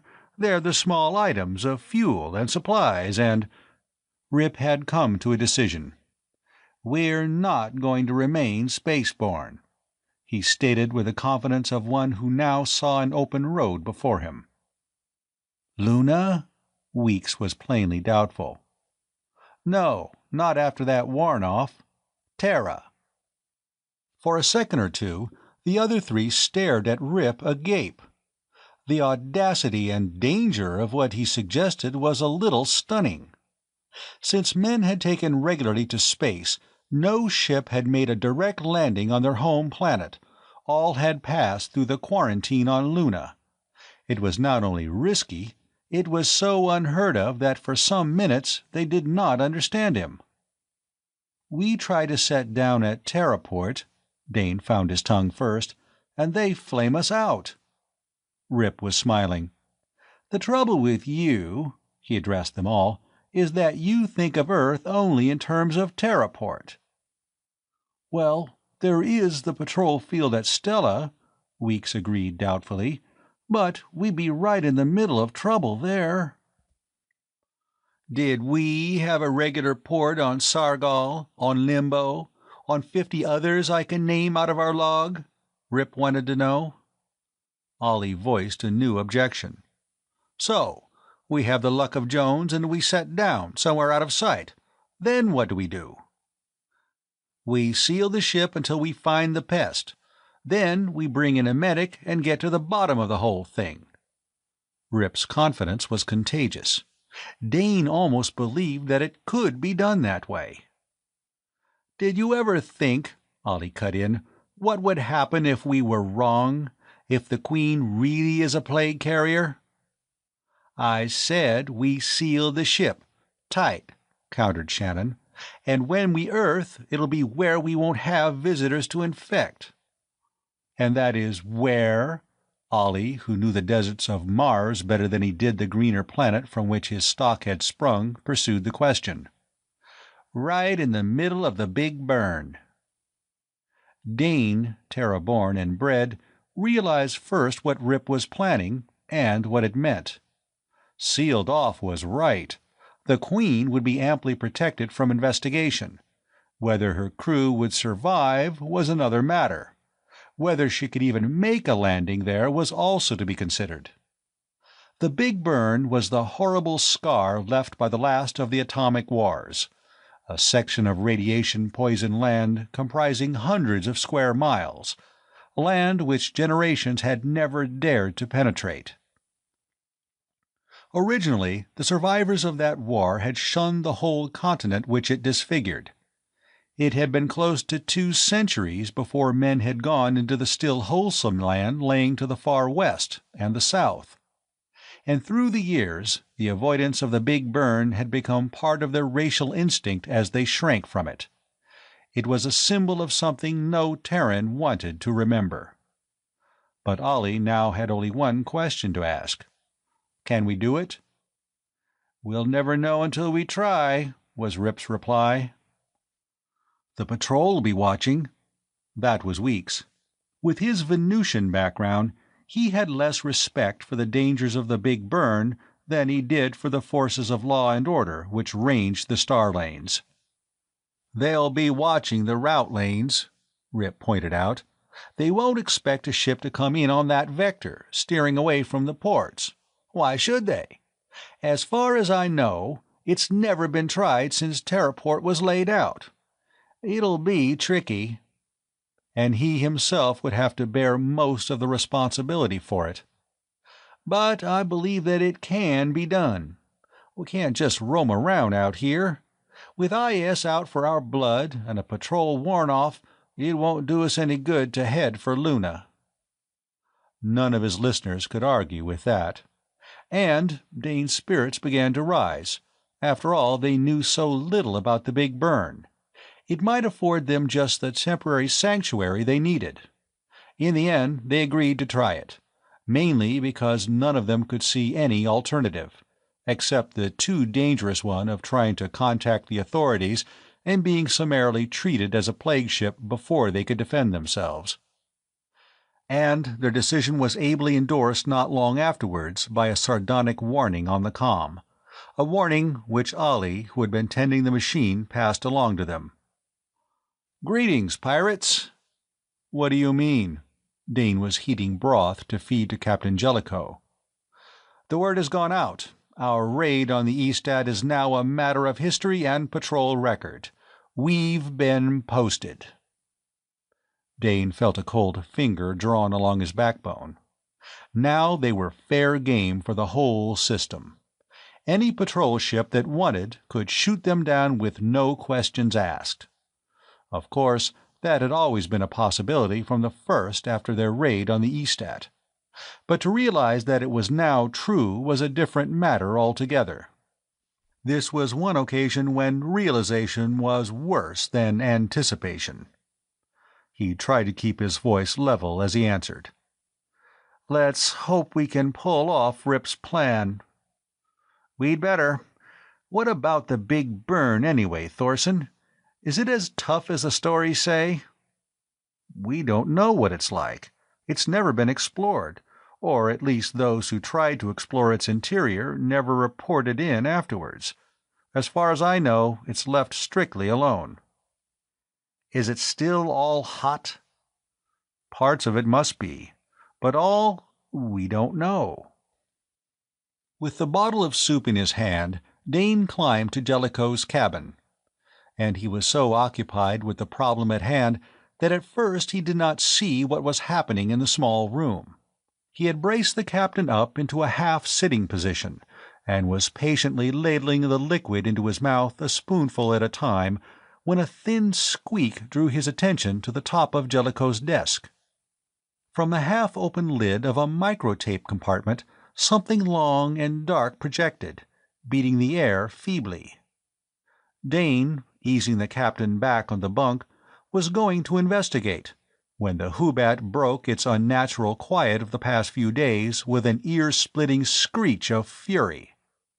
Dane struck at the bottom of its cage, the move its master always used to silence it, but this time the results were spectacular.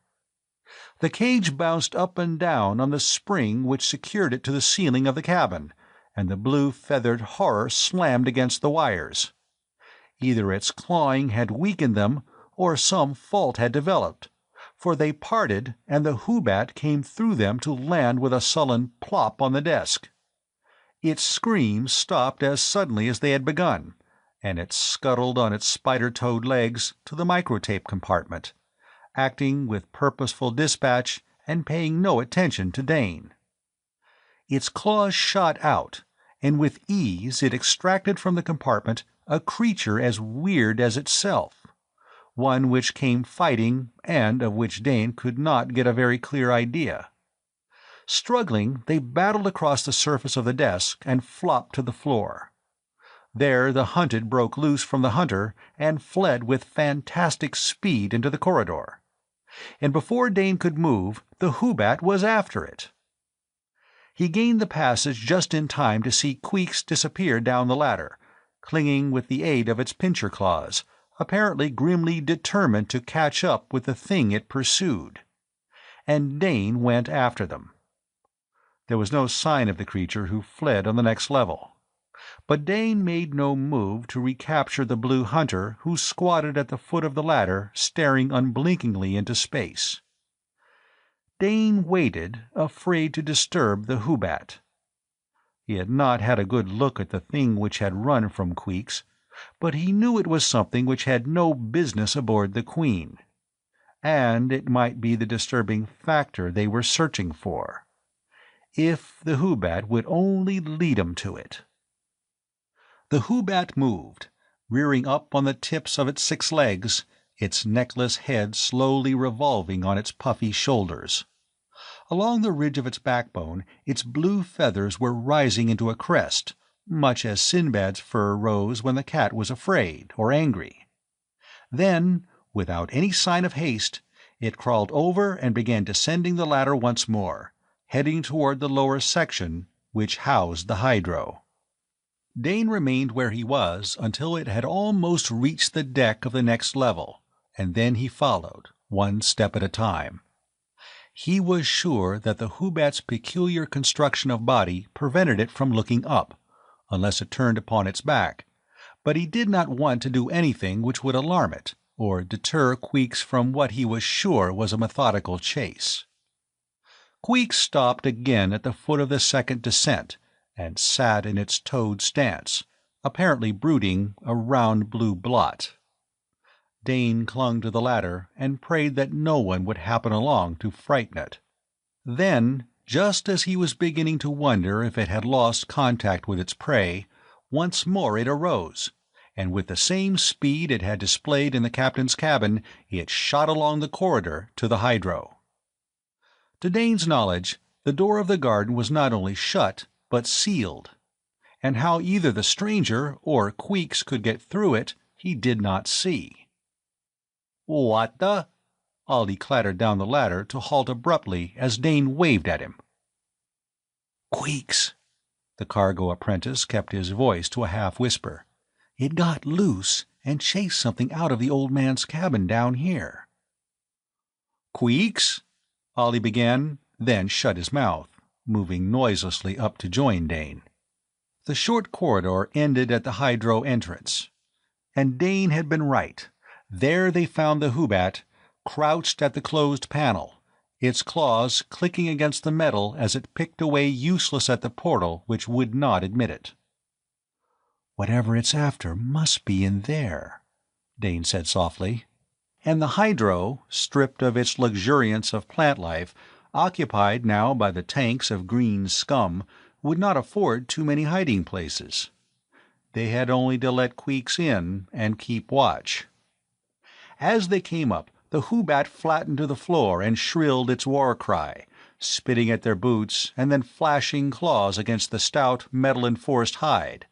However, though it was prepared to fight them, it showed no signs of wishing to retreat, and for that Dane was thankful. He quickly pressed the release and tugged open the panel. At the first crack of its opening, Queeks turned with one of those bursts of astounding speed and clawed for admittance, its protest against the men forgotten. And it squeezed through a space Dane would have thought too narrow to accommodate its bloated body. Both men slipped around the door behind it and closed the panel tight. The air was not as fresh as it had been when the plants were there, and the vats which had taken the places of the banked greenery were certainly nothing to look at. Queeks humped itself into a clod of blue, immovable, halfway down the aisle. Dane tried to subdue his breathing to listen. The Hoobat's actions certainly argued that the alien thing had taken refuge here, though how it had gotten through— but if it were in the hydro, it was well hidden. He had just begun to wonder how long they must wait when Queeks again went into action. Its clawed front legs upraised, it brought the pinchers deliberately together and sawed one across the other, producing a rasping sound which was almost a vibration in the air. Back and forth moved the claws. Watching them produced almost a hypnotic effect, and the reason for such a maneuver was totally beyond the human watchers. But Queeks knew what it was doing all right. Ollie's fingers closed on Dane's arm in a pincher grip as painful as if he had been equipped with the horny armament of the Hoobat. Something, a flitting shadow, had rounded one vat and was that much closer to the industrious fiddler on the floor. By some weird magic of its own, the Hoobat was calling its prey to it. Scrape, scrape. The unmusical performance continued with monotonous regularity. Again the shadow flashed, one vat closer. The Hoobat now presented the appearance of one charmed by its own art, sunk in a lethargy of weird music-making.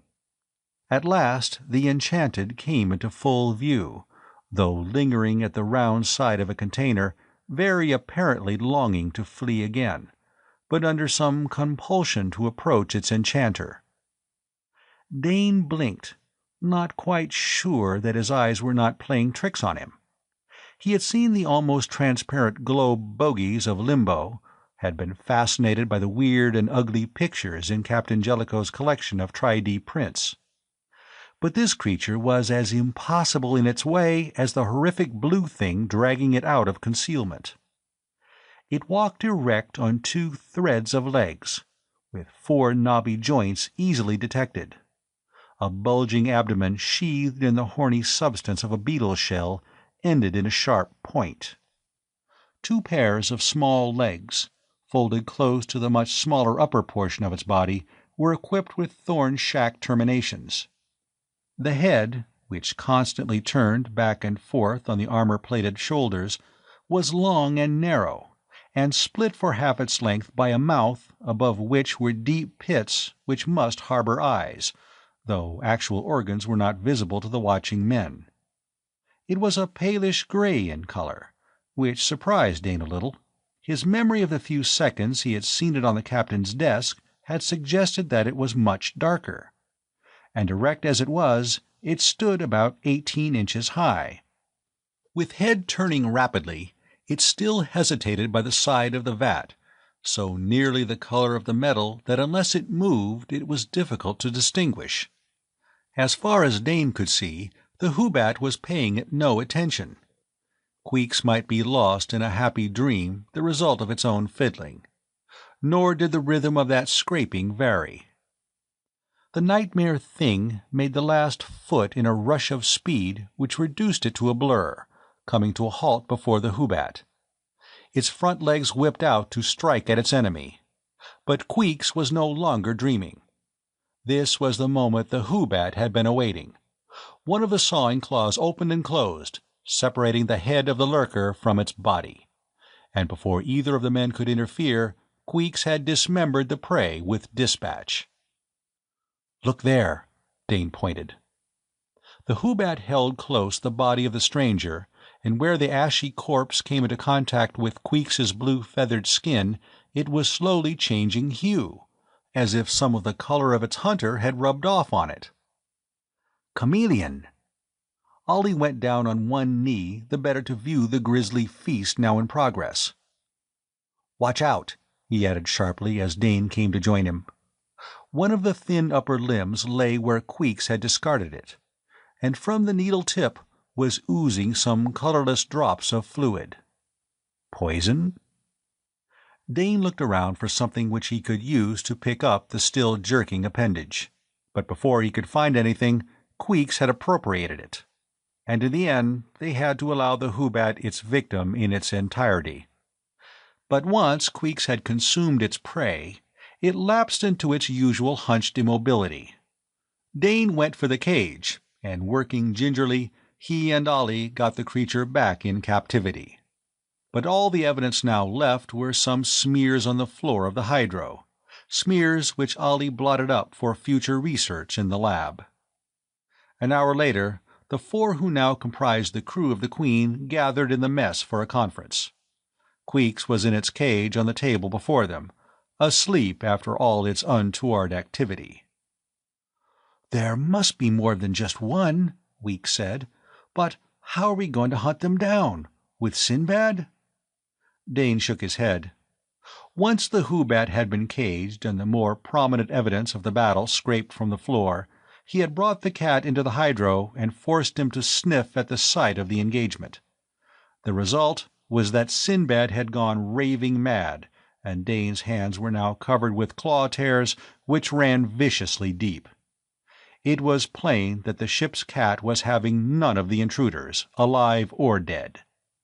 He had fled to Dane's cabin, where he had taken refuge on the bunk, and snarled wild-eyed when anyone looked in from the corridor. "Queeks has to do it," Rip said. "But will it hunt unless it's hungry?" He surveyed the now comatose creature skeptically. They had never seen the captain's pet eat anything except some pellets which Jellicoe kept in his desk, and they were afraid that the intervals between such feedings were quite lengthy. If they had to wait the usual time for Queeks to feel hunger pangs once more, they might have to wait a long time. "We should catch one alive," Ollie remarked thoughtfully. "If we could get Queeks to fiddle it out to where we could net it—" Weeks nodded eagerly. "A small net, like those the Salariki use. Drop it over the thing." While Queeks still drowsed in its cage, Weeks went to work with fine cord. Holding the color-changing abilities of the enemy in mind, they could not tell how many of the creatures might be roaming the ship. It could only be proved where they weren't by where Sinbad would consent to stay. So they made plans which included both the cat and the Hoobat. Sinbad, much against his will, was buckled into an improvised harness by which he could be controlled without the handler losing too much valuable skin. And then the hunt started at the top of the ship, proceeding downward section by section. Sinbad raised no protest in the control cabin, nor in the private cabins of the officers thereabouts. If they could interpret his reactions, the center section was free of the invaders. So, with Dane in control of the cat and Ollie carrying the caged Hoobat, they descended once more to the level which housed the hydro galley, steward's quarters, and ship's sick bay. Sinbad proceeded on his own 4 feet into the galley and the mess. He was not uneasy in the sick bay, nor in Mura's cabin. And this time he even paced the hydro without being dragged, much to their surprise, as they had thought that the headquarters of the stowaways. "Could there only have been one?" Weeks wanted to know as he stood by ready with the net in his hands. "Either that, or else we're wrong about the hydro being their main hideout. If they're afraid of Queeks now, they may have withdrawn to the place they feel the safest," Rip said. It was when they were on the ladder leading to the cargo level that Sinbad balked. He planted himself firmly and yowled against further progress until Dane, with the harness, pulled him along. "Look at Queeks." They followed Weeks's order. The Hoobat was no longer lethargic. It was raising itself, leaning forward to clasp the bars of its cage, and now it uttered one of its screams of rage. And as Ollie went down the ladder, it rattled the bars in a determined effort for freedom. Sinbad, spitting and yowling, refused to walk. Rip nodded to Ollie. "Let it out." Tipped out of its cage, the Hoobat scuttled forward, straight for the panel which opened on the large cargo space, and there waited, as if for them to open the portal and admit the hunter to its hunting territory. End of Chapter 12. Chapter 13. Off the Map. Across the lock of the panel was the seal set in place by Van Ryck before the spacer had lifted from Sargal. Under Dane's inspection, it showed no crack. To all evidence, the hatch had not been opened since they left the perfumed planet. And yet the hunting Hoobat was sure that the invading pests were within. It took only a second for Dane to commit an act which, if he could not defend it later, would blacklist him out of space. He twisted off the official seal, which should remain there while the freighter was spaceborne. With Ollie's help, he shouldered aside the heavy sliding panel, and they looked into the cargo space, now filled with the red wood from Sargal. The redwood. When he saw it, Dane was struck with their stupidity. Aside from the Koro stones in the stone box, only the wood had come from the Salariki world. What if the pest had not been planted by IS agents, but were natives of Sargal being brought in with the wood? The men remained at the hatch to allow the Hoobat freedom in its hunt, and Sinbad crouched behind them, snarling and giving voice to a rumbling growl which was his negative opinion of the proceedings. They were conscious of an odor, the sharp, unidentifiable scent Dane had noticed during the loading of the wood. It was not unpleasant, merely different. And it, or something, had an electrifying effect upon Queeks. The blue hunter climbed with the aid of its claws to the top of the nearest pile of wood, and there settled down. For a space it was apparently contemplating the area about it. Then it raised its claws and began the scraping fiddle, which once before had drawn its prey out of hiding. Oddly enough, that dry rasp of sound had a quieting effect upon Sinbad, and Dane felt the drag of the harness lessen as the cat moved, not toward escape, but to the scene of action, humping himself at last in the open panel, his round eyes fixed upon the Hubbat with a fascinated stare. Scrape, scrape. The monotonous sound bit into the ears of the men, gnawed at their nerves. "Ah!" Ollie kept his voice to a whisper, but his hand jerked to draw their attention to the right at deck level. Dane saw that flicker along a log. The stowaway pest was now the same brilliant color as the wood, indistinguishable until it moved, which probably explained how it had come on board. But that was only the first arrival. A second flash of movement, and a third followed. Then the hunted remained stationary, able to resist for a period the insidious summoning of Queeks. The Hubbat maintained an attitude of indifference, of being so wrapped in its music that nothing else existed. Rip whispered to Weeks, "There's one to the left, on the very end of that log. Can you net it?" The small oiler slipped the coiled mesh through his calloused hands. He edged around Ollie, keeping his eyes on the protruding bump of red upon red which was his quarry. 2, 3, 4, 5.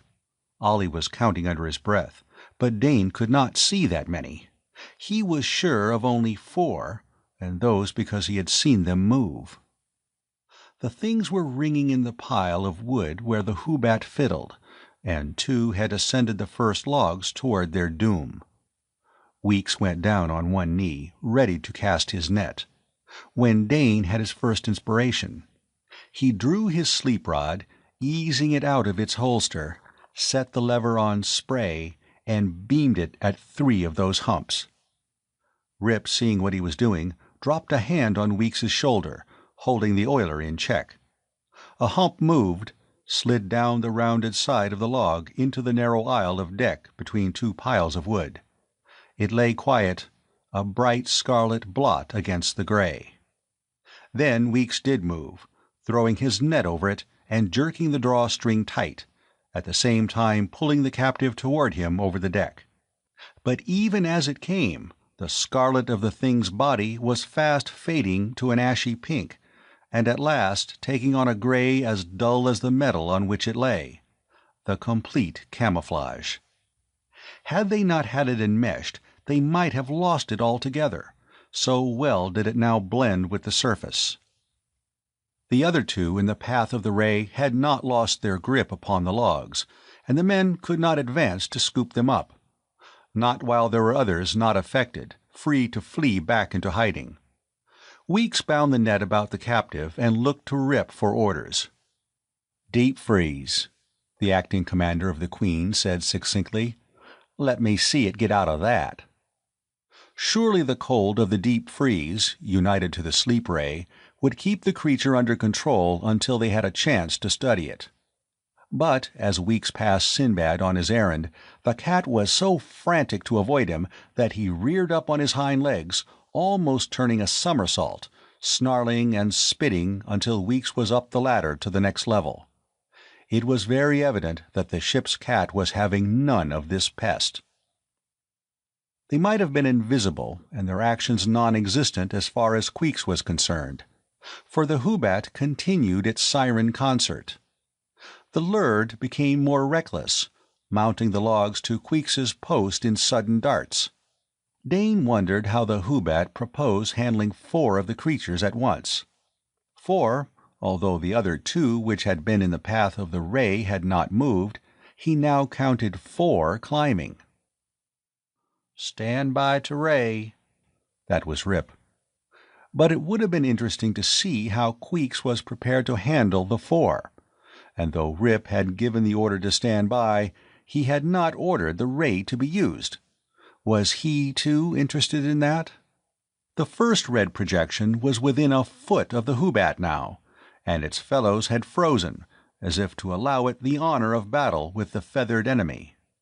To all appearances, Queeks did not see it, but when it sprang with a whir of speed which would baffle a human, the Hoobat was ready, and its claws, halting their rasp, met around the wasp-thin waist of the pest, speedily cutting it in two. Only this time the Hoobat made no move to unjoint and consume the victim. Instead, it squatted in utter silence, as motionless as a 3D print. The heavy lower half of the creature rolled down the pile of logs to the deck, and there paled to the gray of its background. None of its kind appeared to be interested in its fate. The two which had been in the path of the ray continued to be humps on the wood. The others faced the Hoobat. But Rip was ready to waste no more time. "Ray them," he snapped. All three of their sleep rods sprayed the pile, catching and passing the Hoobat. Queeks's pop eyes closed, but it showed no other sign of falling under the spell of the beam. Certain that all the creatures in sight were now relatively harmless, the three approached the logs. But it was necessary to get into touching distance before they could even make out the outlines of the nightmare things, so well did their protective coloring conceal them. Wearing gloves, Ollie detached the little monsters from their holds on the wood and put them for temporary safekeeping, during a transfer to the deep freeze, into the Hoobat's cage. Queeks they decided to leave where it was for a space, to awaken and trap any survivor which had been too wary to emerge at the first siren song. As far as they could tell, the Hoobat was their only possible protection against the pest, and to leave it in the center of infection was the wisest course. Having dumped the now metal-colored catch into the freeze, they held a conference. "No plague," Weeks breathed a sigh of relief. "No proof of that yet," Ollie caught him up short. "We have to prove it past any reasonable doubt." "And how are we going to do?" Dane began when he saw what the other had brought in from Tao's stores. A lancet and the upper half of the creature Queeks had killed in the cargo hold. The needle-pointed front feet of the thing were curled up in its death throes, and it was now a dirty white shade, as if the ability to change color had been lost before it matched the cotton on which it lay. With the lancet, Ollie forced a claw away from the body. It was oozing the watery liquid which they had seen on the one in the hydro. "I have an idea," he said slowly, his eyes on the mangled creature rather than on his shipmates, "that we might have escaped being attacked because they sheared off from us. But if we were clawed, we might take it too. Remember those marks on the throats and backs of the rest? That might be the entry point of this poison, if poison it is."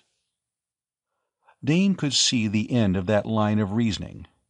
Rip and Ollie, they couldn't be spared. The knowledge they had would bring the Queen to Earth. But a cargo master was excess baggage when there was no reason for trade. It was his place to try out the truth of Ollie's surmise. But while he thought, another acted. Weeks leaned over and twitched the lancet out of Ollie's fingers. Then, before any of them could move, he thrust its contaminated point into the back of his hand. "Don't!" Both Dane's cry and Rip's hand came too late. It had been done. And Weeks sat there, looking alone and frightened, studying the drop of blood which marked the dig of the surgeon's keen knife. But when he spoke, his voice sounded perfectly natural. "Headache first, isn't it?" Only Ollie was outwardly unaffected by what the little man had just done. "Just be sure you have a real one," he warned with what Dane privately considered real callousness. Weeks nodded. "Don't let my imagination work," he answered shrewdly. "I know. It has to be real. How long do you suppose?" "We don't know." Rip sounded tired, beaten. "Meanwhile," he got to his feet, "we'd better set a course home." "Home," Weeks repeated. To him, Terra was not his own home. He had been born in the polar swamps of Venus. But to all Solarians, no matter which planet had nurtured them, Terra was home. "You," Rip's big hand fell gently on the little oiler's shoulder, "stay here with Thorson." "No," Weeks shook his head. "Unless I black out, I'm riding station in the engine room. Maybe the bug won't work on me anyway." And because he had done what he had done, they could not deny him the right to ride his station as long as he could during the grueling hours to come. Dane visited the cargo hold once more, to be greeted by an irate scream which assured him that Queeks was again awake and on guard. Although the Hoobat was ready enough to give tongue, it still squatted in its chosen position on the top of the log stack, and he did not try to dislodge it. Perhaps with Queeks planted in the enemy's territory, they would have nothing to fear from any pest not now confined in the deep freeze.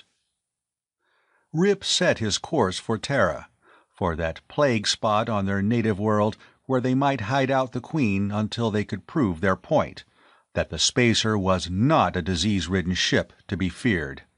He kept to the control cabin, shifting only between the astrogators and pilot station.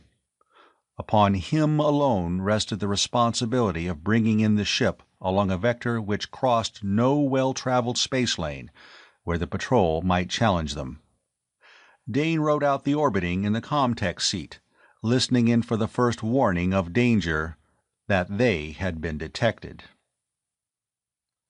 The mechanical repetition of their list of crimes was now stale news and largely off ether.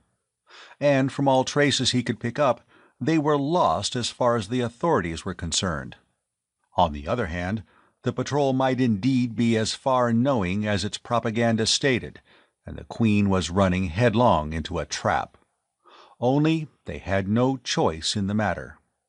It was the ship's intercom bringing Ollie's voice from the engine room which broke the concentration in the control cabin.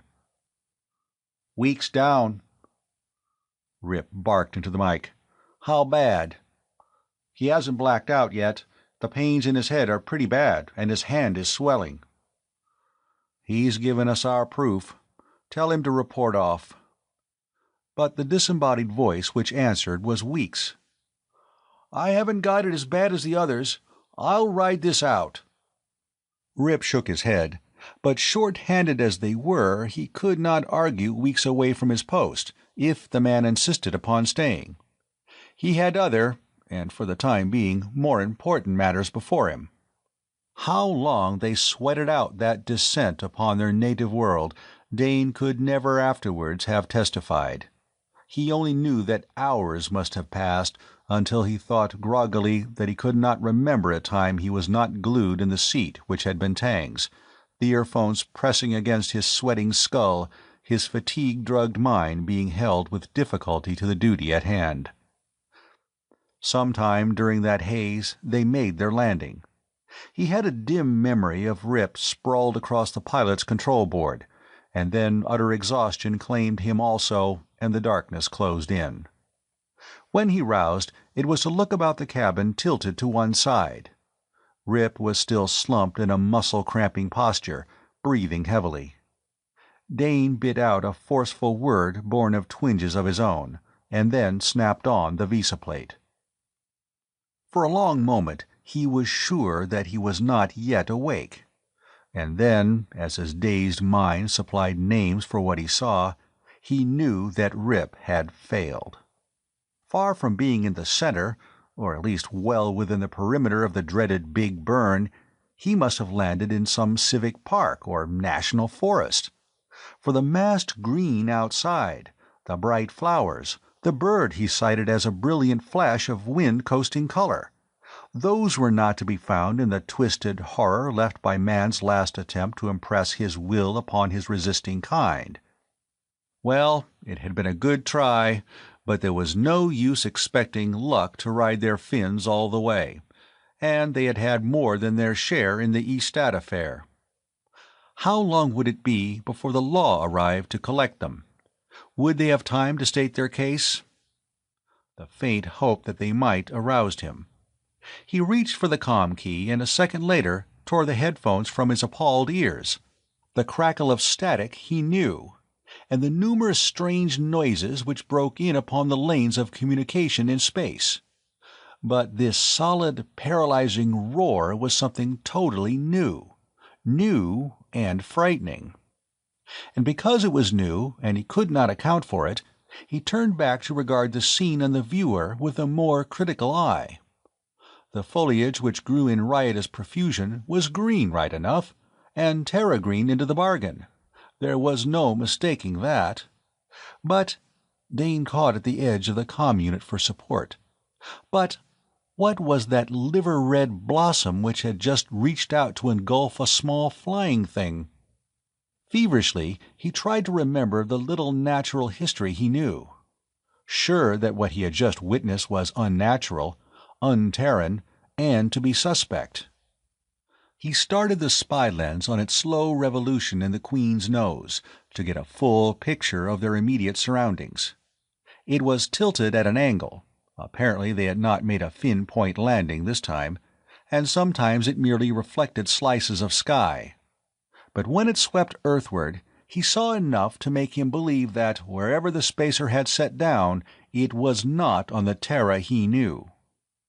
Subconsciously, he had expected the Big Burn to be barren land, curdled rock with rivers of frozen quartz, substances boiled up through the crust of the planet by the action of the atomic explosives. That was the way it had been on Limbo, on the other burned-off worlds they had discovered, where those who had preceded mankind into the galaxy, the mysterious, long-vanished Forerunners, had fought their grim and totally annihilating wars. But it would seem that the Big Burn was altogether different. At least here it was. There was no rock sterile of life outside. In fact, there would appear to be too much life. What Dane could sight in his limited field of vision was a teeming jungle. And the thrill of that discovery almost made him forget their present circumstances. He was still staring bemused at the screen when Rip muttered, turned his head on his folded arms, and opened his sunken eyes. "Did we make it?" he asked dully. Dane, not taking his eyes from that fascinating scene without, answered, "You brought us down, but I don't know where. Unless our instruments were way off, we're near to the heart of the burn." "Some heart." "What does it look like?" Rip sounded too tired to cross the cabin and see for himself. "Barren as Limbo?" "Hardly. Rip, did you ever see a tomato as big as a melon? At least it looks like a tomato." Dane halted the spy lens as it focused upon this new phenomena. "A what?" There was a note of concern in Shannon's voice. "What's the matter with you, Dane? Come and see." Dane willingly yielded his place to Rip, but he did not step out of range of the screen. Surely that did have the likeness to a good, old-fashioned earth-side tomato, but it was melon-size, and it hung from a bush which was close to a 10-foot tree. Rip stumbled across to drop into the Comtex place, but his expression of worry changed to one of simple astonishment as he saw that picture. "Where are we?" "You name it." Dane had had longer to adjust, the excitement of an explorer sighting virgin territory working in his veins, banishing fatigue. "It must be the Big Burn." "But—" Rip shook his head slowly, as if with that gesture to deny the evidence before his eyes. "That country's all bare rock. I've seen pictures." "Of the outer rim," Dane corrected, having already solved that problem for himself. "This must be farther in than any survey ship ever came. Great spirit of outer space, what has happened here?" Rip had enough technical training to know how to get part of the answer. He leaned halfway across the comm and was able to flick down a lever with the very tip of his longest finger. Instantly the cabin was filled with a clicking so loud as to make an almost continuous drone of sound. Dane knew that danger signal. He didn't need Rip's words to underline it for him. "That's what's happened. This country is pile hot out there." End of chapter 13. Chapter 14, Special Mission. That click, the dial beneath the counter, warned them that they were as cut off from the luxuriance outside as if they were viewing a scene on Mars or Sargol from their present position. To go beyond the shielding walls of the spacer into that riotous green world would sentence them to death as surely as if the patrol was without, with a flamer trained on their hatch. There was no escape from that radiation. It would be in the air one breathed, strike through one's skin. And yet the wilderness flourished and beckons. Mutations, Rip mused. Space, Tao'd go wild if he could see it. And that mention of the medic brought them back to the problem which had earthed them. Dane leaned back against the slanting wall of the cabin. We have to have a medic. Rip nodded without looking away from the screen. Can one of the flitters be shielded? The cargo apprentice persisted. That's a thought. Ollie should know. Rip reached for the intercom mic. Engines. So you are alive. Ollie's voice had a bite in it. About time you're contacting. Where are we? Besides being lopsided from a recruit's scrambled set-down, I mean. In the Big Burn. Come topside. Wait, how's Weeks? He has a devil's own headache, but he hasn't blacked out yet. Looks like his immunity holds in part. I've sent him bunkside for a while with a couple of pain pills, so we've made it. He must have left to join them, for when Rip answered, after a fashion, into the mic, there was no reply. And the clang of his bootplates on the ladder heralded his arrival at their post. There was an interval for him to view the outer world and accept the verdict of the counter, and then Rip voiced Dane's question. Can we shield one of the flitters well enough to cross that? I can't take the Queen up and earth her again. I know you can't, the acting engineer cut in. Maybe you could get her off-world, but you'll come close to blasting out when you try for another landing. Fuel doesn't go on forever, though some of you space jockeys seem to think it does. The flitter? Well, we've some spare rocket linings, but it's going to be a job and a half to get those beaten out and reassembled. And, frankly, the space whirly one who flies her had better be suited and praying loudly when he takes off. We can always try. He was frowning, already busied with the problem which was one for his department. So, with intervals of snatched sleep, hurried meals, and the time which must be given to tending their unconscious charges, Rip and Dane became only hands to be directed by Ollie's brain and garnered knowledge. Weeks slept off the worst of his pain, and though he complained of weakness, he tottered back on duty to help. The flitter, an air sled intended to hold 3 men and supplies for exploring trips on strange worlds, was first stripped of all non-essentials until what remained was not much more than the pilot's seat and the motor. Then they labored to build up a shielding of the tough radiation-dulling alloy which was used to line rocket tubes. They could only praise the foresight of Stotts, who carried such a full supply of spare parts and tools. It was a task over which they often despaired, and Ollie improvised frantically, performing weird adjustments of engineering structure. He was still unsatisfied when they had done. She'll fly, he admitted, and she's the best we can do. But it'll depend a lot on how far she has to go over hot country. Which way do we head her? Rip had been busy with a map of Terra, a small thing he had discovered in one of the travel recordings carried for crew entertainment. The Big Burn covers 3/4 of this continent. There's no use going north. The devastated area extends into the Arctic regions.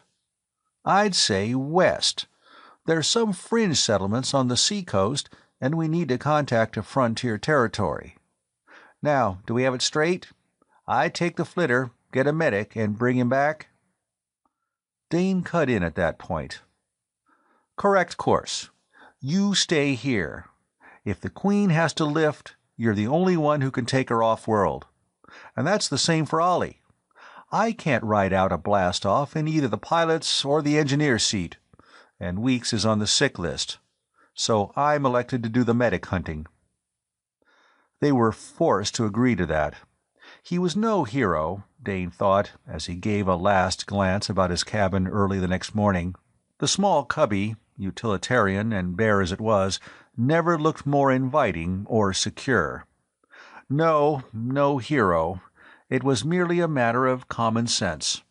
And although his imagination, that deeply hidden imagination with which few of his fellows credited him, shrank from the ordeal ahead, he had not the slightest intention of allowing that to deter him.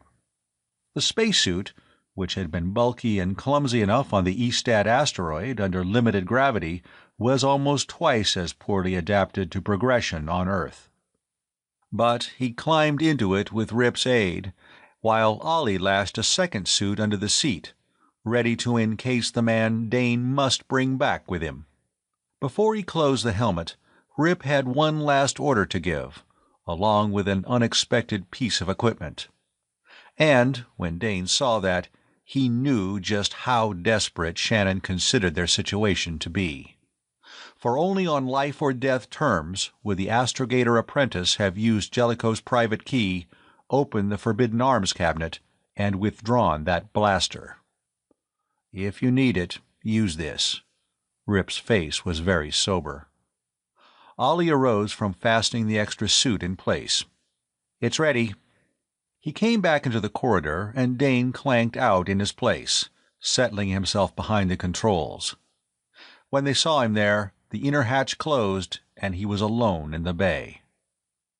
With tantalizing slowness, the outer wall of the spacer slid back. His hands blundering with the metallic claws of the gloves, Dane buckled two safety belts about him. Then the skeleton flitter moved to the left, out into the glare of the early day, a light too bright, even through the shielded viewplates of his helmet. For some dangerous moments, the machine creaked out and down on the landing cranes, the warning counter on its control panel going into a mad whirl of color as it tried to record the radiation. There came a jar as it touched the scorched earth at the foot of the Queen's fins. Dane pressed the release and watched the lines whip up and the hatch above snap shut. Then he opened the controls. He used too much energy and shot into the air, tearing a wide gap through what was luckily a thin screen of the matted foliage, before he gained complete mastery. Then he was able to level out and bore westward, the rising sun at his back, the sea of deadly green beneath him, and somewhere far ahead the faint promise of clean, radiation-free land holding the help they needed. Mile after mile of the green jungle swept under the flitter, and the flash of the counter's light continued to record a land unfit for mankind. Even with the equipment used on distant worlds to protect what spacemen had come to recognize as a reasonably tough human frame, no ground force could hope to explore that wilderness in person. And, flying above it, as well insulated as he was, Dane knew that he could be dangerously exposed. If the contaminated territory extended more than 1,000 miles, his danger was no longer problematical. It was an established fact. He had only the vague directions from the scrap of map Rip had uncovered. To the west, he had no idea how far away, there stretched a length of coastline, far enough from the radiation-blasted area to allow small settlements. For generations, the population of Terra, decimated by the atomic wars, and then drained by first system and then galactic exploration and colonization, had been decreasing. But within the past 100 years it was again on the upswing. Men retiring from space were returning to their native planet to live out their remaining years. The descendants of far-flung colonists, coming home on visits, found the sparsely populated mother world appealed to some basic instinct so that they remained. And now the settlements of mankind were on the march, spreading out from the well-established sections which had not been blighted by ancient wars. It was mid-afternoon when Dane noted that the green carpet beneath the flitter was displaying holes, that small breaks in the vegetation became sizable stretches of rocky waste. He kept one eye on the counter, and what, when he left the spacer, had been an almost steady beam of warning light was now a well-defined succession of blinks. The land below was cooling off. Perhaps he had passed the worst of the journey. But in that passing, how much had he and the flitter become contaminated? Ollie had devised a method of protection for the empty suit the medic would wear. Had that held? There were an alarming number of dark ifs in the immediate future. The mutant growths were now only thin patches of stunted and yellowish green. Had man penetrated only this far into the burn, the knowledge of what lay beyond would be totally false. This effect of dreary waste might well discourage exploration. Now the blink of the counter was deliberate, with whole seconds of pause between the flashes. Cooling off? It was getting cold fast. He wished that he had a comm unit. Because of the interference in the burn, he had left it behind, but with one he might be able now to locate some settlement. All that remained was to find the seashore, and with it as a guide, flit south towards the center of modern civilization. He laid no plans of action. This whole exploit must depend on improvisation, and as a free trader, spur-of-the-moment action was a necessary way of life. On the frontier rim of the galaxy, where the independent spacers traced the star trails, fast thinking and the ability to change plans on an instant were as important as skill in aiming a blaster. And it was very often proven that the tongue, and the brain behind it, were more deadly than a flamer. The sun was in Dane's face now, and he caught sight of patches of uncontaminated earth with honest vegetation, in place of the hot jungle now miles behind. That night he camped out on the edge of rough pasturage, where the counter no longer flashed its warning, and he was able to shed the suit and sleep under the stars with the fresh air of early summer against his cheek, and the smell of honest growing things replacing the dry scent of the spacer and the languorous perfumes of Sargol. He lay on his back, flat against the earth of which he was truly a part, staring up into the dark, inverted bowl of the heavens. It was so hard to connect those distant points of icy light making the well-remembered patterns overhead with the sun's whose rays had added to the brown stain on his skin. Sargol's sun, the one which gave such limited light to dead Limbo, the sun under which Naxos, his first galactic port, grew its food. He could not pick them out. He was not even sure that any could be sighted from Terra. Strange suns, red, orange, blue-green, white, yet here all looked alike, points of glitter. Tomorrow at dawn he must go on. He turned his head away from the sky, and grass, green Terran grass, was soft beneath his cheek. Yet, unless he was successful tomorrow or the next day, he might never have the right to feel that grass again.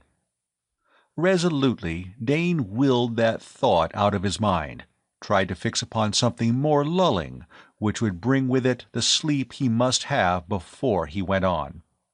And in the end he did sleep, deeply, dreamlessly, as if the touch of Terra's soil was in itself the sedative his tautly strung nerves needed. It was before sunrise that he awoke, stiff and chilled.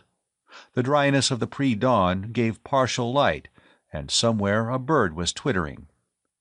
There had been birds, or things whose far-off ancestors had been birds, in the hot forest. Did they also sing to greet the dawn? Dane went over the flitter with his small counter, and was relieved to find that they had done a good job of shielding under Ollie's supervision. Once the suit he had worn was stored, he could sit at the controls without danger and in comfort. And it was good to be free of that metal prison. This time he took to the air with ease, the salt taste of food concentrate on his tongue as he sucked a cube. And his confidence arose with the flitter. This was the day. Somehow he knew it. He was going to find what he sought. It was less than 2 hours after sunrise that he did so. A village, which was a cluster of perhaps 50 or so house units strung along into the land. He skimmed across it and brought the flitter down in a rock cliff-walled sand pocket with surf booming some yards away, where he could be reasonably sure of safe hiding. All right, he had found a village. Now what? A medic. A stranger appearing on the lane which served the town, a stranger in a distinctive uniform of trade, would only incite conjecture and betrayal. He had to plan now. Dane unsealed his tunic. He should by rights shed his space boots too, but perhaps he could use those to color his story. He thrust the blaster into hiding at his waist. A rip or two in his undertunic, a shallow cut from his bush knife allowed to bleed messily. He could not see himself to judge the general effect, but had to hope it was the right one. His chance to test his acting powers came sooner than he had anticipated. Luckily, he had climbed out of the hidden cove before he was spotted by the boy, who came whistling along the path, a fishing pole over his shoulder, a basket swinging from his hand. Dane assumed an expression which he thought would suggest fatigue, pain, and bewilderment, and lurched forward, as if in sighting the oncoming boy he had also sighted hope. "Help!" Perhaps it was excitement which gave his utterance that convincing croak. Rod and basket fell to the ground as the boy, after one astounded stare, ran forward. "What's the matter?" His eyes were on those space boots, and he added a "sir" which had the ring of hero worship. "Escape boat." Dane waved toward the sea's general direction. "Medic! Must get to medic!" "Yes, sir." The boy's basic Terran sounded good. "Can you walk if I help you?" Dane managed a weak nod, but contrived that he did not lean too heavily on his avidly helpful guide. "The medic's my father, sir. We're right down this slope, 3rd house. And father hasn't left. He's supposed to go on a northern inspection tour today." Dane felt a stab of distaste for the role being forced upon him. When he had visualized the medic he must abduct to serve the Queen in her need, he had not expected to have to kidnap a family man. Only the knowledge that he did have the extra suit, and that he had made the outward trip without dangerous exposure, bolstered up his determination to see the plan through.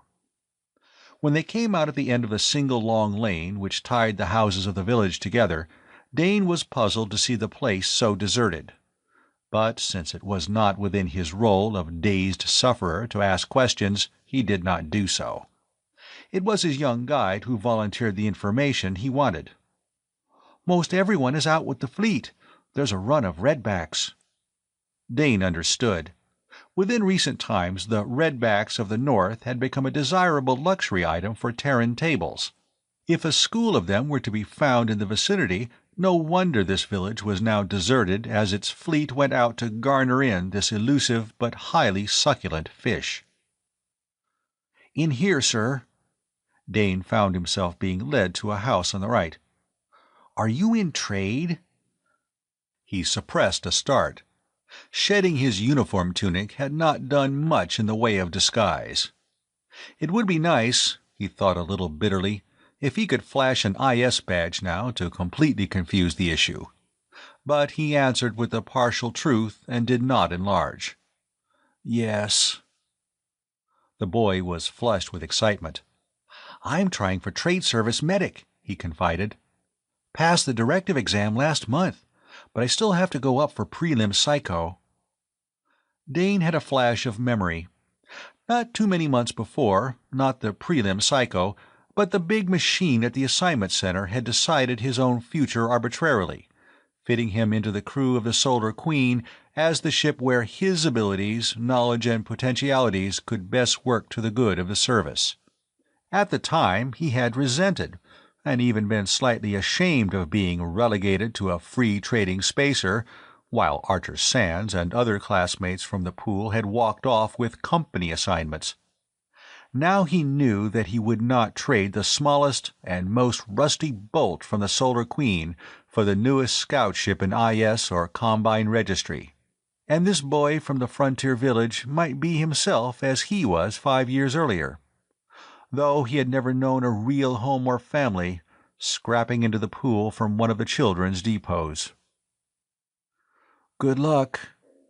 He meant that, and the boy's flush deepened. "Thank you, sir. Around here. Father's treatment room has this other door." Dane allowed himself to be helped into the treatment room and sat down in a chair while the boy hurried off to locate the medic. The trader's hand went to the butt of his concealed blaster. It was a job he had to do, one he had volunteered for, and there was no backing out. But his mouth had a wry twist as he drew out the blaster and made ready to point it at the inner door. Or, his mind leaped to another idea, could he get the medic safely out of the village?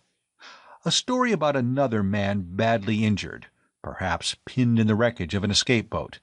He could try it. He thrust the blaster back inside his torn undertunic, hoping the bulge would pass unnoticed.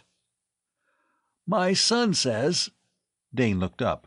The man who came through the inner door was in early middle age, thin, wiry, with a hard, fine-down look about him. He could almost be Tao's elder brother.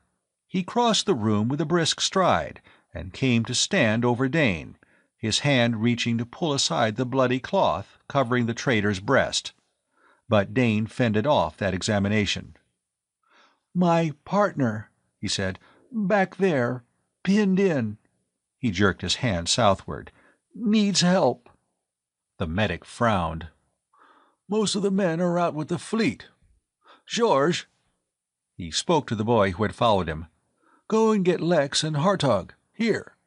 He tried to push Dane back into the chair as the trader got up. "Let me look at that cut." Dane shook his head. "No time now, sir. My partner's hurt bad. Can you come?" "Certainly." The medic reached for the emergency kit on the shelf behind him. "You able to make it?" "Yes." Dane was exultant. It was going to work. He could tow the medic away from the village. Once out among the rocks on the shoreline, he could pull the blaster and herd the man into the flitter.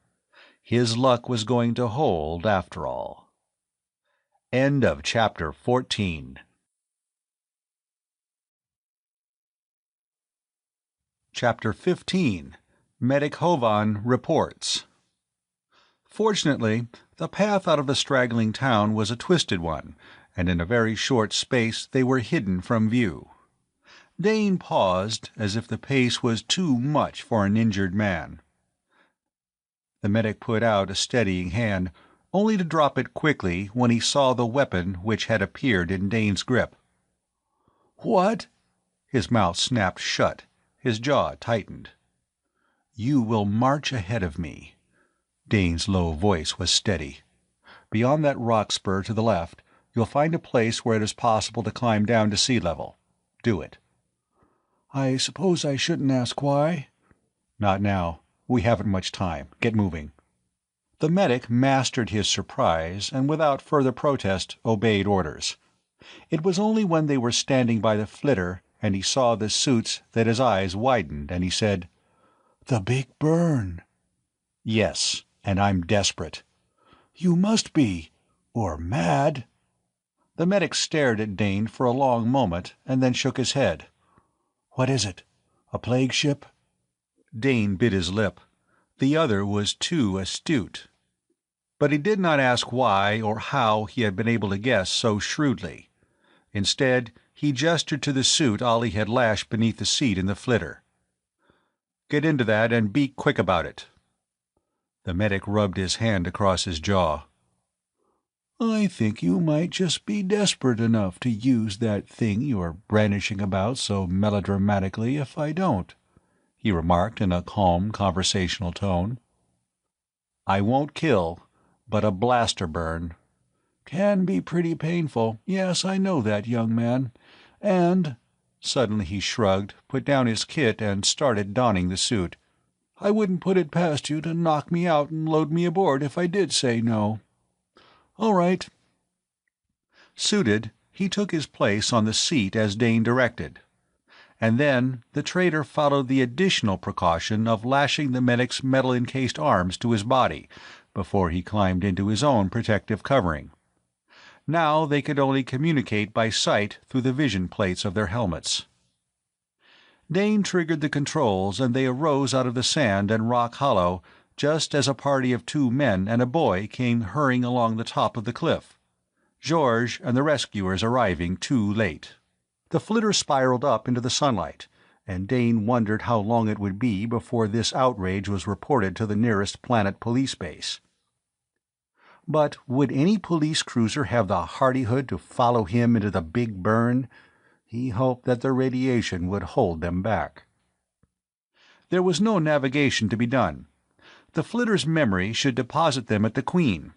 Dane wondered at what his silent companion was now thinking. The medic had accepted his kidnapping with such docility that the very ease of their departure began to bother Dane. Was the other expecting a trailer? Had exploration into the Big Burn from the seaside villages been more extensive than reported officially?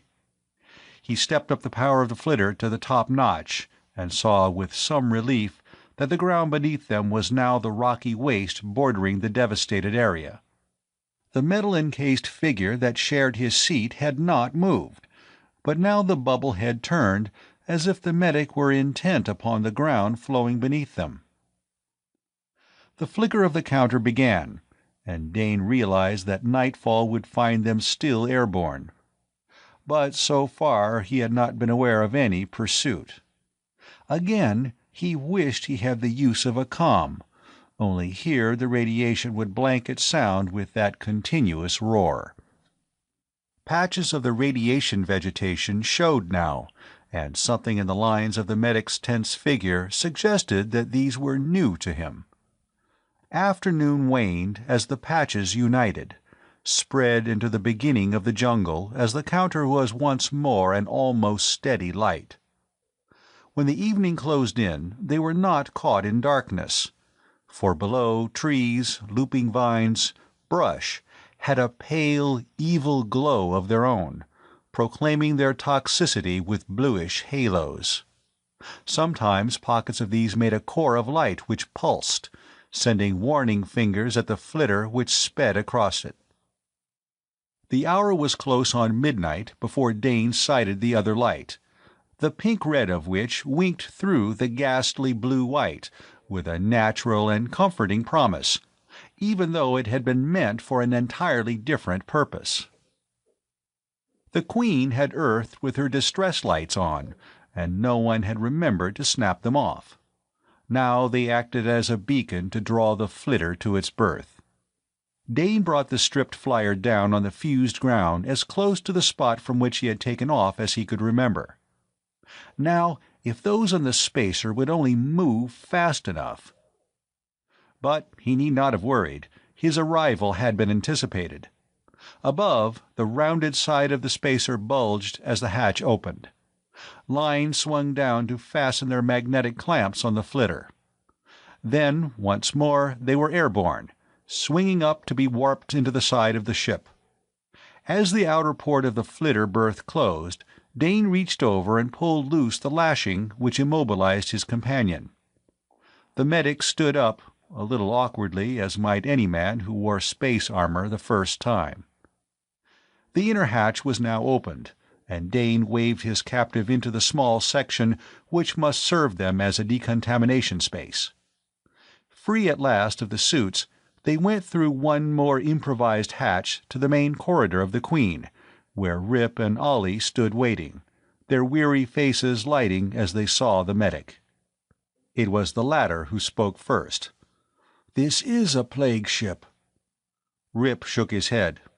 "It is not, sir. And you're the one who's going to help us prove that." The man leaned back against the wall, his face expressionless. "You take a rather tough way of trying to get help." "It was the only way left us. I'll be frank," Rip continued. "We're patrol posted." The medic's shrewd eyes went from one drawn young face to the next. "You don't look like desperate criminals," was his comment. "This your full crew?" "All the rest are your concern.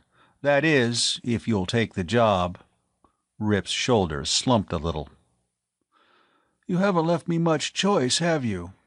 If there is illness on board, I'm under the oath, whether you are patrol posted or not. What's the trouble?" They got him down to Tao's laboratory and told him their story. From a slight incredulity, his expression changed to an alert interest, and he demanded to see, first the patients, and then the pests now immured in a deep freeze. Sometime in the middle of this, Dane, overcome by fatigue, which was partly relief from tension, sought his cabin and the bunk from which he wearily disposed Sinbad, only to have the purring cat crawl back once more when he had lain down. And when he awoke, renewed in body and spirit, it was in a new Queen, a ship in which hope and confidence now ruled. "Hovan's already got it," Rip told him exultantly. "It's that poison from the little devil's claw, right enough. A narcotic. Produces some of the effects of deep sleep. In fact, it may have medical use. He's excited about it." "All right." Dane waved aside information which, under other circumstances, promising as it did a chance for future trade, would have engrossed him, to ask a question which at the moment seemed far more to the point. "Can he get our men back on their feet?" A little of Rip's exuberance faded. "Not right away.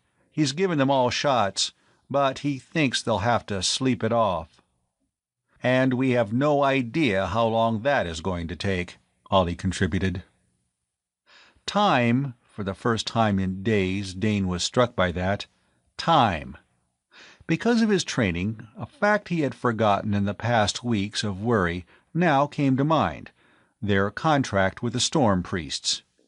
Even if they were able to clear themselves of the plague charge, even if the rest of the crew were speedily restored to health, he was sure that they could not hope to return to Sargol with the promised cargo, the pay for which was already on board the Queen. They would have broken their pledge, and there could be no hope of holding to their trading rights on that world, if they were not blacklisted for breaking contract into the bargain. IS would be able to move in and clean up, and probably they could never prove that the company was behind their misfortunes, though the men of the Queen would always be convinced that that fact was the truth. "We're going to break contract," he said aloud, and that shook the other two, knocked some of their assurance out of them. "How about that?" Rip asked Ollie. The acting engineer nodded. "We have fuel enough to lift from here and maybe set down at Terraport, if we take it careful and cut vectors. We can't lift from there without refueling. And of course, the patrol are going to sit on their hands while we do that, with us posted. No, put out of your heads any plan for getting back to Sargol within the time limit. Thorson's right. That way we're flamed out." Rip slumped in his seat. "So, the Izies can take over after all?" "As I see it," Dane cut in, "let's just take one thing at a time. We may have to argue a broken contract out before the board, but first we have to get off the posted hook with the patrol. Have you any idea about how we're going to handle that?" "Hovan's on our side. In fact, if we let him have the bugs to play with, he'll back us all the way. He can swear us a clean bill of health before the Medic Control Center." "How much will that count after we've broken all their regs?" Ollie wanted to know. "If we surrender now, we're not going to have much chance, no matter what Hovan does or does not swear to. Hovan's a frontier medic.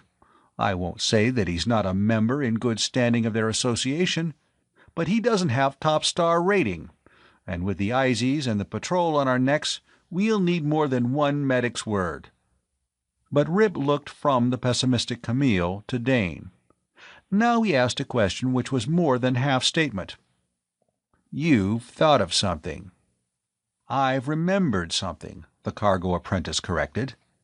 "Recall the trick Van pulled on Limbo, when the patrol was trying to ease us out of our rights there after they took over the outlaw hold?" Ollie was impatient. "He threatened to talk to the video people and broadcast. Tell everybody about the ships wrecked by the Forerunner installation and left lying about full of treasure. But what has that to do with us now? We bargained away our rights on Limbo for the rest of Cam's monopoly on Sargol. Not that it's done us much good." "The video," Dane fastened on the important point. "Van threatened publicity which would embarrass the patrol, and he was legally within his rights. We're outside the law now, but publicity might help again. How many Earthside people know of the unwritten law about open war on plague ships? How many who aren't spacemen know that we could be legally pushed into the sun and fried without any chance to prove we're innocent of carrying a new disease? If we could talk loud and clear to the people at large, maybe we'd have a chance for a real hearing."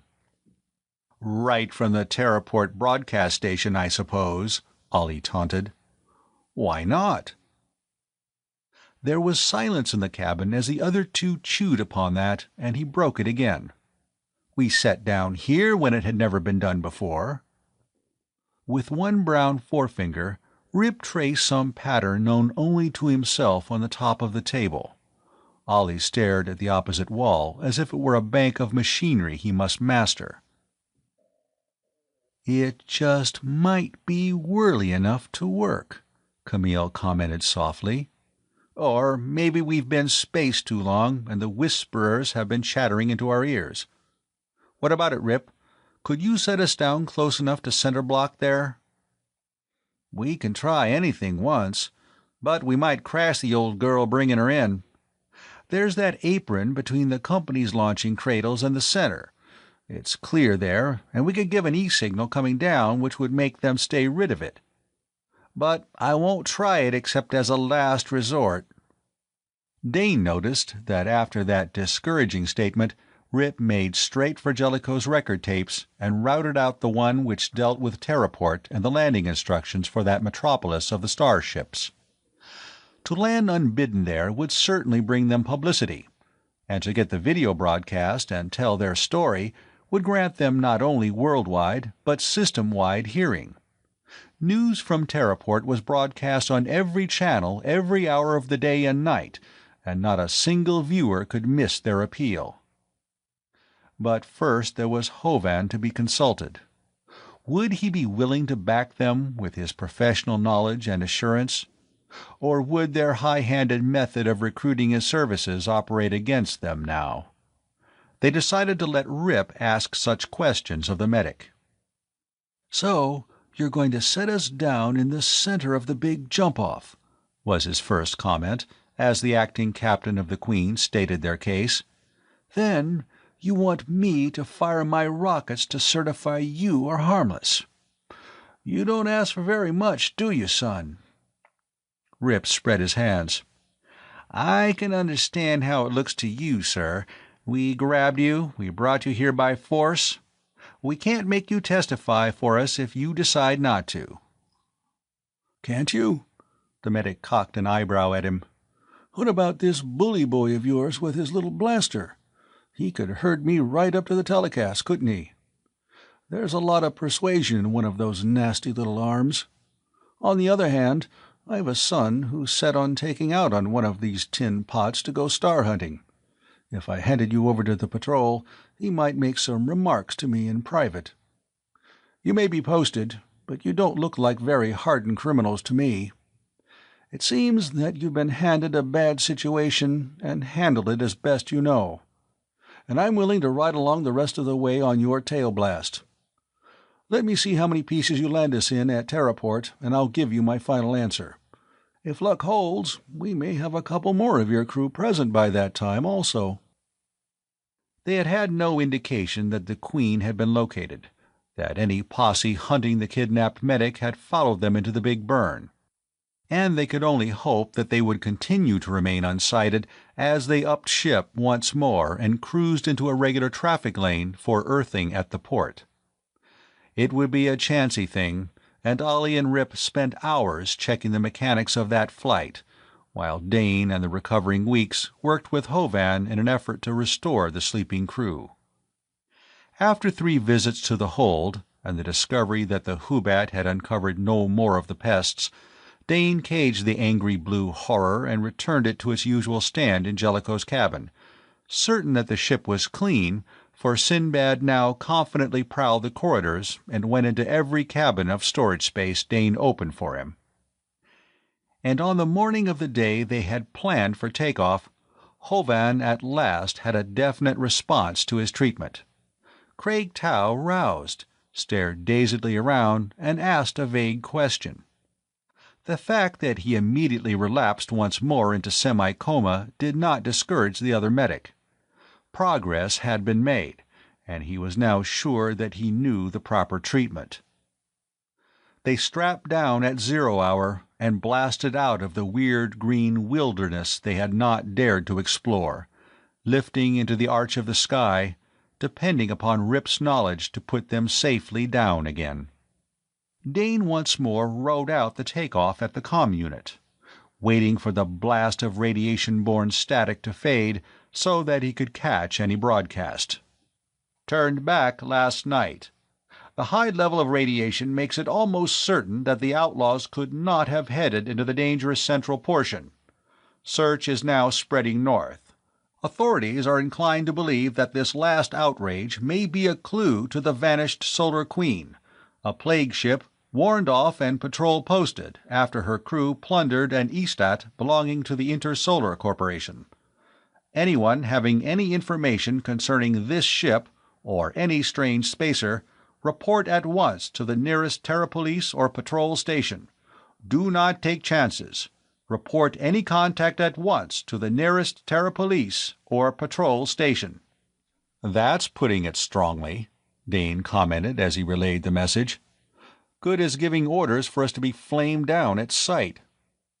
"Well, if we set down in the right spot," Rip replied. "They can't flame us out without blasting the larger part of Terraport Field with us, and I don't think they're going to do that in a hurry."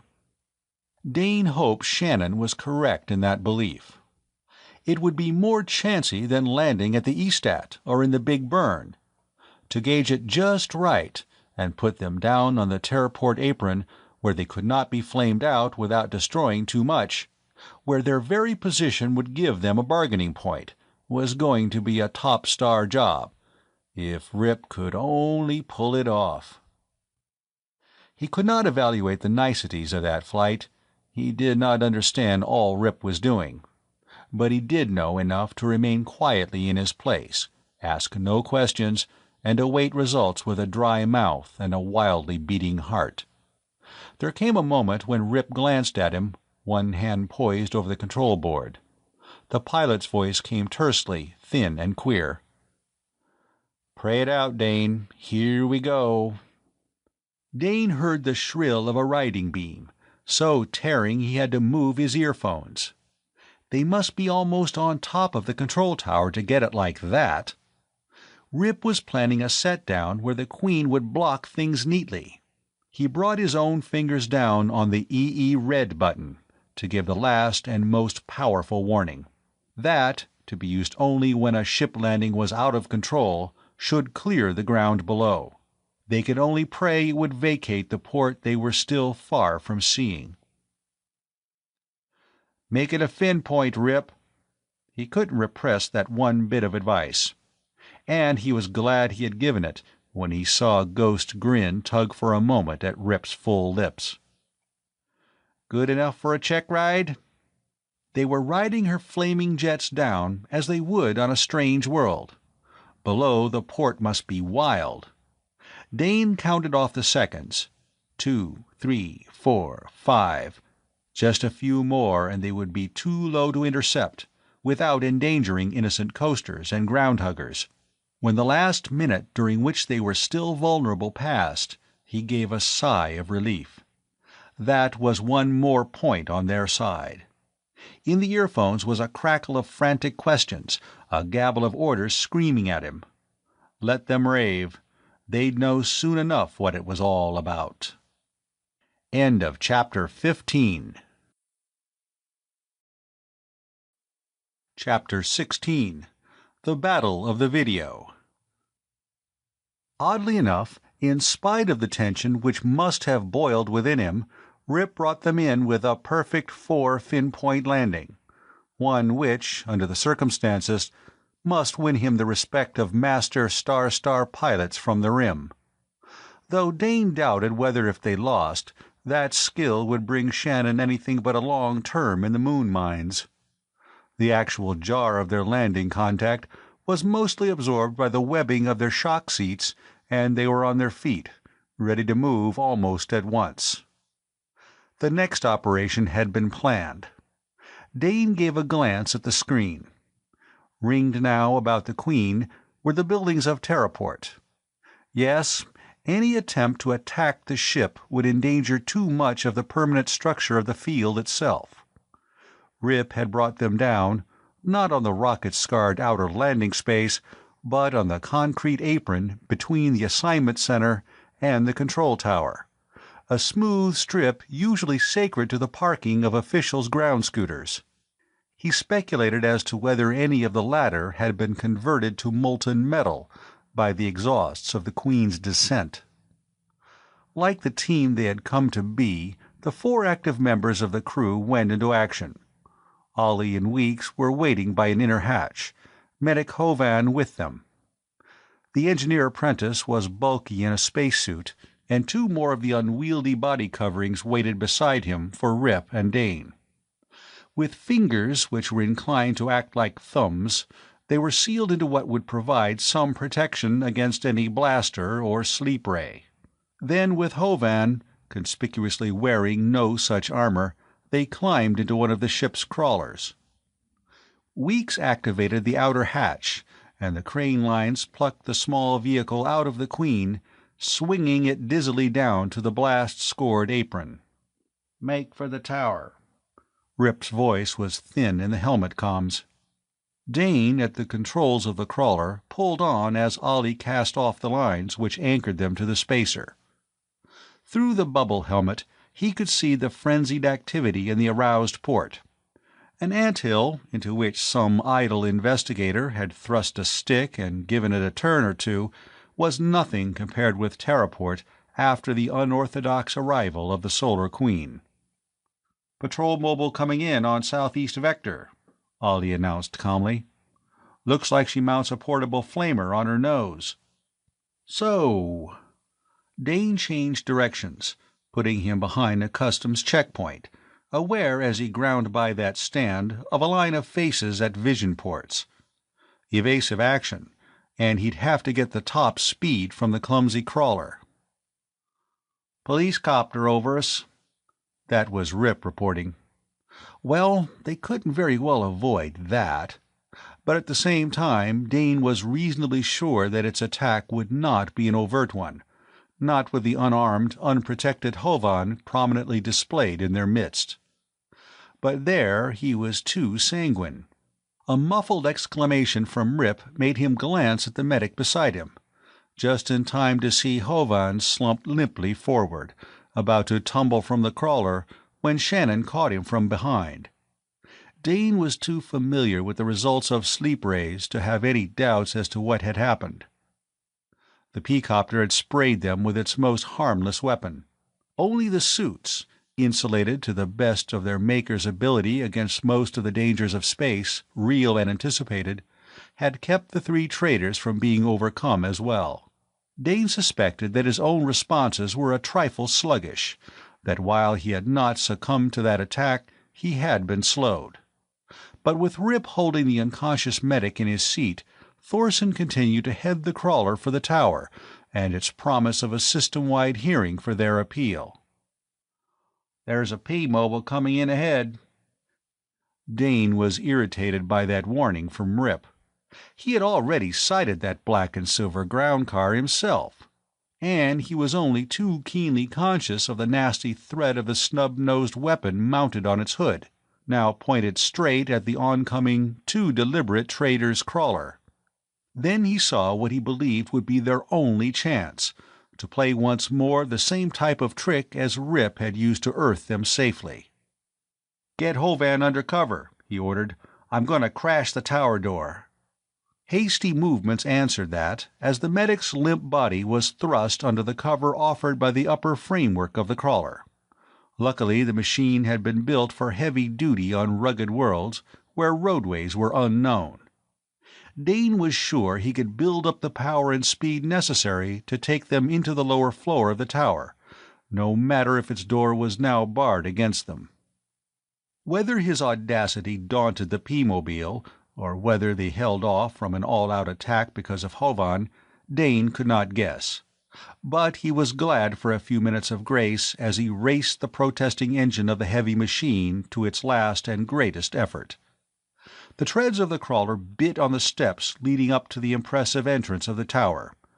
There was a second or two before traction caught, and then the driver's heart snapped back into place as the machine tilted its nose up and headed straight for the portal.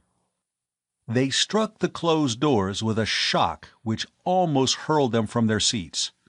But that engraved bronze expanse had not been cast to withstand a head-on blow from a heavy-duty off-world vehicle, and the leaves tore apart, letting them into the wide hall beyond. "Take Hovan and make for the riser." For the second time it was Dane who gave the orders. "I have a blocking job to do here." He expected every second to feel the bit of a police blaster somewhere along his shrinking body. Could even a spacesuit protect him now? At the far end of the corridor were the attendants and visitors, trapped in the building, who had fled in an attempt to find safety at the crashing entrance of the crawler.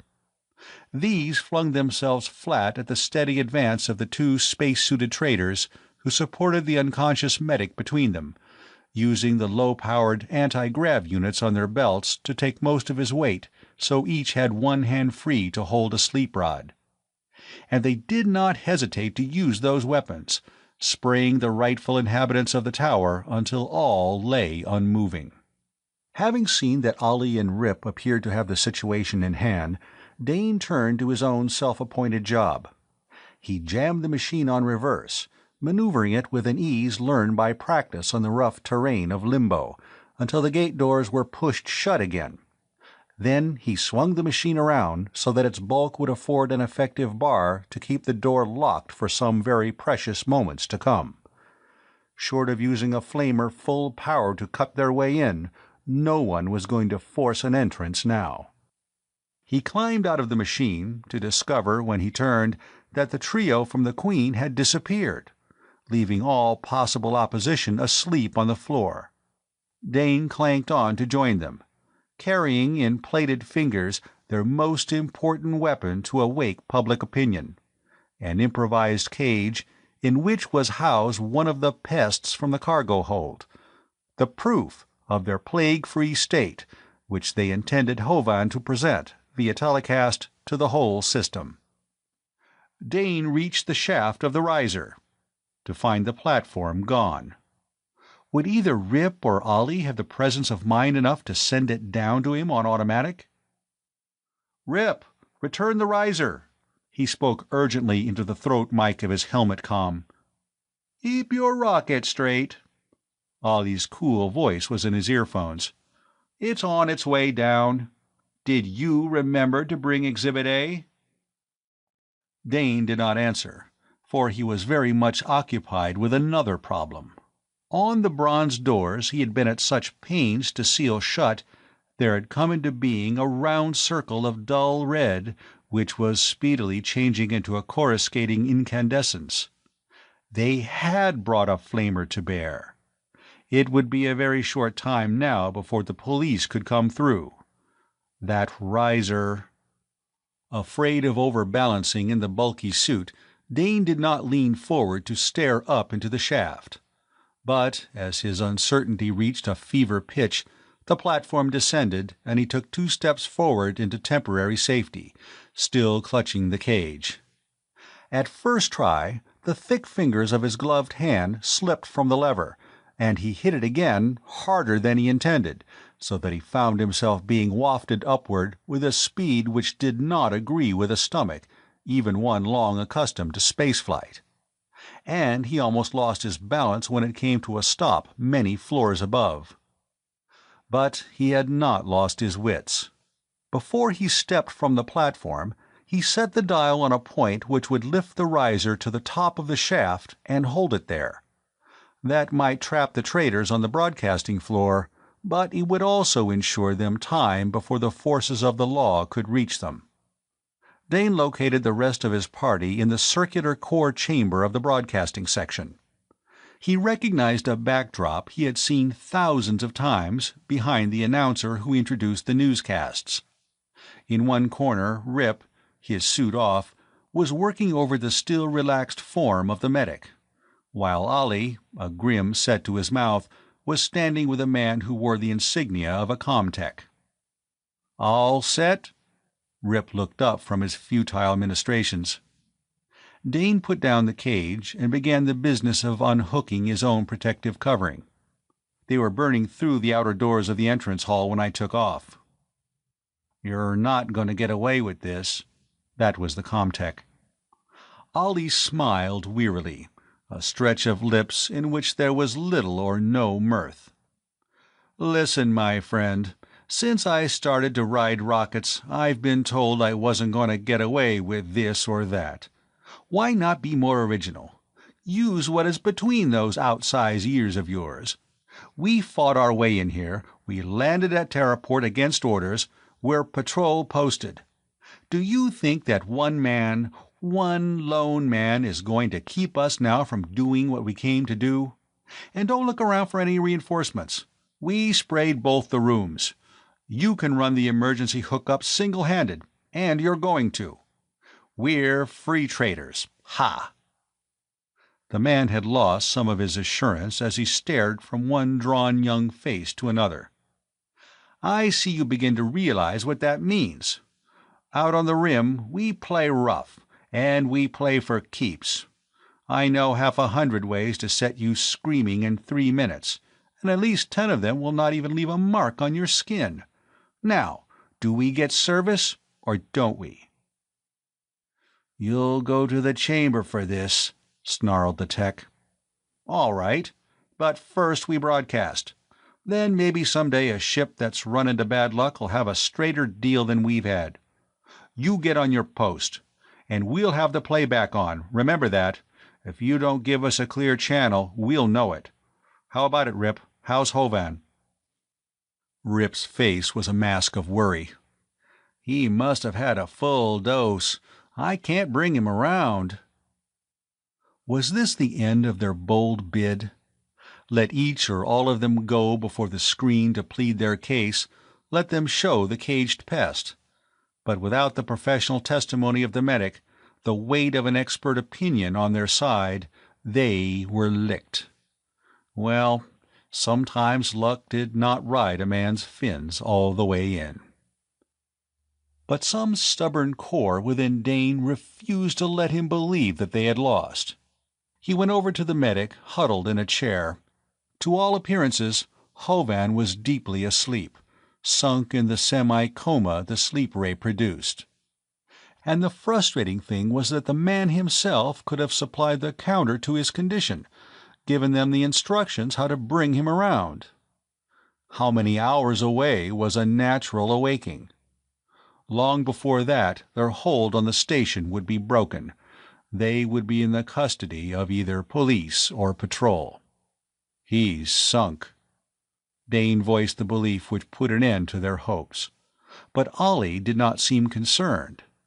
Camille was standing with their captive, an odd expression on his handsome face, as if he were striving to recall some dim memory. When he spoke, it was to the comtech. "You have an HDOS here?" The other registered surprise. "I think so." Ollie made an abrupt gesture. "Make sure," he ordered, following the man into another room. Dane looked to Rip for enlightenment. "What in the great nebula is an HDOS?" "I'm no engineer, but it may be some gadget to get us out of here." Such as a pair of wings? Dane was inclined to be sarcastic. The memory of that incandescent circle on the door some 20 floors below stayed with him. Tempers of police and patrol were not going to be improved by fighting their way around or over the obstacles the traitors had arranged to delay them. If they caught up to the outlaws before the latter had their chance for an impartial hearing, the result was not going to be a happy one as far as the Queen's men were concerned. Ollie appeared in the doorway. "Bring Hovan in here." Together, Rip and Dane carried the medic into a smaller chamber where they found Ollie and the tech busy lashing a small, lightweight tube chair to a machine, which, to their untutored eyes, had the semblance of a collection of bars. Obeying instructions, they seated Hovan in that chair, fastened him in, while the medic continued to slumber peacefully. Uncomprehendingly, Rip and Dane stepped back, while under Ollie's watchful eye, the comtech made adjustments and finally snapped some hidden switch. Dane discovered that he dared not watch too closely what followed. Inured as he thought he was to the tricks of hyperspace, to acceleration and anti-gravity, the oscillation of that swinging seat, the weird swaying of the half-recumbent figure, did things to his sight and to his sense of balance which seemed perilous in the extreme. But when the groan broke through the hum of Ollie's mysterious machine, all of them knew that the engineer apprentice had found the answer to their problem, that Hovan was waking. The medic was bleary-eyed and inclined to stagger when they freed him, and for several minutes he seemed unable to grasp either his surroundings or the train of events which had brought him there.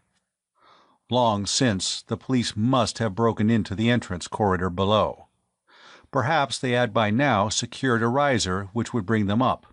Ollie had forced the comtech to throw the emergency control, which was designed to seal off from the outer world the entire unit in which they now were. But whether that protective device would continue to hold now, none of the three were certain. Time was running out fast. Supporting the wobbling Hovan, they went back into the panel room, and under Ollie's supervision, the comtech took his place at the control board. Dane put the cage with the pest well to the fore on the table of the announcer, and waited for Rip to take his place there with the trembling medic. When Shannon did not move, Dane glanced up in surprise. This was no time to hesitate. But he discovered that the attention of both his shipmates was now centered on him. Rip pointed to the seat. "You're the talk merchant, aren't you?" the acting commander of the Queen asked crisply. "Now's the time to shout the lingo." They couldn't mean... But it was very evident that they did. Of course, a cargo master was supposed to be the spokesman of a ship. But that was in matters of trade. And how could he stand there and argue the case for the Queen? He was the newest joined, the greenest member of her crew. Already his mouth was dry and his nerves tense. But Dane didn't know that none of that was revealed by his face or manner. The usual impassiveness which had masked his inner conflicts since the first days at the pool served him now. And the others never noted the hesitation with which he approached the announcer's place. Dane had scarcely seated himself, one hand resting on the cage of the pest, before Ollie brought down 2 fingers in the sharp sweep which signaled the comtech to duty. Far above them there was a whisper of sound which signified the opening of the playback. They would be able to check on whether the broadcast was going out or not. Although Dane could see nothing of the system-wide audience which he currently faced, he realized that the room and those in it were now visible on every tuned-in video set. Instead of the factual cast, the listeners were about to be treated to a melodrama which was as wild as their favorite romances. It only needed the break-in of the patrol to complete the illusion of action-fiction crime variety. A second finger moved in his direction, and Dane leaned forward. He faced only the folds of a wall-wide curtain, but he must keep in mind that in truth there was a sea of faces before him, the faces of those whom he and Hovan working together, must convince if he were to save the Queen and her crew. He found his voice, and it was steady and even. He might have been outlining some stowage problem for Van Ryck's approval. People of Terra. Martian, Venusian, asteroid colonist. Inwardly they were still all Terran, and on that point he would rest. He was a Terran appealing to his own kind. People of Terra, we come before you to ask justice. From somewhere the words came easily, flowing from his lips to a center on a patch of light ahead. And that justice rang with a kind of reassurance. End of Chapter 16. Chapter 17. In Custody. To those of you who do not travel the star trails, our case may seem puzzling. The words were coming easily.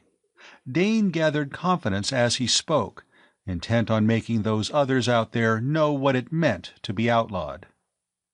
We are patrol posted, outlawed as a plague ship, he confessed frankly. But this is our true story. Swiftly, with a flow of language he had not known he could command, Dane swung into the story of Sargol, of the pests they had carried away from that world.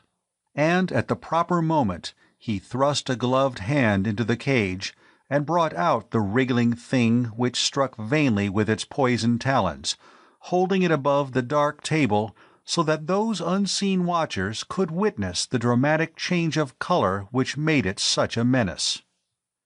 Dane continued the story of the Queen's ill-fated voyage, of their forced descent upon the Estat.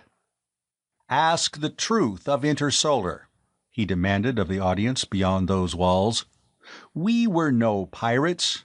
They will discover in their records the vouchers we left." Then Dane described the weird hunt, when, led by the Hubbat, they had finally found and isolated the menace, and their landing in the heart of the Big Burn. He followed that with his own quest for medical aid, the kidnapping of Hovan. At that point he turned to the medic. "This is Medic Hovan. He has consented to appear in our behalf and to testify to the truth, that the Solar Queen has not been stricken by some unknown plague, but infested with a living organism we now have under control." For a suspenseful second or two he wondered if Hovan was going to make it. The man looked shaken and sick, as if the drastic awaking they had subjected him to had left him too dazed to pull himself together.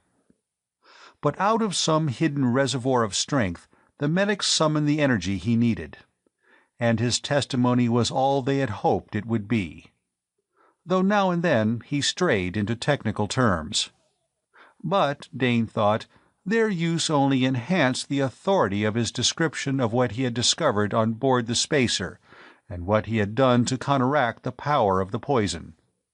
When he had done, Dane added a few last words. "We have broken the law," he admitted forthrightly. "But we were fighting in self-defense. All we ask now is the privilege of an impartial investigation, a chance to defend ourselves, such as any of you take for granted on Terra, before the courts of this planet." But he was not to finish without interruption. From the playback over their heads another voice blared, breaking across his last words. "Surrender! This is the patrol! Surrender or take the consequences!" And that faint sighing which signaled their open contact with the outer world was cut off. The comtech turned away from the control board, a sneering half-smile on his face. "They've reached the circuit and cut you off. You're done."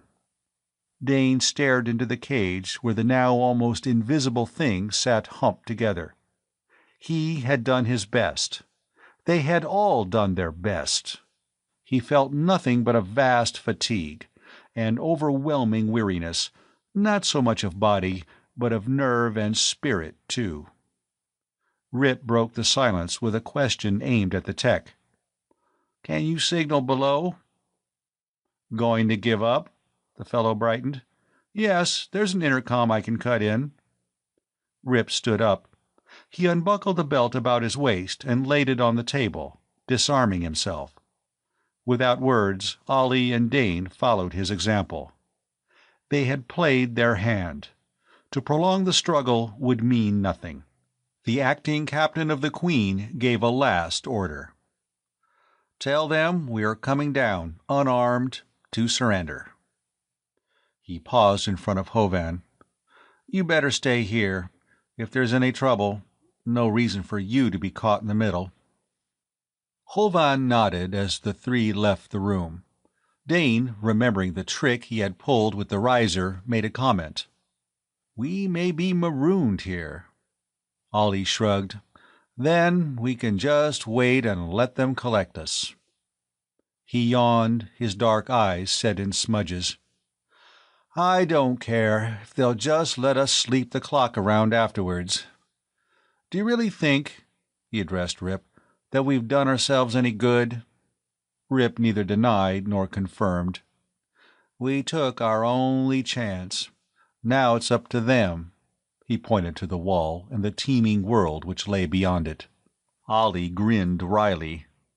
"I note you left the what-you-call-it with Hovan." "He wanted one to experiment with," Dane replied. "I thought he'd earned it." "And now here comes what we've earned," Rip cut in as the hum of the riser came to their ears. "Should we take to cover?" Ollie's mobile eyebrows underlined his demand. "The forces of law and order may erupt with blasters blazing." But Rip did not move. He faced the riser door squarely, and, drawn by something in that stance of his, the other two stepped in on either side, so that they fronted the dubious future as a united group. Whatever came now, the Queen's men would meet it together. In a way, Ollie was right. The four men who emerged all had their blasters or riot stun rifles at ready, and the sights of those weapons were trained at the middles of the free traders. As Dane's empty hands, palm out, went up on a line with his shoulders, he estimated the opposition. 2 were in the silver and black of the patrol. 2 wore the forest green of the Terra Police. But they all looked like men with whom it was better not to play games. And it was clear they were prepared to take no chances with the outlaws. In spite of the passiveness of the Queen's men, their hands were locked behind them with force bars about their wrists. When a quick search revealed that the 3 were unarmed, they were herded onto the riser by 2 of their captors, while the other pair remained behind, presumably to uncover any damage they had done to the tower installations. The police did not speak except for a few terse words among themselves, and a barked order to march, delivered to the prisoners. Very shortly they were in the entrance hall facing the wreckage of the crawler and doors through which a ragged gap had been burned. Ollie viewed the scene with his usual detachment. "Nice job," he commended Dane's enterprise. "They'll have a moving." "Get going." A heavy hand between his shoulder blades urged him on. The engineer apprentice whirled, his eyes blazing. "Keep your hands to yourself. We aren't mine fodder yet. I think that the little matter of a trial comes first." "You're posted." The patrolman was openly contemptuous. Dane was chilled. For the first time, that aspect of their predicament really registered.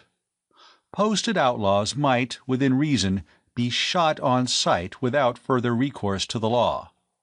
If that label stuck on the crew of the Queen, they had practically no chance at all.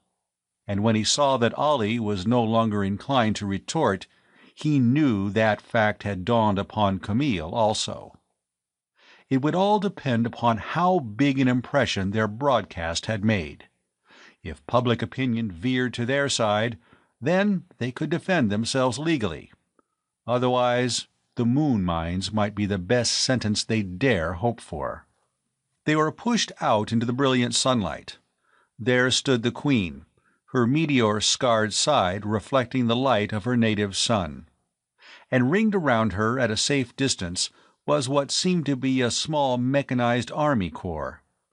The authorities were making very sure that no more rebels would burst from her interior. Dane thought that they would be loaded into a mobile or a copter and taken away, but instead they were marched down through the ranks of portable flamers, scramblers, and other equipment to an open space where anyone on duty at the visa screen within the control cabin of the spacer could see them. An officer of the patrol, the sun making an eye-blinding flash of his lightning sword breast badge, stood behind a loudspeaker. When he perceived that the 3 prisoners were present, he picked up a hand mic and spoke into it, his voice so being relayed over the field as clearly as it must be reaching Weeks inside the sealed freighter. "You have 5 minutes to open hatch. Your men have been taken. 5 minutes to open hatch and surrender." Ollie chuckled. "And how does he think he's going to enforce that?" he inquired of the air, and incidentally of the guards now forming a square about the 3. "He'll need more than a flamer to unlatch the old girl if she doesn't care for his offer." Privately, Dane agreed with that. He hoped that Weeks would decide to hold out, at least until they had a better idea of what the future would be. No tool or weapon he saw in the assembly about them was forceful enough to penetrate the shell of the Queen, and there were sufficient supplies on board to keep Weeks and his charges going for at least a week. Since Tau had shown signs of coming out of his coma, it might even be that the crew of the ship would arouse to their own defense in that time. It all depended upon Weeks' present decision. No hatch yawned in the ship's sleek sides. She might have been an inert derelict for all response to that demand. Dane's confidence began to rise. Weeks had picked up the challenge. He would continue to baffle police and patrol. Just how long that stalemate would have lasted, they were not to know, for another player came on the board. Through the lines of the besiegers, Hovan, escorted by the patrolman, made his way up to the officer at the mic station. There was something in his air which suggested that he was about to give battle, and the conversation at the mic was relayed across the field, a fact of which they were not at once aware. "There are sick men in there," Hovan's voice boomed out. "I demand the right to return to duty. If and when they surrender, they shall all be accorded necessary aid." That was the officer. But he made no impression on the medic from the frontier. Dane, by chance, had chosen better support than he had guessed. "Pro bono publico," Hovan invoked the battle cry of his own service. "For the public good." "A plague ship," the officer was beginning. Hovan waved that aside impatiently. "Nonsense!" His voice scaled up across the field. "There is no plague aboard. I am willing to certify that before the council. And if you refuse these men medical attention, which they need, I shall cite the case all the way to my board." Dane drew a deep breath. That was taking off on their orbit. Not being one of the Queen's crew, in fact having good reason to be angry over his treatment at their hands, Hovan's present attitude would, or should, carry weight. The patrol officer, who was not ready to concede all points, had an answer. "If you are able to get on board, go." Hovan snatched the mic from the astonished officer. "Weeks!" His voice was imperative. "I'm coming aboard. Alone." All eyes were on the ship, and for a short period it would seem that Weeks did not trust the medic. Then, high in her needle nose, one of the escape ports, not intended for use except in dire emergency, opened and allowed a plastic link ladder to fall link by link. Out of the corner of his eye, Dane caught a flash of movement to his left. Manacled as he was, he threw himself on the policeman, who was aiming a stun rifle into the port. His shoulder struck the fellow waist high, and his weight carried them both with a bruising crash to the concrete pavement, as Rip shouted and hands clutched roughly at the now helpless cargo apprentice. He was pulled to his feet, tasting the flat sweetness of blood where a flailing blow from the surprised and frightened policeman had cut his lip against his teeth. He spat red and glowered at the ring of angry men. "Why don't you kick him?" Ollie inquired, a vast and blistering contempt saw-toothing his voice. "He's got his hands cuffed, so he's fair game." "What's going on here?" An officer broke through the ring. The policeman, on his feet once more, snatched up the rifle Dane's attack had knocked out of his hold. "Your boy here," Ollie was ready with an answer, "tried to find a target inside the hatch. Is this the usual way you conduct a truce, sir?" He was answered by a glare, and the rifleman was abruptly ordered to the rear. Dane, his head clearing, looked at the Queen. Hovan was climbing the ladder. He was within arm's length of that half-open hatch.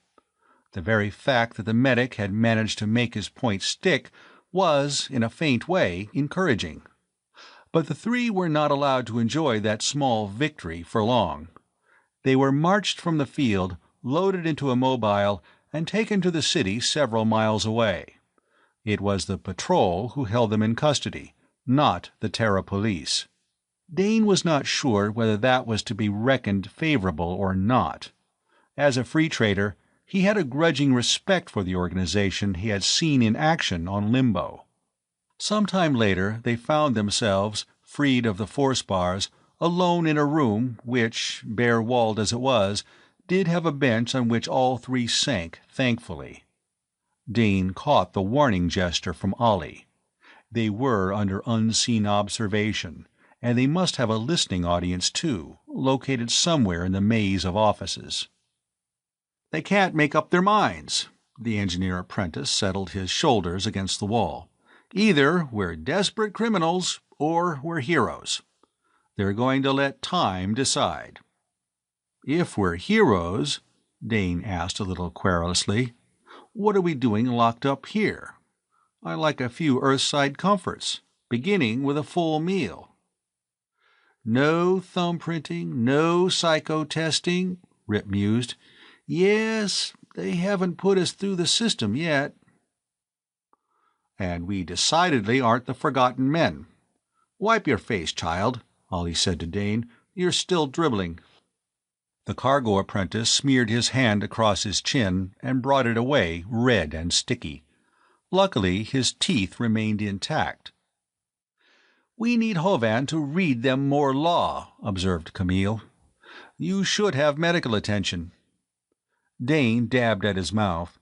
He didn't need all that solicitude, but he guessed that Ollie was talking for the benefit of those who now kept them under surveillance. "Speaking of Hovan, I wonder what became of that pest he was supposed to have under control. He didn't bring the cage with him when he came out of the tower, did he?" asked Rip. "If it gets loose in that building—" Dane decided to give the powers who held them in custody something to think about. "They'll have trouble. Practically invisible and poisonous. And maybe it can reproduce its kind, too. We don't know anything about it." Ollie laughed. "Such fun and games. Imagine 100 of the dear creatures flitting in and out of the broadcasting section, and Captain Jellicoe has the only Who-Bat on Terra. He can name his own terms for rounding up the plague. The whole place will be filled with sleepers before they're through." Would that scrap of information send some patrolman hurtling off to the tower in search of the caged creature? The thought of such an expedition was, in a small way, comforting to the captives. An hour or so later they were fed, noiselessly and without visible attendants, when 3 trays slid through a slit in the wall at floor level. Rip's nose wrinkled. "Now I get the vector. We're plague-ridden. Keep aloof and watch to see if we break out in purple spots." Ollie was lifting the thermolids from the containers, and now he suddenly arose and bowed in the direction of the blank wall. "Many, many thanks," he intoned. "Nothing but the best. A sub-commander's rations at least. We shall deliver top-star rating to this thoughtfulness when we are questioned by the powers that shine." It was good food. Dane ate cautiously because of his torn lip, but the whole adventure took on a more rose-colored hue. The lapse of time before they were put through the usual procedure followed with criminals, this excellent dinner, it was all promising. The patrol could not yet be sure how they were to be handled. "They've fed us," Ollie observed as he clanged the last dish back on a tray. "Now you'd think they'd bed us. I could do with several days and nights of bunk time right about now." But that hint was not taken up, and they continued to sit on the bench as time limped by. According to Dane's watch, it must be night now, though the steady light in the windowless room did not vary. What had Hovan discovered in the Queen? Had he been able to rouse any of the crew? And was the spacer still inviolate, or had the Terra Police and the patrol managed to take her over? He was so very tired. His eyes felt as if hot sand had been poured beneath the lids. His body ached. And at last he nodded into naps, from which he awoke with jerks of the neck. Rip was frankly asleep, his shoulders and head resting against the wall, while Ollie lounged with closed eyes. Though the cargo apprentice was sure that Camille was more alert than his comrades, as if he waited for something he thought was soon to occur. Dane dreamed. Once more he trod the reef rising out of Sargal's shallow sea. But he held no weapon, and beneath the surface of the water a gorp lurked. When he reached the break in the water-washed rock just ahead, the spidery horror would strike, and against its attack he was defenseless. Yet he must march on, for he had no control over his own actions. "Wake up!" Ollie's hand was on his shoulder, shaking him back and forth with something close to gentleness. "Must you give an imitation of space-whirly moonbat?" "The gorp." Dane came back to the present and flushed. He dreaded admitting to a nightmare, especially to Ollie, whose poise he had always found disconcerting. "No gorps here, nothing but." Camille's words were lost in the escape of metal against metal, as a panel slid back in the wall.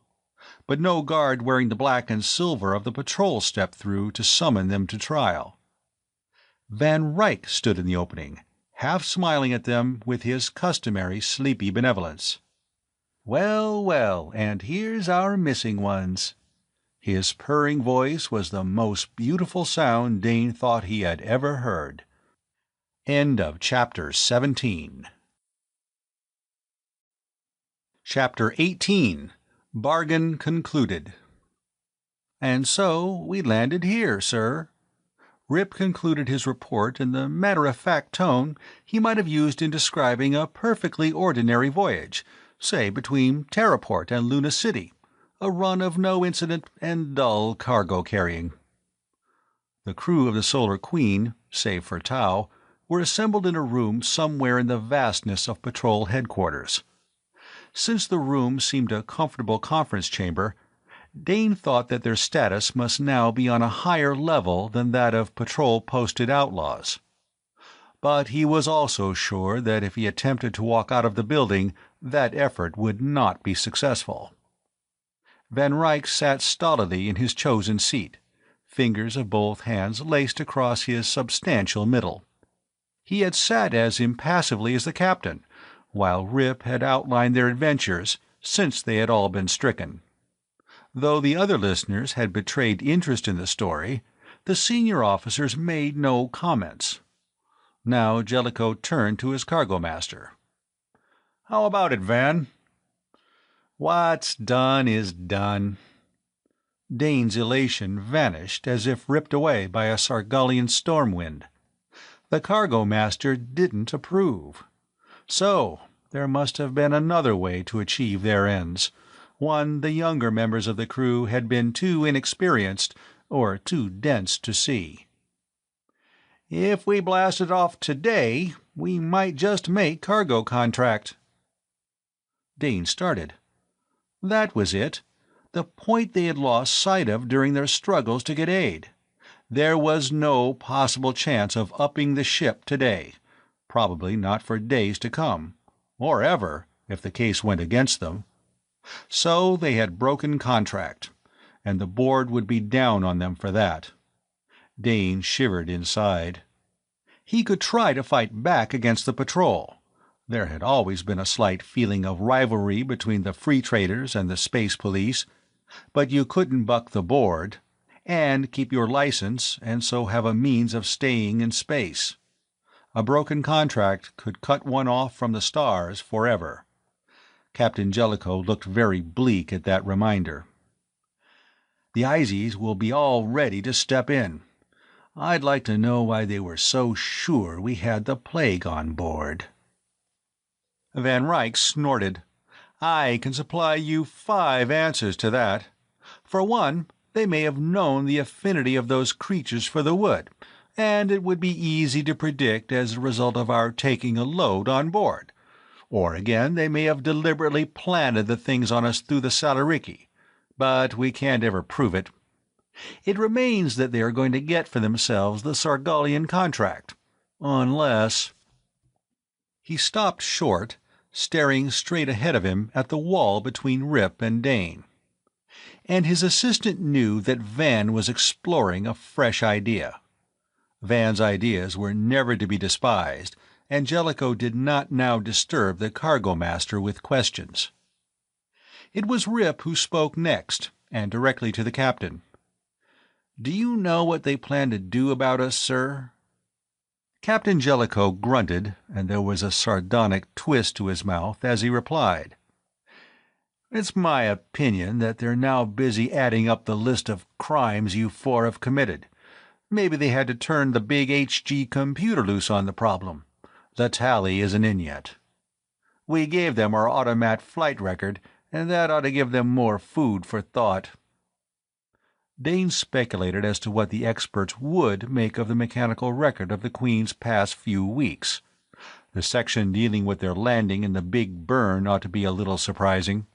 Van Ryck got to his feet and marched to the door of the conference room. It was open from without, so quickly Dane was sure that they had been under constant surveillance.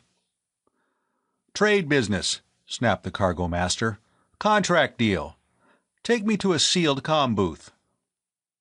Contracts might not be as sacred to the protective service as they were to trade, but trade had its powers, and since Van Ryck, an innocent bystander of the Queen's troubles, could not legally be charged with any crime, he was escorted out of the room. But the door panel was sealed behind him, shutting in the rest with the unspoken warning that they were not free agents. Jellicoe leaned back in his chair and stretched. Long years of close friendship had taught him that his cargo master was to be trusted with not only the actual trading and cargo tending, but could also think them out of some of the tangles which could not be solved by his own direct action methods. Direct action had been applied to their present problem. Now the rest was up to Van, and he was willing to delegate all responsibility. But they were not left long to themselves. The door opened once more to admit star-rank patrolmen. None of the free traders arose. As members of another service, they considered themselves equals. And it was their private boast that the interests of galactic civilization, as represented by the black and silver, often followed, not preceded, the brown tunics into new quarters of the universe. However, Rip, Ollie, Dane, and Weeks answered as fully as they could the flood of questions which engulfed them. They explained in detail their visit to the Eastat, the landing in the Big Burn, the kidnapping of Hovan. Dane's stubborn feeling of being in the right grew in opposition to the questioning. Under the same set of circumstances, how would that commander, that wing officer, that senior scout, now all seated there, have acted? And every time they inferred that his part in the affair had been illegal, he stiffened. Sure, there had to be law and order out on the rim, and doubly sure it had to cover and protect life on the softer planets of the inner systems. He wasn't denying that on Limbo he, for one, had been very glad to see the patrol blast their way into the headquarters of the pirates holed up on that half-dead world, and he was never contemptuous of the men in the field. But like all free traders, he was influenced by a belief that too often the laws as enforced by the patrol favored the wealth and might of the companies. That law could be twisted and the patrol sent to push through actions which, though legal, were inherently unfair to those who had not the funds to fight it out in the far-off council courts. Just as now he was certain that the Izies were bringing all the influence they had to bear here against the Queen's men. And Intersolar had a lot of influence. At the end of their ordeal, their statements were read back to them from the recording tape, and they thumb-signed them. Were these statements or confessions? Dane mused. Perhaps in their honest reports they had just signed their way into the moon mines. Only there was no move to lead them out and book them, and when Weeks pressed his thumb at the bottom of the tape, Captain Jellicoe took a hand. He looked at his watch. "It is now 10 hours," he observed. "My men need rest, and we all want food. Are you through with us?" The commander was spokesman for the other group. "You are to remain in quarantine, Captain. Your ship has not been passed as port-free, but you will be assigned quarters." Once again they were marched through blank halls to the other section of the sprawling patrol headquarters. No windows looked upon the outer world, but there were bunks and a small mess alcove. Allie, Dane, and Rip turned in, more interested in sleep than food. And the last thing the cargo apprentice remembered was seeing Jellicoe talking earnestly with Steen Wilcox as they both sipped steaming mugs of real Terran coffee. But with 12 hours of sleep behind them, the three were less contented in confinement. No one had come near them, and Van Ryck had not returned. Which fact the crew clung to as a ray of hope. Somewhere the cargo master must be fighting their battle. And all Van's vast store of trade knowledge, all his knack of cutting corners and driving a shrewd bargain, enlisted on their behalf, must win them some concessions. Medic Tau came in, bringing Hovan with him. Both looked tired but triumphant. And their report was a shot in the arm for the now uneasy traders. "We've rammed it down their throats," Tau announced. "They're willing to admit that it was those poison bugs and not a plague. Incidentally," he grinned at Jellicoe and then looked around expectantly, "where's Van? This comes in his department. We're going to cash in on those kids dumped in the deep freeze. Terralab is bidding on them. I said to see Van. He can arrange the best deal for us. Where is he?" "Gone to see about our contract," Jellicoe reported. "What's the news about our status now?" "Well, they've got to wipe out the plague ship listing. Also, we're big news. There are about 20 video men rocketing around out in the offices, trying to get in and have us do some spot broadcasts. Seems that the children here," he jerked his thumb at the three apprentices, "started something. An intersolar invasion couldn't be bigger news. Human interest by the tankful. I've been on video twice, and they're trying to sign up Hovan almost steady." The medic from the frontier nodded. "Wanted me to appear on a 3-week schedule," he chuckled. "I was asked to come in on Our Heroes of the Starlines and 2 quiz programs. As for you, you young criminal," he swung to Dane, "you're going to be fair game for about 3 networks. It seems you transmit well." He uttered the last as if it were an accusation, and Dane squirmed. "Anyway, you did something with your crazy stunt. And, Captain, 3 men want to buy your Hubat. I gather they are planning a showing of how it captures those pests, so be prepared." Dane tried to visualize a scene in which he shared top billing with Queeks, and shuddered.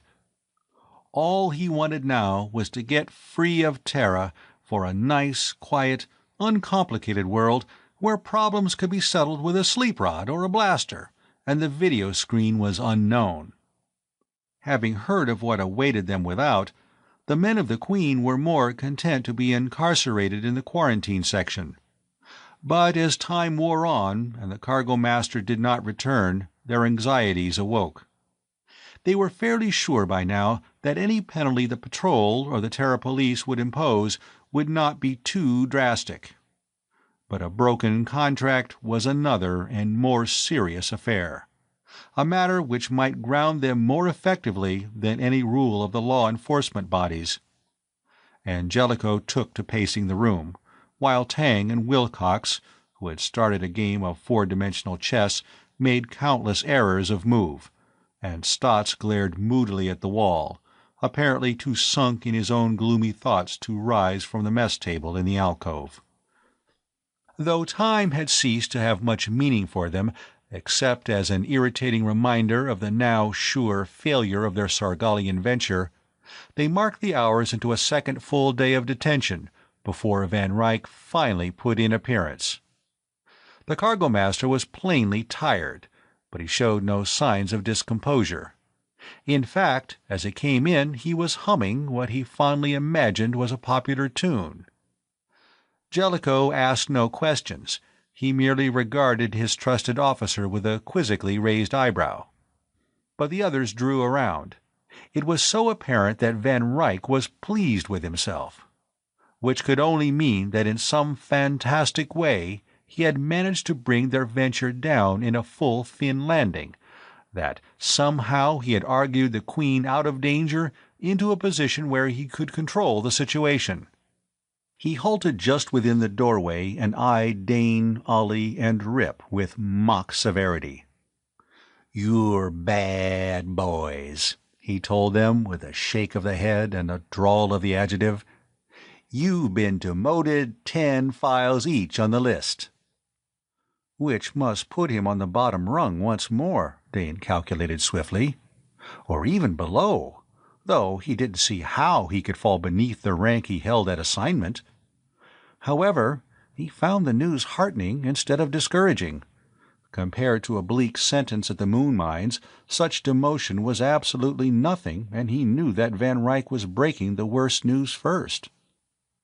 "You also forfeit all pay for this voyage," the cargo master was continuing, but Jellicoe broke in. "Board fine?"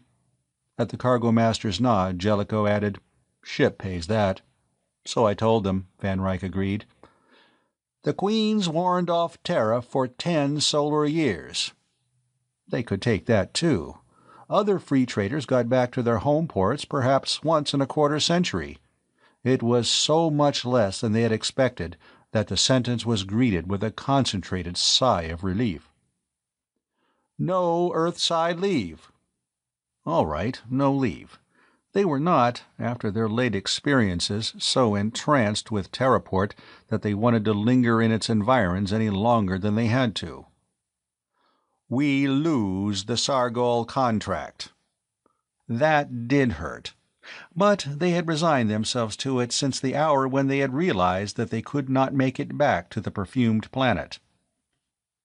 "To Intersolar?" Wilcox asked the important question. Van Ryck was smiling broadly, as if the loss he had just announced was in some way a gain. "No, to Combine." "Combine?" the captain echoed, and his puzzlement was duplicated around the circle. How did Intersolar's principal rival come into it? "We've made a deal with Combine," Van Ryck informed them. "I wasn't going to let IS cash in on our loss. So I went to Vickers at Combine and told him the situation. He understands that we were in solid with the Salariki and that the Izies are not. And a chance to point a blaster at IS's tail is just what he has been waiting for. The shipment will go out to the Storm Priest tomorrow on a light cruiser. It'll make it on time." Yes, a light cruiser. one of the fast ships maintained by the big companies, could make the transition to Sargol with a slight margin to spare. Stotts nodded his approval at this practical solution. "I'm going with it." That did jerk them all up short. For Van Ryck to leave the Queen, that was as unthinkable as if Captain Jellicoe had suddenly announced that he was about to retire and become a kelp farmer. "Just for one trip," the cargo master hastened to assure them. "I smooth their vector with the storm priests and hand over so the Izies will be frozen out." Captain Jellicoe interrupted at that point. "Do you mean that Combine is buying us out, not just taking over?" "What kind of a deal?" But Van Ryck, his smile a brilliant stretch across his plump face, was nodding in agreement. "They're taking over our contract and our place with the Salariki." "In return for what?" Steen Wilcox asked for them all. "For 25,000 credits, and a mail run between Execo and Truesworld, frontier planets. They're far enough from Terra to get around the exile ruling. The patrol will escort us out and see that we get down to work like good little spacemen. We'll have 2 years of a nice, quiet run on regular pay. Then, when all the powers that shine have forgotten us, we can cut in on the trade routes again." "And the pay? First or second class mail? When do we start?" "Standard pay on the completion of each run. Board rates." He made replies in order. "First, second, and third class mail. Anything that bears the government seal, and out in those quarters it is apt to be anything. And you start as soon as you can get to Execo and relieve the Combine scout which has been holding down the run." "While you go to Sargol," commented Jellicoe. "While I make one voyage to Sargol. You can spare me." He dropped one of his big hands on Dane's shoulder and gave the flesh beneath it a quick squeeze. "Seeing as how our juniors helped pull us out of this last mix-up, we can trust them about an inch farther than we did before. Anyway, cargo master on a mail run is more or less a thumb-twiddling job at the best. And you can trust Thorson on stowage. That's one thing he does know." Which dubious ending left Dane wondering as to whether he had been complimented or warned. "I'll be on board again before you know it. The Combine will ship me out to Truesworld on your second trip across, and I'll join ship there. For once, we won't have to worry for a while. Nothing can happen on a mail run." He shook his head at the 3 youngest members of the crew. "You're in for a very dull time, and it will serve you right. Give you a chance to learn your jobs, so that when you come up for reassignment, you can pick up some of those files you were just demoted. Now," he started briskly for the door, "I'll transship to the Combine cruiser. I take it that you don't want to meet the video people?" At their hasty agreement to that, he laughed. "Well, the patrol doesn't want the video spouting about high-handed official news suppression, so about an hour or so from now you'll be let out the back way. They put the Queen in a cradle, and a field scooter will take you to her. You'll find her serviced for a takeoff to Luna City. You can refit there for deep space. Frankly, the sooner you get off-world, the happier all the ranks are going to be, both here and on the board. It will be better for us to walk softly for a while and let them forget that the Solar Queen and her crazy crew exists. Separately and together, you've managed to break, or at least bend, half the laws in the books, and they like to have us out of their minds." Captain Jellicoe stood up. "They aren't any more anxious to see us go than we are to get out of here. You've pulled it off for us again, Van, and we're lucky to get out of it this easy." Van Ryck rolled his eyes ceilingward. "You'll never know how lucky. Be glad Combine hates the space IS blast-through. We were able to use that to our advantage. Get the big fellows at each other's throats, and they'll stop annoying us. Simple proposition, but it works. Anyway, we're set in blessed and peaceful obscurity now." Thank the spirit of free space, there's practically no trouble one can get into on a safe and sane mail route. But Cargo Master Van Ryck, in spite of knowing the Solar Queen and the temper of her crew, was exceedingly over-optimistic when he made that emphatic statement. The End of Plague Ship by Andre Norton.